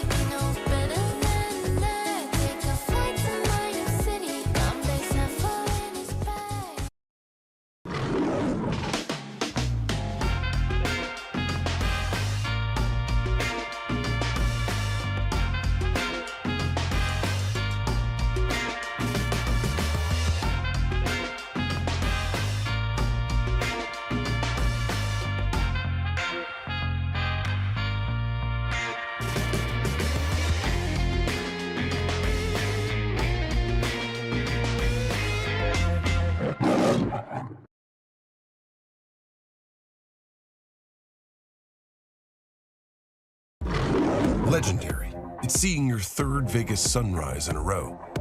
Proving you're right, or giving it to your friend who's always wrong. Meeting your hero? What's up, fellas? Legendary. Or meeting someone else's hero. Hitting a jackpot from your subway seat. Or how about this? Front row seats. A story you'll tell for the rest of your lives. Or a secret spot that you'll tell everyone about tomorrow. Whatever makes it legendary for you, it can all happen here. BetMGM. Make it legendary.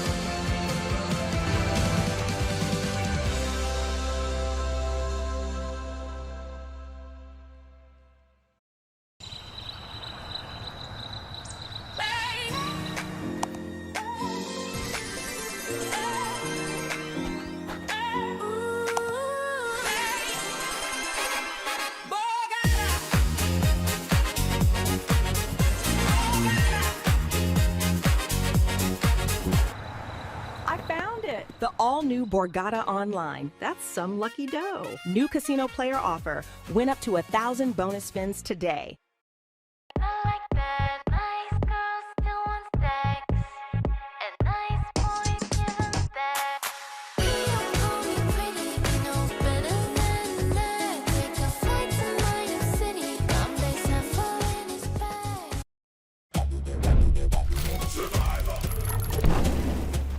Challenge.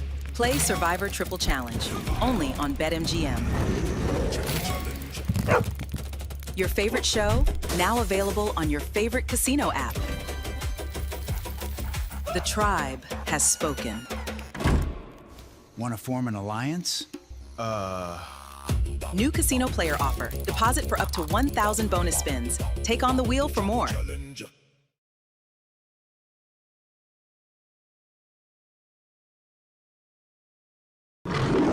BetMGM is where you leave ordinary for something a little more interesting. With your favorite games, like The Price is Right and Rake and Bacon. Or in the center of it all with live dealer classics, because interesting leads to exciting, which opens the door to extraordinary. Make it Vegas almost anywhere. BetMGM Casino. Make it legendary.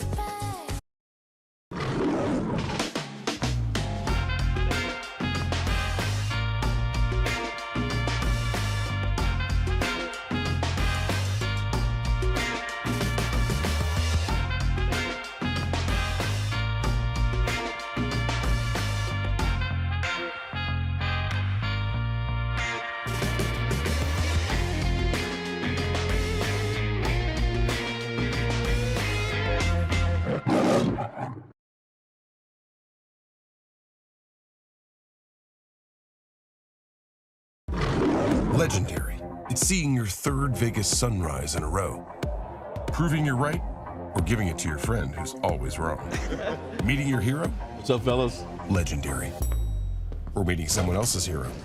Hitting a jackpot from your subway seat. Or how about this? Front row seats. A story you'll tell for the rest of your lives. Or a secret spot that you'll tell everyone about tomorrow. Whatever makes it legendary for you, it can all happen here. BetMGM. Make it legendary.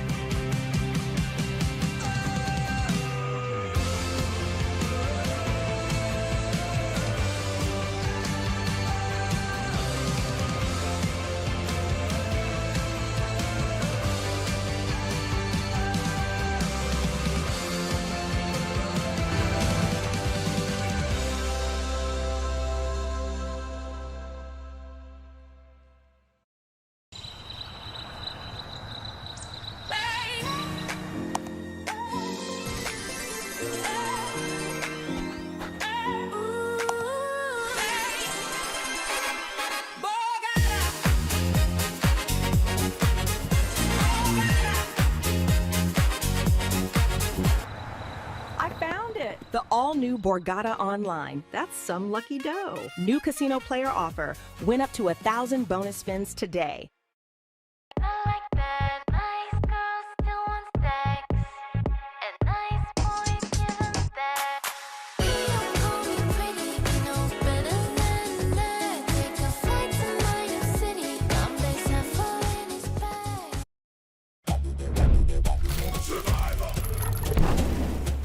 Challenge.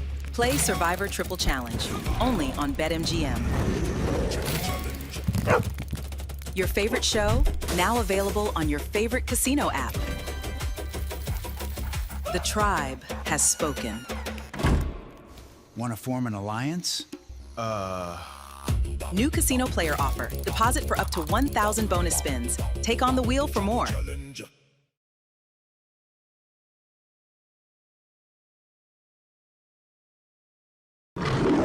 BetMGM is where you leave ordinary for something a little more interesting. With your favorite games, like The Price is Right and Rakin' Bacon. Or in the center of it all with live dealer classics, because interesting leads to exciting, which opens the door to extraordinary.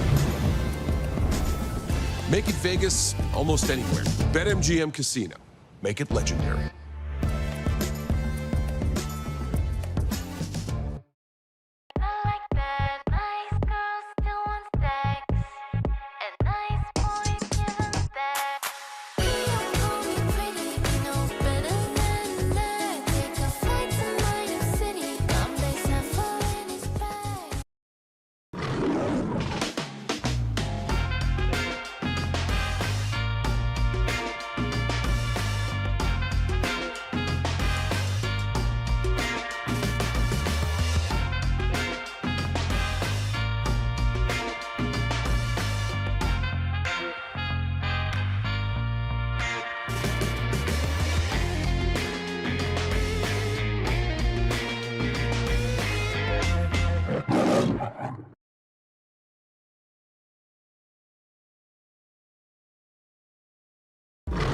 Legendary. It's seeing your third Vegas sunrise in a row. Proving you're right, or giving it to your friend who's always wrong. Meeting your hero? What's up, fellas? Legendary. Or meeting someone else's hero. Hitting a jackpot from your subway seat. Or how about this? Front row seats. A story you'll tell for the rest of your lives. Or a secret spot that you'll tell everyone about tomorrow. Whatever makes it legendary for you, it can all happen here. BetMGM. Make it legendary.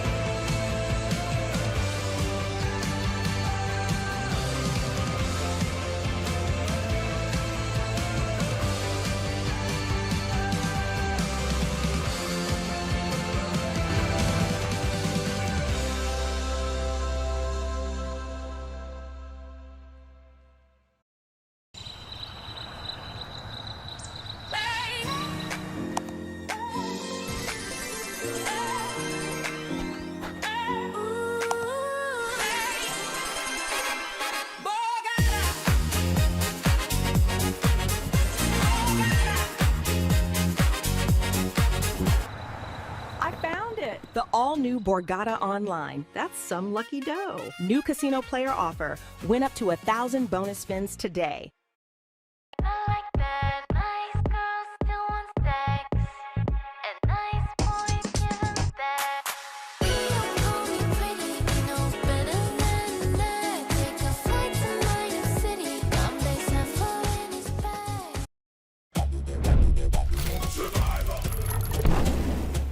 Challenge. Play Survivor Triple Challenge, only on BetMGM. Your favorite show, now available on your favorite casino app. The tribe has spoken. Want to form an alliance? New casino player offer. Deposit for up to 1,000 bonus spins. Take on the wheel for more.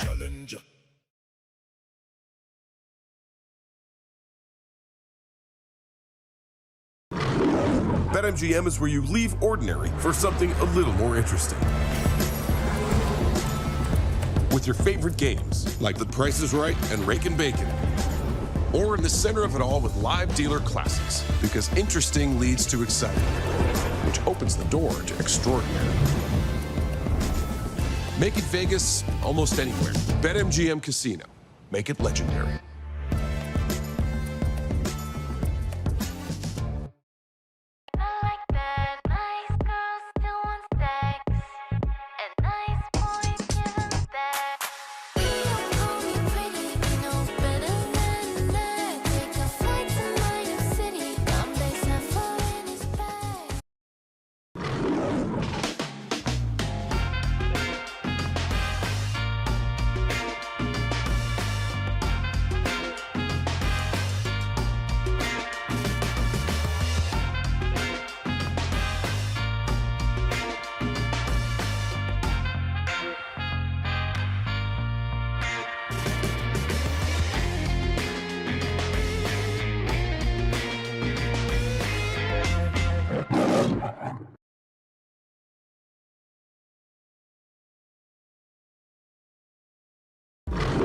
Legendary. It's seeing your third Vegas sunrise in a row.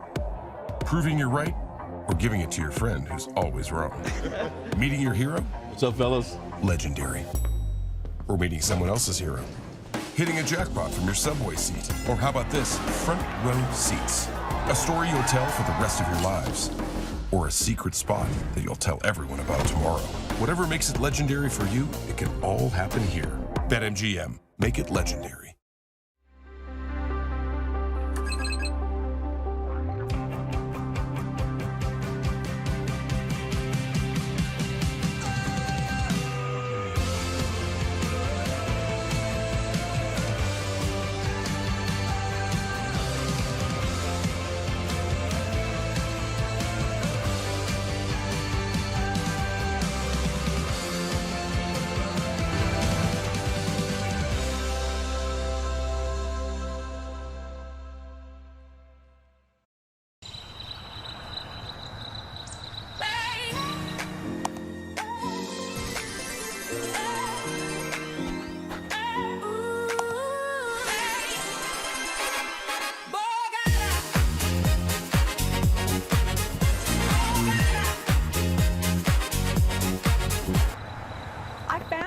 The all-new Borgata Online. That's some lucky dough. New casino player offer. Win up to 1,000 bonus spins today.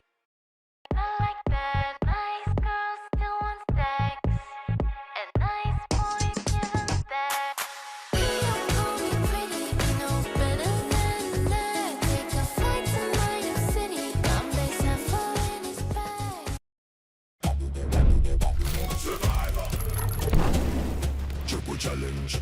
Play Survivor Triple Challenge, only on BetMGM. Your favorite show, now available on your favorite casino app. The tribe has spoken.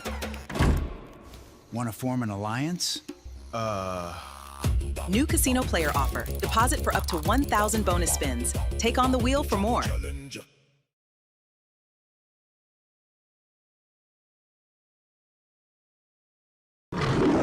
BetMGM is where you leave ordinary for something a little more interesting. With your favorite games, like The Price is Right and Rakin' Bacon. Or in the center of it all with live dealer classics, because interesting leads to exciting, which opens the door to extraordinary.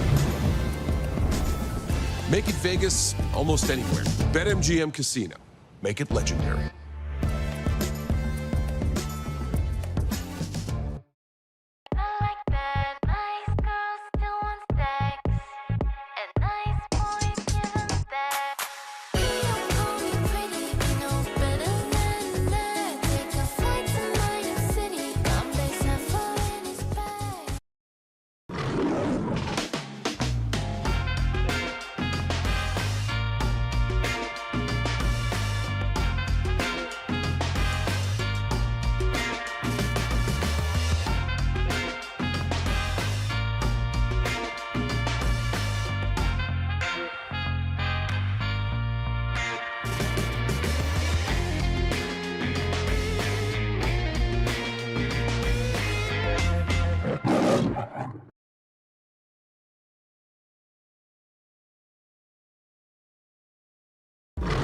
Legendary. It's seeing your third Vegas sunrise in a row.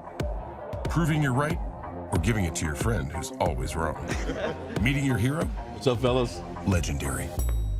Or meeting someone else's hero. Hitting a jackpot from your subway seat. Or how about this? Front row seats. A story you'll tell for the rest of your lives. Or a secret spot that you'll tell everyone about tomorrow. Whatever makes it legendary for you, it can all happen here. BetMGM. Make it legendary.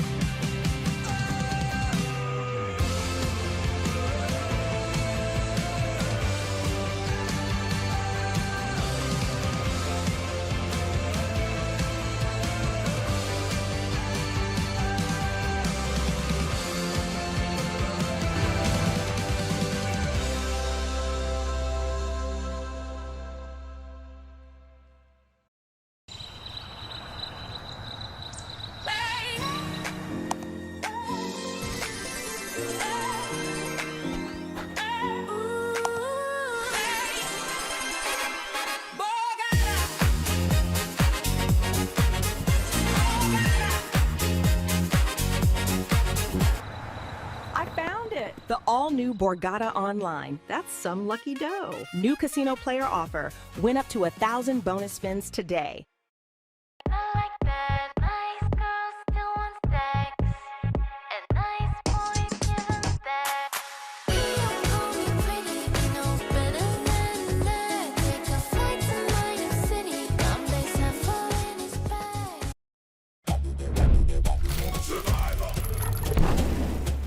Challenge. Play Survivor Triple Challenge, only on BetMGM. Your favorite show, now available on your favorite casino app. The tribe has spoken. Want to form an alliance? New casino player offer. Deposit for up to 1,000 bonus spins. Take on the wheel for more.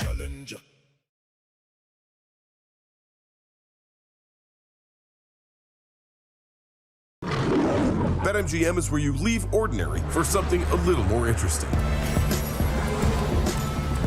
With your favorite games, like The Price is Right and Rake and Bacon. Or in the center of it all with live dealer classics, because interesting leads to exciting, which opens the door to extraordinary. Make it Vegas almost anywhere. BetMGM Casino. Make it legendary.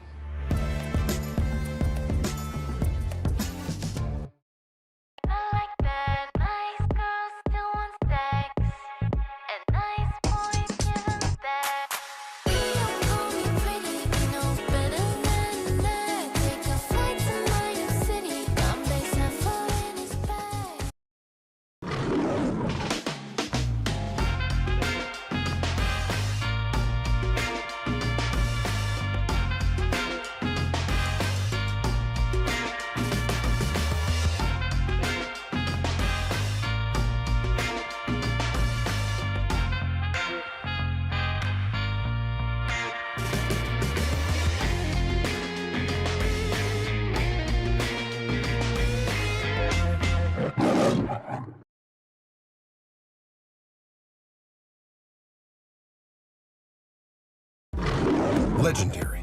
It's seeing your third Vegas sunrise in a row. Proving you're right, or giving it to your friend who's always wrong. Meeting your hero? What's up, fellas? Legendary. Or meeting someone else's hero. Hitting a jackpot from your subway seat. Or how about this? Front row seats. A story you'll tell for the rest of your lives. Or a secret spot that you'll tell everyone about tomorrow. Whatever makes it legendary for you, it can all happen here. BetMGM. Make it legendary.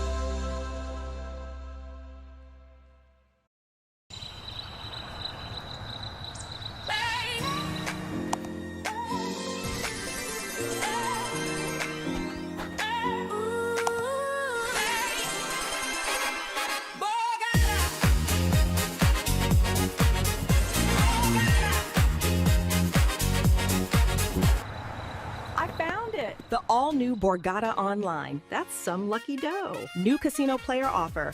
Win up to 1,000 bonus spins today.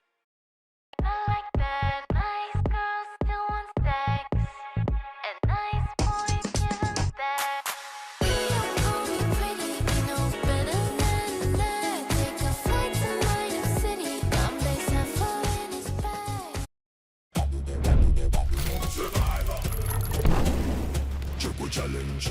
Play Survivor Triple Challenge, only on BetMGM. Your favorite show, now available on your favorite casino app. The tribe has spoken.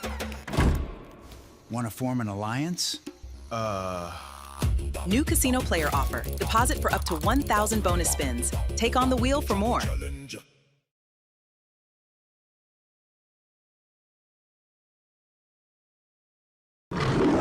BetMGM is where you leave ordinary for something a little more interesting. With your favorite games, like The Price is Right and Rake and Bacon. Or in the center of it all with live dealer classics, because interesting leads to exciting, which opens the door to extraordinary. Make it Vegas almost anywhere. BetMGM Casino. Make it legendary.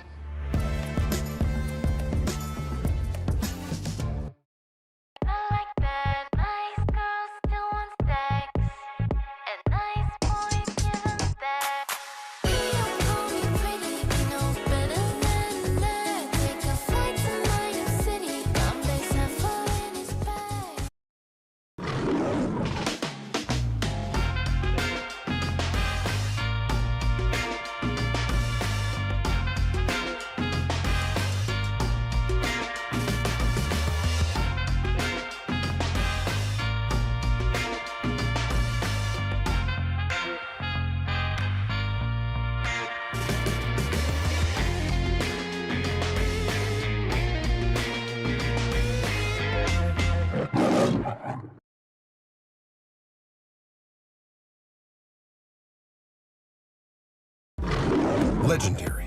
It's seeing your third Vegas sunrise in a row. Proving you're right, or giving it to your friend who's always wrong. Meeting your hero? What's up, fellas? Legendary. Or meeting someone else's hero.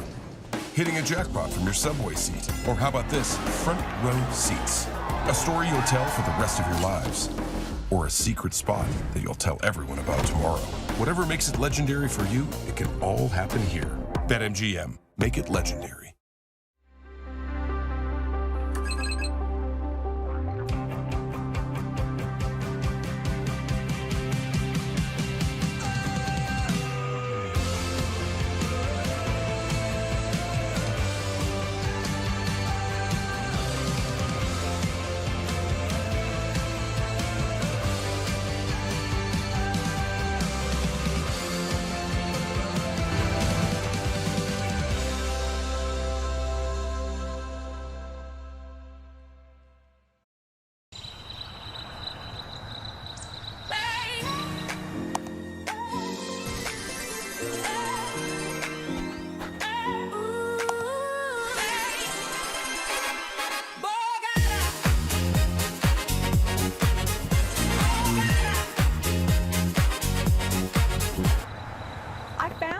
The all-new Borgata Online. That's some lucky dough. New casino player offer. Win up to 1,000 bonus spins today.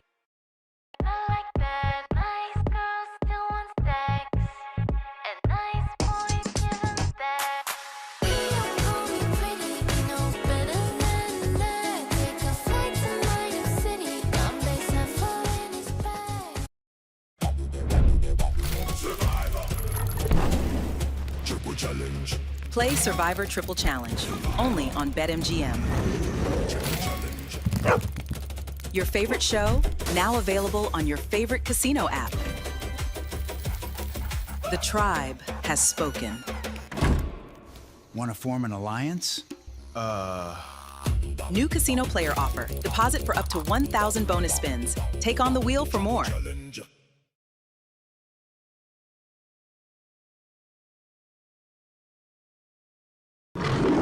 BetMGM is where you leave ordinary for something a little more interesting. With your favorite games, like The Price is Right and Rake and Bacon. Or in the center of it all with live dealer classics, because interesting leads to exciting, which opens the door to extraordinary. Make it Vegas almost anywhere. BetMGM Casino. Make it legendary.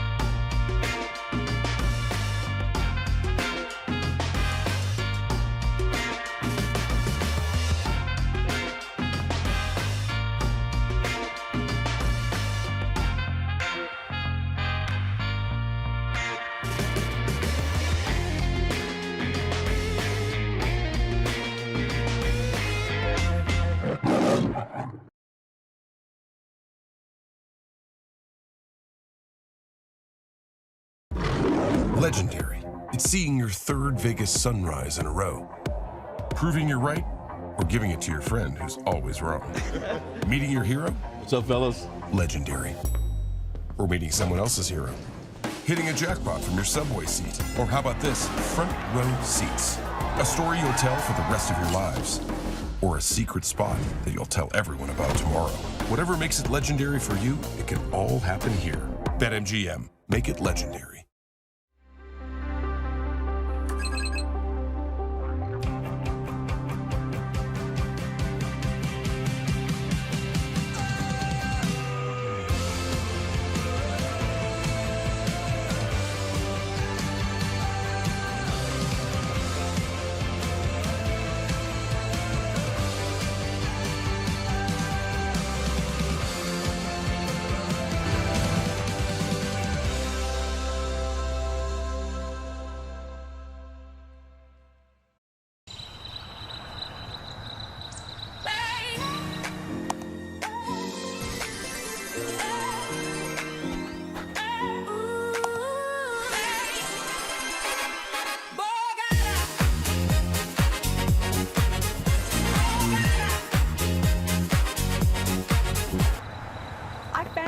The all-new Borgata Online. That's some lucky dough. New casino player offer. Win up to 1,000 bonus spins today.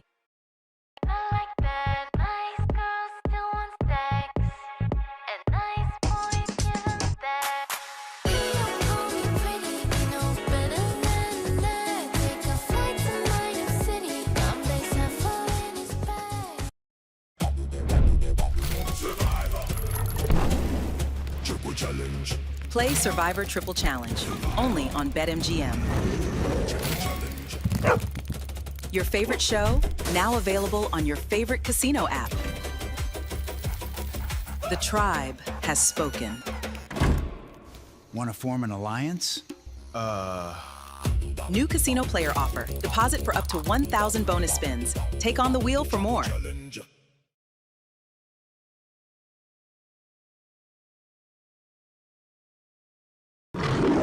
BetMGM is where you leave ordinary for something a little more interesting. With your favorite games, like The Price is Right and Rakin' Bacon. Or in the center of it all with live dealer classics, because interesting leads to exciting, which opens the door to extraordinary. Make it Vegas almost anywhere. BetMGM Casino. Make it legendary.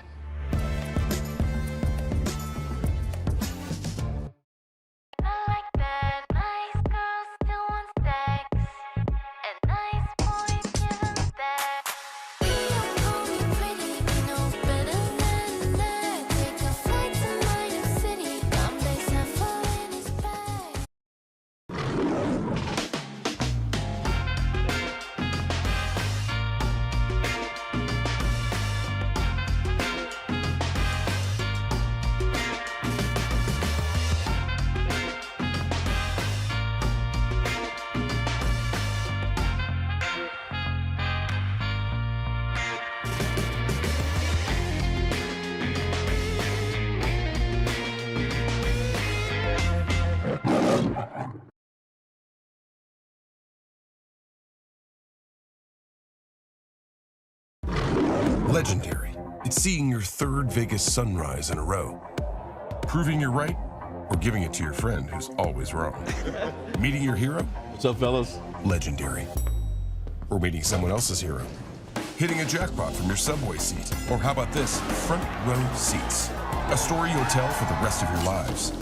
Or a secret spot that you'll tell everyone about tomorrow. Whatever makes it legendary for you, it can all happen here. BetMGM. Make it legendary.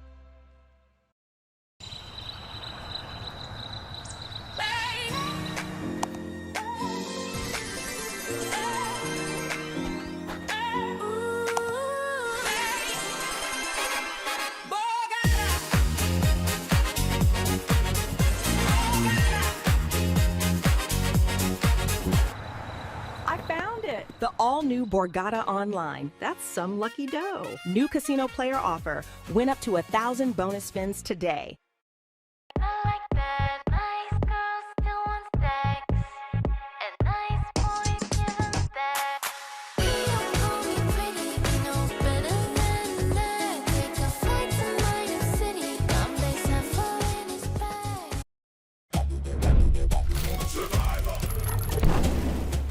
Challenge. Play Survivor Triple Challenge, only on BetMGM. Your favorite show, now available on your favorite casino app. The tribe has spoken. Want to form an alliance? New casino player offer. Deposit for up to 1,000 bonus spins. Take on the wheel for more.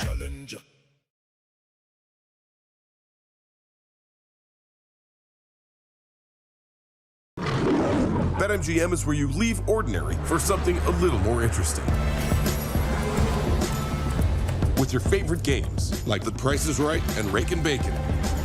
Or in the center of it all with live dealer classics, because interesting leads to exciting, which opens the door to extraordinary. Button is correct. Hello, everybody, and welcome back to the 2026 Borgata Summer Poker Open and the $500 Almighty event. I am Nick Amakuchi here with David Two Flame Kinane. We are back underway here. Okay.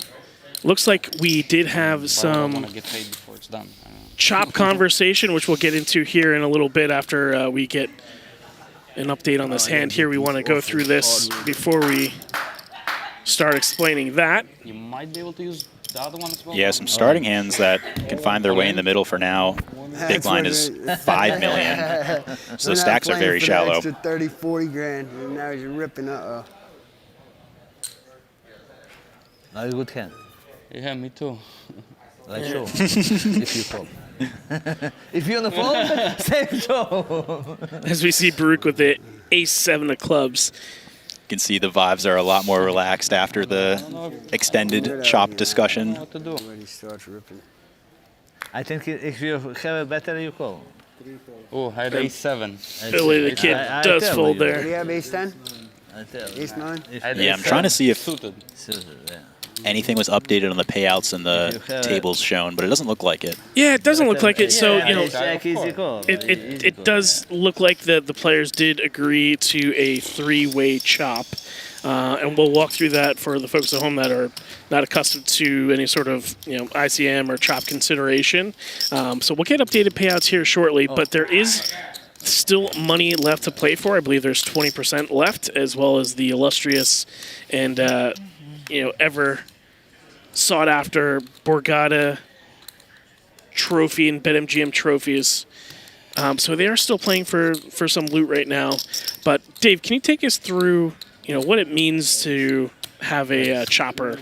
Yeah, so in a tournament like this, there's just so much money for first place. You can kind of agree to split up the prize pool based on the amount of chips that you have left, and I believe that's what these players did. Here at BetMGM, they are supposed to leave about 20%, I believe, to play for of the remaining prize pool, so that's what they're doing now. I believe, though, if they place second or third, they will be taking home more than was initially listed. Yeah, we'll have the payouts here in a little bit once the tournament is completed. They should each be taking home somewhere in the neighborhood of 85 to 90, 95,000, somewhere in there, plus the winner who's going to be taking home the additional 20%. Yeah, chopping never a bad idea, especially in a situation like this where, you know, if you perceive relatively similar skill levels to opponents, or if you know situations like this where they're pretty shallow stacked, so, you know, it's very high variance poker for a lot of money. Some people just don't want to take that on. Yeah, $80,000 between third and first, you know, and it could be a couple of 70-30s or 80-20s that you lose, and, you know, it may not be, you know, that skill involved. So people want to lessen the amount of variance as much as possible. Right, like you wouldn't normally buy into a poker tournament for $50,000 and ask for 13 big blinds. That's a ton of variance that pretty much no one's willing to take on. So. Just rip it. 5. Yeah, so you should see play loosening up a bit here. and especially the action going much quicker than normal. So I actually like these times of the tournament. You have all the money set aside. You're playing for a small nominal amount, and even in like Baruch's case, this may be his high score that he's playing for, just in the 15K. Mm-hmm. Yeah. Even though he's guaranteed 90-ish, whatever that is. Where are you guys from? Philadelphia. You too? You? New Jersey? New York. New York. And you can kind of see some of the camaraderie being displayed as soon as they came back from that discussion. They were all kind of laughing and continuing to talk. I think these guys are pretty friendly at this point. They're happy to be taking home their share of the prize pool.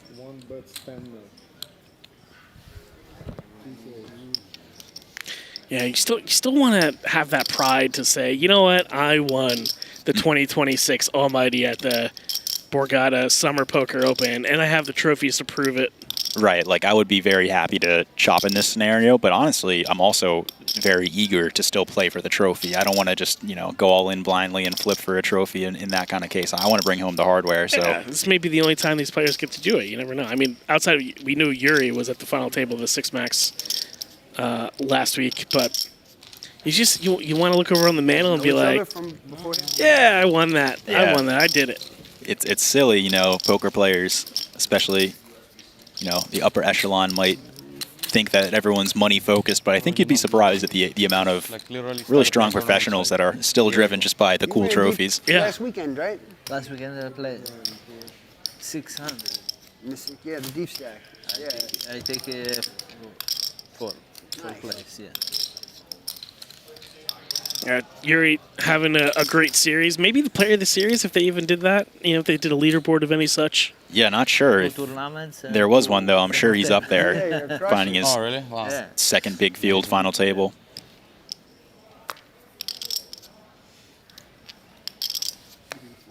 I got like 30th or something like that.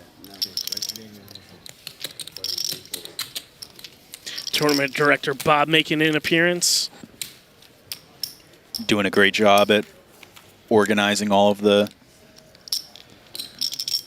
details that are required for a chop to be executed.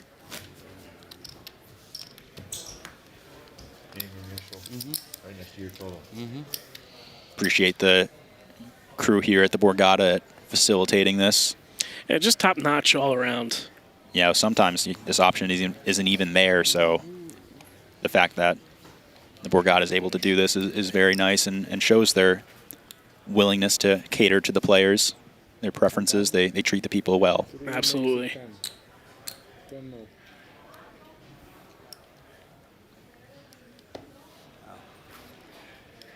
Million, sorry, not thousand. Yeah.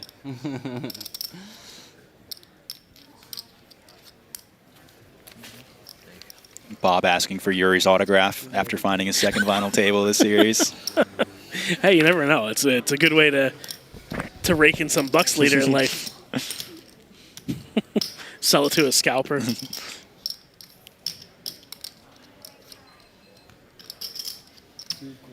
And we see just like a 2x open and a call. The pot swells to $27.5 million. Yes. So we see the reason why these players wanted to lower that overall variance. Yeah, just super shallow stacks. It's just going to be a lot of variance here. 9-8 having the gut shot. Decides not to bet though. Baruch picks up a spade draw in addition to his gut shot. Each player needing one of the other player's holdings. The thing is, they are so shallow where I think Billy's able to find some checkbacks with even a queen or some jack X on the flop that you might automatically discount from his range if he's checking back. But they're so shallow, he doesn't really have to worry about getting all the money in at the end. There's plenty of avenues for that. Yeah, we saw Billy the Kid Shaw in a pot previously where it went check on the flop and turn. Wind up having 5 high, and he decided to put a bet in. Let's see if he decides to do that now. And he does, and I don't think Baruch is going to be calling with 10 high. Yeah, quick fold it looks like. So good on Billy to have the wherewithal to, flick out a couple of chips and take down some pots. Yeah, it gets the better hand to fold. You got to manufacture chips, David, right? Like you can't just rely on getting hands all the time and, having them hold. You got to find spots where you can manufacture chips. When you're as shallow as that, it's so huge to win a post-flop hand. You pick up roughly, 4 or 5 big blinds when your stack is roughly, 10 to 15. You can see Baruch down to 42 million chips, but that's no problem when you pick up pocket aces, and he's going to get action from the big blind who has ace-10 suited. Another premium blind versus blind, especially at this depth. And a quick jam from Billy. Jam. That's it. Womp womp. Jammed into aces. It's never over until it's over. Yeah, Billy says wah wah. He's going to need some spades, couple of tens. Yeah. He's not dead, but cards. he's somewhat close. He won't be eliminated if he loses this, but he will certainly be knocked down in the chip stack. And action flop. Ace 7 4 2 spades. 2 spades, but there is some boats if a spade does hit. Not on this turn though. Gonna need a spade. Yeah. Doesn't get there, and Baruch is gonna double through. You gotta call for it. Billy the Kid. Too many outs. That's a big double up there. To the flop. No, of course. Gonna go in after the flop, anyways. Nice. Yeah, true that. I got top pair with the nut flush draw. I'm not going nowhere. It's going in. Billy the Kid, our short stack now, I think, right? It's going to be a little under 9 big blinds. I don't know. You want to do it? Kind of like a spin and go here with the amount, amount of blinds each person has. A very pricey spin and go. All right, now I got to do a big spin job here. You tell him, Billy. Yeah, not as big as he thinks, though. Yeah, 1 all in, 1 double up, and he's damn near chip lead. Yeah, it's like those jams. They make sense. You need to do them, and the pressure's off when you got 90K sitting on the cashier's table waiting for you in a little bit. Yeah. Even just so nice for the peace of mind. You don't really have to stress as much as you play out the rest of the tournament. Still a lot of money, obviously, but reducing the amount of money helps. Yeah. I wonder if any of these players will be playing the main event now that they had a large score. Keep the heater running, I would imagine so. I saw Li Liang, who won our kickoff, I believe. I saw she hopped in the main event earlier today, day 1B. If you are in the area, feel free to come on down and hop in one of the main event flights. I'm not sure if registration is closed today or not, but I believe there's one more day 1 tomorrow.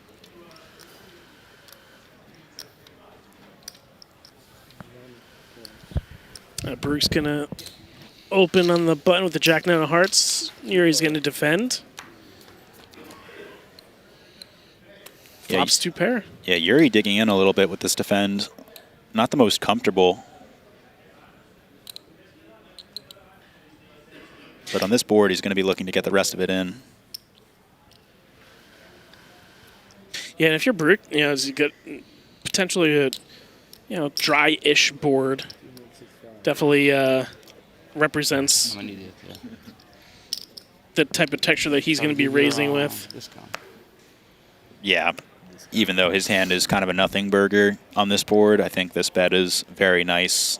The sizing probably should just be betting very often here, given that he's going to be likely having more King X in his range. The 2 pairs going nowhere, though. 8 of diamonds on the turn. Yuri's got to still feel good, especially after Baruch checks back so quickly. Oh, no. Yuri's 2-pair gets counterfeited a bit, but after the check back on the turn, I would have to imagine he feels confident in his hand. Yeah, I think it's just a matter of if he's going to want to go for value here and lead himself instead of checking. Yeah, and it's not very clear to me what's the preferred option. I think I would probably prefer check calling over betting yourself. Just you're targeting 6x, which isn't a lot of hands as that Baruch's going to open. Maybe you can get called by ace high sometimes. And let's see what sizing he uses to try to make that happen. Quickly folds. Hey, you never know. Maybe get some ace high calls there. Yeah, it looks like it was only 13 million into the 36 million, so that's a size that you can get some ace high calls from.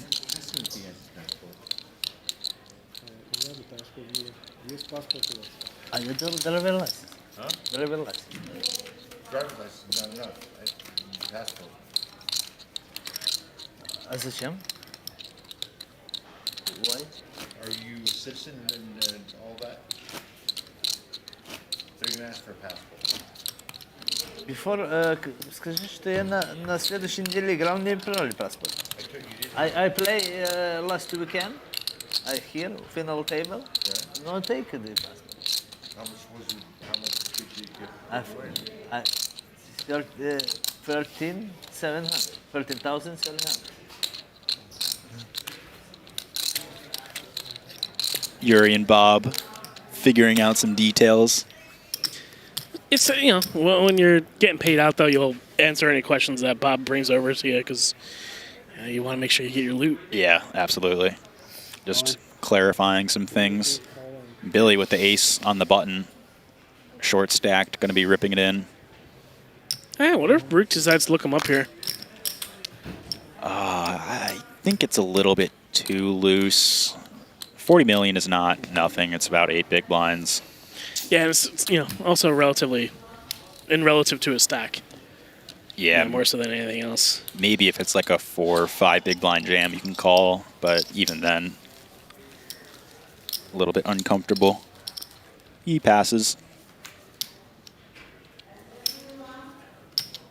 And we move to the next one. I think we're around 120, 130-ish hands, which is like, I can't even begin to explain how record pace they have been playing at, which is awesome to see. Yeah. For what it's worth, we have been 4 3-handed for a majority of that, so it allows for some more hands to be played. But you're right. I think the pace of play here is well represented by that number. 10. 10 more. One makes it 10 more. 2 folds. Yeah, William in the big blind with queen 8. Flicks it in. Yeah, quick call. Very short, just hoping to hit any piece of this board to put the rest of the chips in. And he finds top pair. Yeah, there's something. Yuriy, the big stack. You likely expect him to put the pressure on through a C-bet. Doesn't even have to be too big. 850, I think, is announced. Roughly 30% of the pot. And check raises all in. He's going to win this one. Yeah, quick fold from Yuriy. Can maybe think about calling if he has the king of diamonds, but even that I think is probably a little bit too loose. 16, 15, and 13 bigs. I think they should just all agree to go in blind. It is kind of mind-boggling that it has been going on for this long. Just the 3-handed at this depth, you would expect the chips to get in pretty quickly, but people are fighting. Yeah, we saw the opener last week with Derek. I mean, they played heads up after a chop for a considerable amount of time. Oh, yeah. They were very, very deep.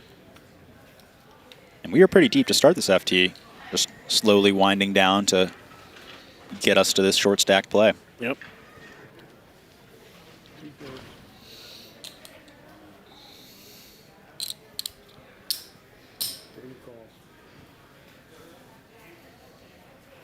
Billy's going to complete here. Let's see if Yuri's going to want to ISO.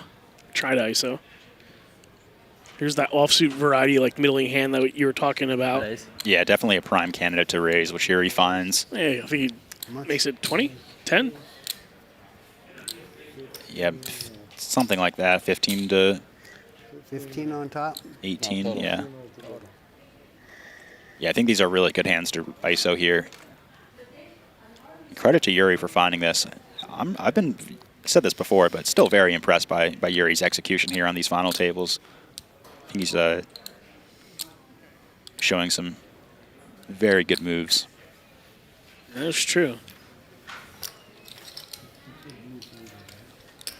Takes it down. Yeah, and I think that's especially, strategic in scenarios where you might think your opponent is limping in too loose. It can be a little bit deceiving. Three-handed, you might think that you're supposed to play a ton of hands, which obviously you are. But on the flip side, there's still some ICM pressure. There's a lot of short stacks. You're not going to be playing every hand from the small blind. Yeah, we'll see what the actual 20% that they're playing for. I think it's like around 15 to 20K. So it's not any small amount. Oh yeah, not an amount to just ignore and say, let's just flip for it. Thank you. I think my own personal high score from online is like 17K. So I would love to be free rolling and just being able to play for that right now. Yeah, mine's in the same region.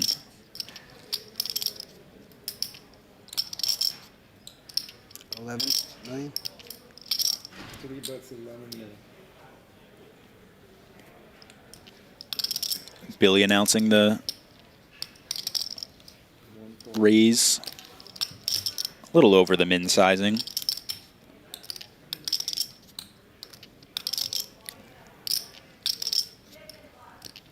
Would have to imagine Baruch continues in some capacity. Yeah, I want to be shocked at either direction it goes. Well, I am shocked at that direction. Yeah, wow. I was not expecting that. I am shocked at that direction. I think that also speaks to some of the ICM pressure that's here.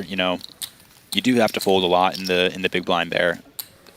I don't even know if Jack 6 suited, Jack 7 suited are super comfortable calls, so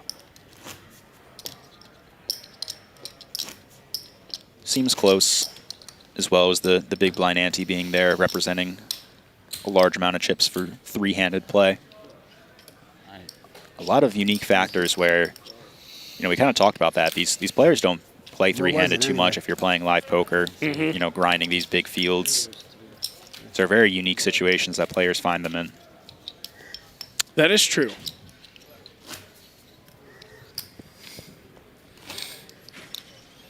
That is true indeed. What was up top of that deep stack? You know what first place paid last weekend in the deep stack? Deep stack win woman, Chinese woman. I take it for how much? No, but how much was first place? 41.5. Not bad. I believe they're referring to the 6 max deep stack that Li Liang took down. It's in pretty dominant fashion. She had an insane hand heads up where she called a 3x overbet on the turn, like maybe 60 effective heads up with second pair in the nut flush draw versus, and I think the guy jammed like an open ender.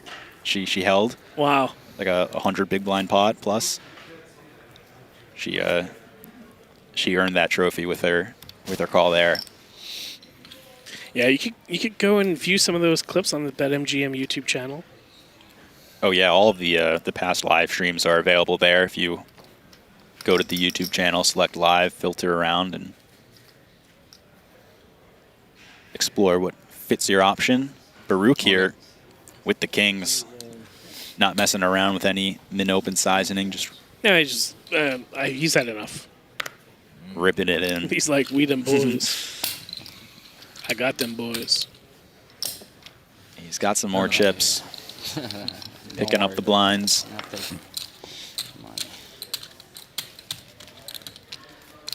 Yeah, not sure if the levels are going to increase after this. I'm assuming they are. We're in level 40. We were supposed to go from 2-4 to 3-6. They moved it and altered to 2.5-5. So we'll see if they go to 3-6 or just cap it at this. I'm assuming they're going to raise it. Yeah, they'll probably bump it up to 3-6. But to be honest, even if they don't, I think we're at a pretty solid depth here where the chips are expected to go in soon. Billy Kid jams with the ace-9, and Baruch's got a decision. Yeah, King-Jack. Feels close. Let's do it.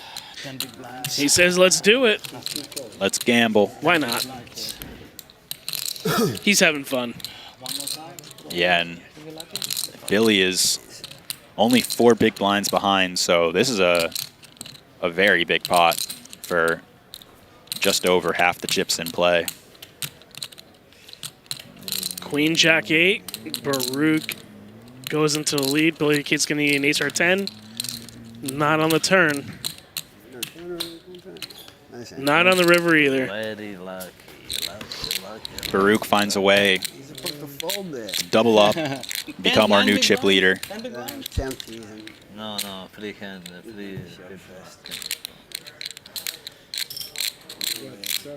Yeah, Baruch's going to go to 130 million of the 220 in play. Leaving Billy the Kid with 4 big blinds and a dream of spinning it back up. 60. Hey, he spun it once. He could do it again. Oh, yeah. Don't count him out at all. 60. 60 total. That's 5. 60.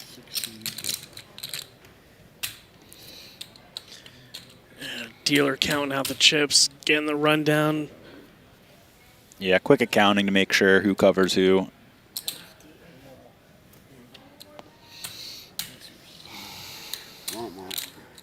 If you're looking to take a look at some of the other tournaments going on here at the Summer Poker Open, head over to Poker News. You can see some of the main event coverage here as we finish up this final table. And we had some big names come up a little bit short.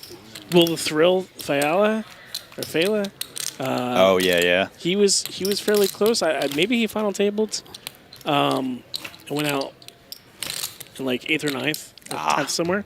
But there's a lot of names I saw in the recap article. So yeah, go check that out. See how your favorite players are doing.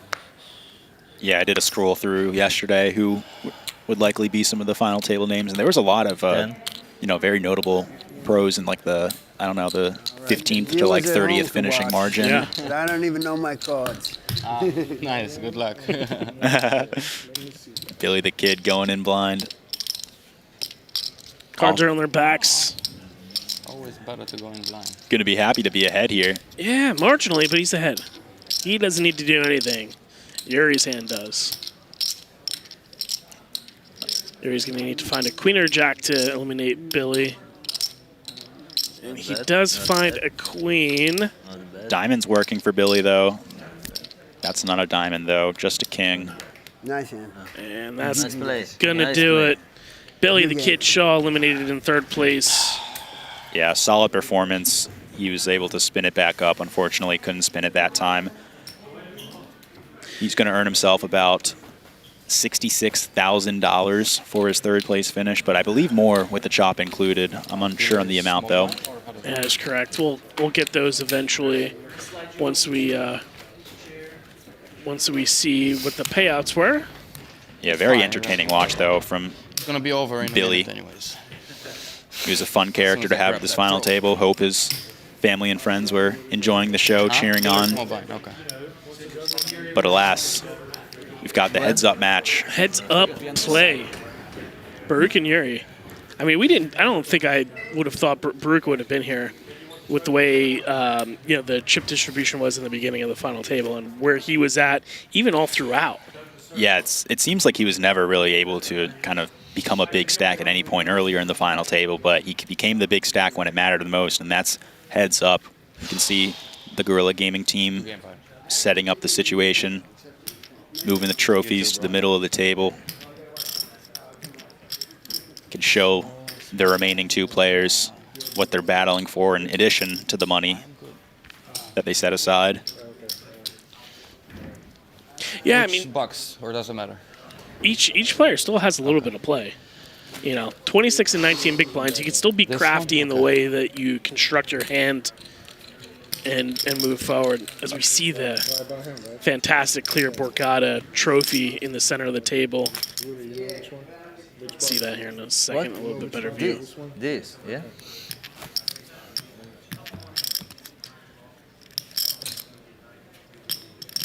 I'm at home with like 19 to 26 big blinds, being an online guy. You Oh, know? yeah. It's like not necessarily heads up, but even heads up, I guess I would say. It's just like such a great sweet spot. I've had 2-hour long heads up matches where I'm, you know, in that 20 to 30 big blind effective range for most of it. So we've got a lot of playability. But then again, it could all just end in an instant. Yeah, be done in 1 second.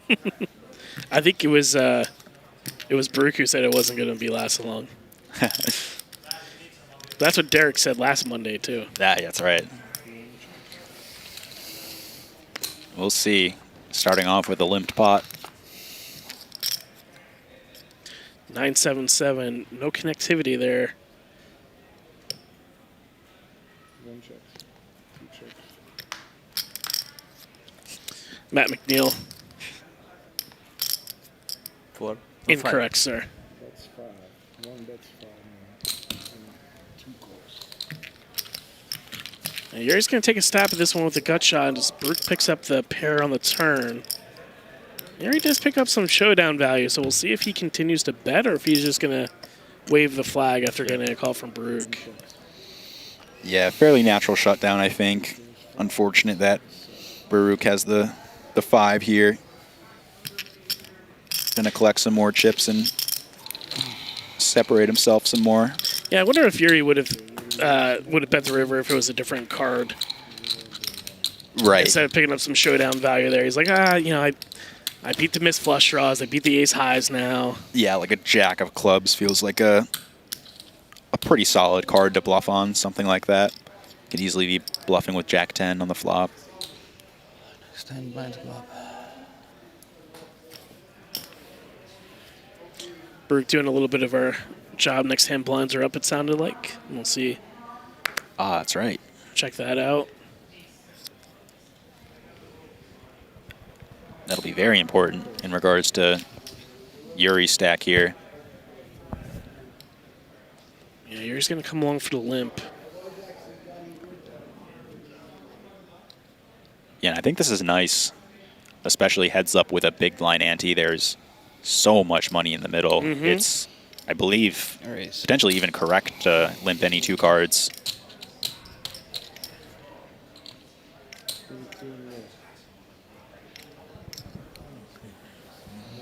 Side folds from Yuriy. Can't blame him. With the blind increase, that's going to bring Yuri's stack down to about 10, 11 big blinds. Yeah, we did move up to the 6 million mark.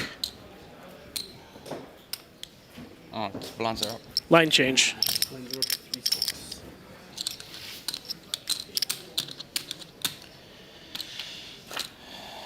And I was curious why the BetMGM trophy was not on the table. I wonder if that's because there is some trophy negotiations in the chop negotiations as well. Very possible. To take home maybe a side trophy. Very possible. I mean, if Billy the Kid wound up with the trophy, kudos to him. I would have negotiated first and second, you know? Yeah. First gets their pick, second gets the other one. That would be very funny if like a short stack was able to negotiate a trophy three-handed. You're like, nah, I'll chop, but I need this. Ooh, some pretty strong hands heads up here. I mean, 10 bigs with king 9, not the worst. Yeah, I think this is probably... Is this the one where he wants to do it? He says no. He's. Oh no! Wow, I thought he put the chips in the middle. No, yeah, he put the hand in the muck. Looking for another spot. That's what it's going to be, ladies and gentlemen. We got a little bit of push fold going on here. Maybe like a limp trap. Somebody wants to get crafty. I'm big. Yeah. Sorry. Oh, there she is. The clear Borgata trophy. Event 16 with the date on it. Going up on the mantle to somebody. Yeah, that's pretty. I've been vocal about my preference to the BetMGM trophy over the Borgata one, but I will say, the more I see this Borgata one, it's growing on me. You just got to play till you get one. Yeah, that's the thing. All in. I just need to win both. Yuriy frustrated as he gets snap jammed on. But, you know, it is what it is. Oh, that's funny. Yeah, if you want to come down and try to win one of these great Borgata casino trophies, there's still plenty of events.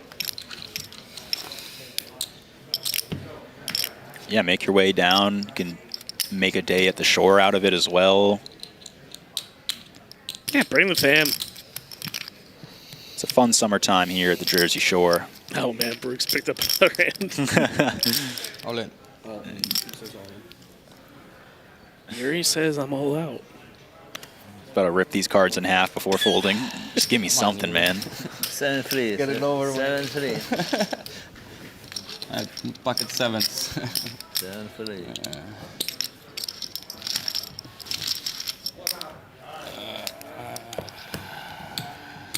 What a story for Baruch, though, if he does wind up closing this one. We've said it time and time again here on stream. He started the day with his biggest score no matter what happened. Yeah. What am I thinking? What am I thinking? And he's going to be taking home a healthy chunk of dollars. Okay, all in. Yeah, it's what dreams are made of.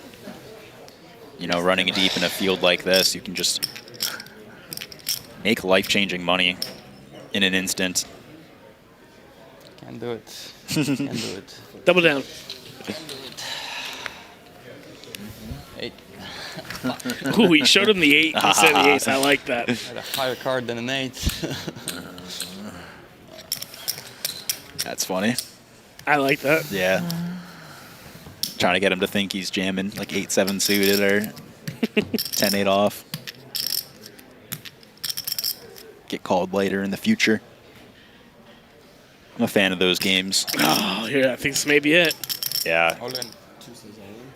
King 6 for, what is that? About 7 big blinds. He did pass on the King 9 off spot earlier, but a little bit shorter this time. He's just going to stick it in. And Baruch is going to be looking to bring home the bacon. Baruch says, I really need that trophy. I hear you, man. Well, you're 5 cards away from bringing it home. Using his one time here. I think that's fair. I'd say so. One time, Tito. 10-7-3, no help for Yuriy. Clean so far. King 6 or 5. Some more outs. That's going to do it. I can't fucking Baruch believe it. Fishman is going to be Can't your fucking believe it. 2026 Borgata Summer Poker Open Almighty Champion. Congratulations. Yeah, that was a very fun final table and got a little short there for three-handed, but that didn't stop anyone from backing down from the fight. Baruch, what a story coming into the final table. Already with, you know, his best career score, relatively shorter stacked. Didn't really get the chip lead for much of it, but has finished as our champion. Oh, heavy. Yeah, man. Should I pick it up or what? Yeah, dude, Pick it's all that thing yours. up, man. Put it above the head. It's like a FIFA trophy. Yeah, raise it like the Stanley Look Cup. up. Okay. Great job. Hopefully he I can get both of them. take some pride in this score. We're a little bit he unclear. does get both of them. Rumor is unveiled that he does get both of the trophies. Nice job. Unsure on the final amount that he wins, but certainly well over $100,000. Yeah, as we said, career score here for Fucking Baruch. believable. Born in Israel, from Philadelphia, dental technician. Yeah, taking it all in. Extremely well played by everybody. I think we had some really stellar play today. Yeah, very fun watch as well. I think we got to see, you know, Yuriy. Unfortunately, he finished just in second place, but he was executing some pretty high-level plays that I was impressed by, and same with the rest of our final table. A lot of camaraderie there. I think everyone had a fun time, and even more fun when you walk away with the trophies, so congrats to Baruch. Yeah, absolutely. thank you for tuning in to the Borgata Summer Poker Open here. This almighty stack final table was a great time. We're going to be back tomorrow, I believe, for a cash game live stream. So don't miss that. And then afterwards, the rest of the week, we're going to be doing main event coverage on Wednesday, Thursday, Friday. It'll be day 2, day 3 in the final table. Be sure not to miss that. Thank you for tuning in, everybody. This was a very fun stream. And, yeah, hope you enjoyed. Thanks, everybody. Have a good rest of the day.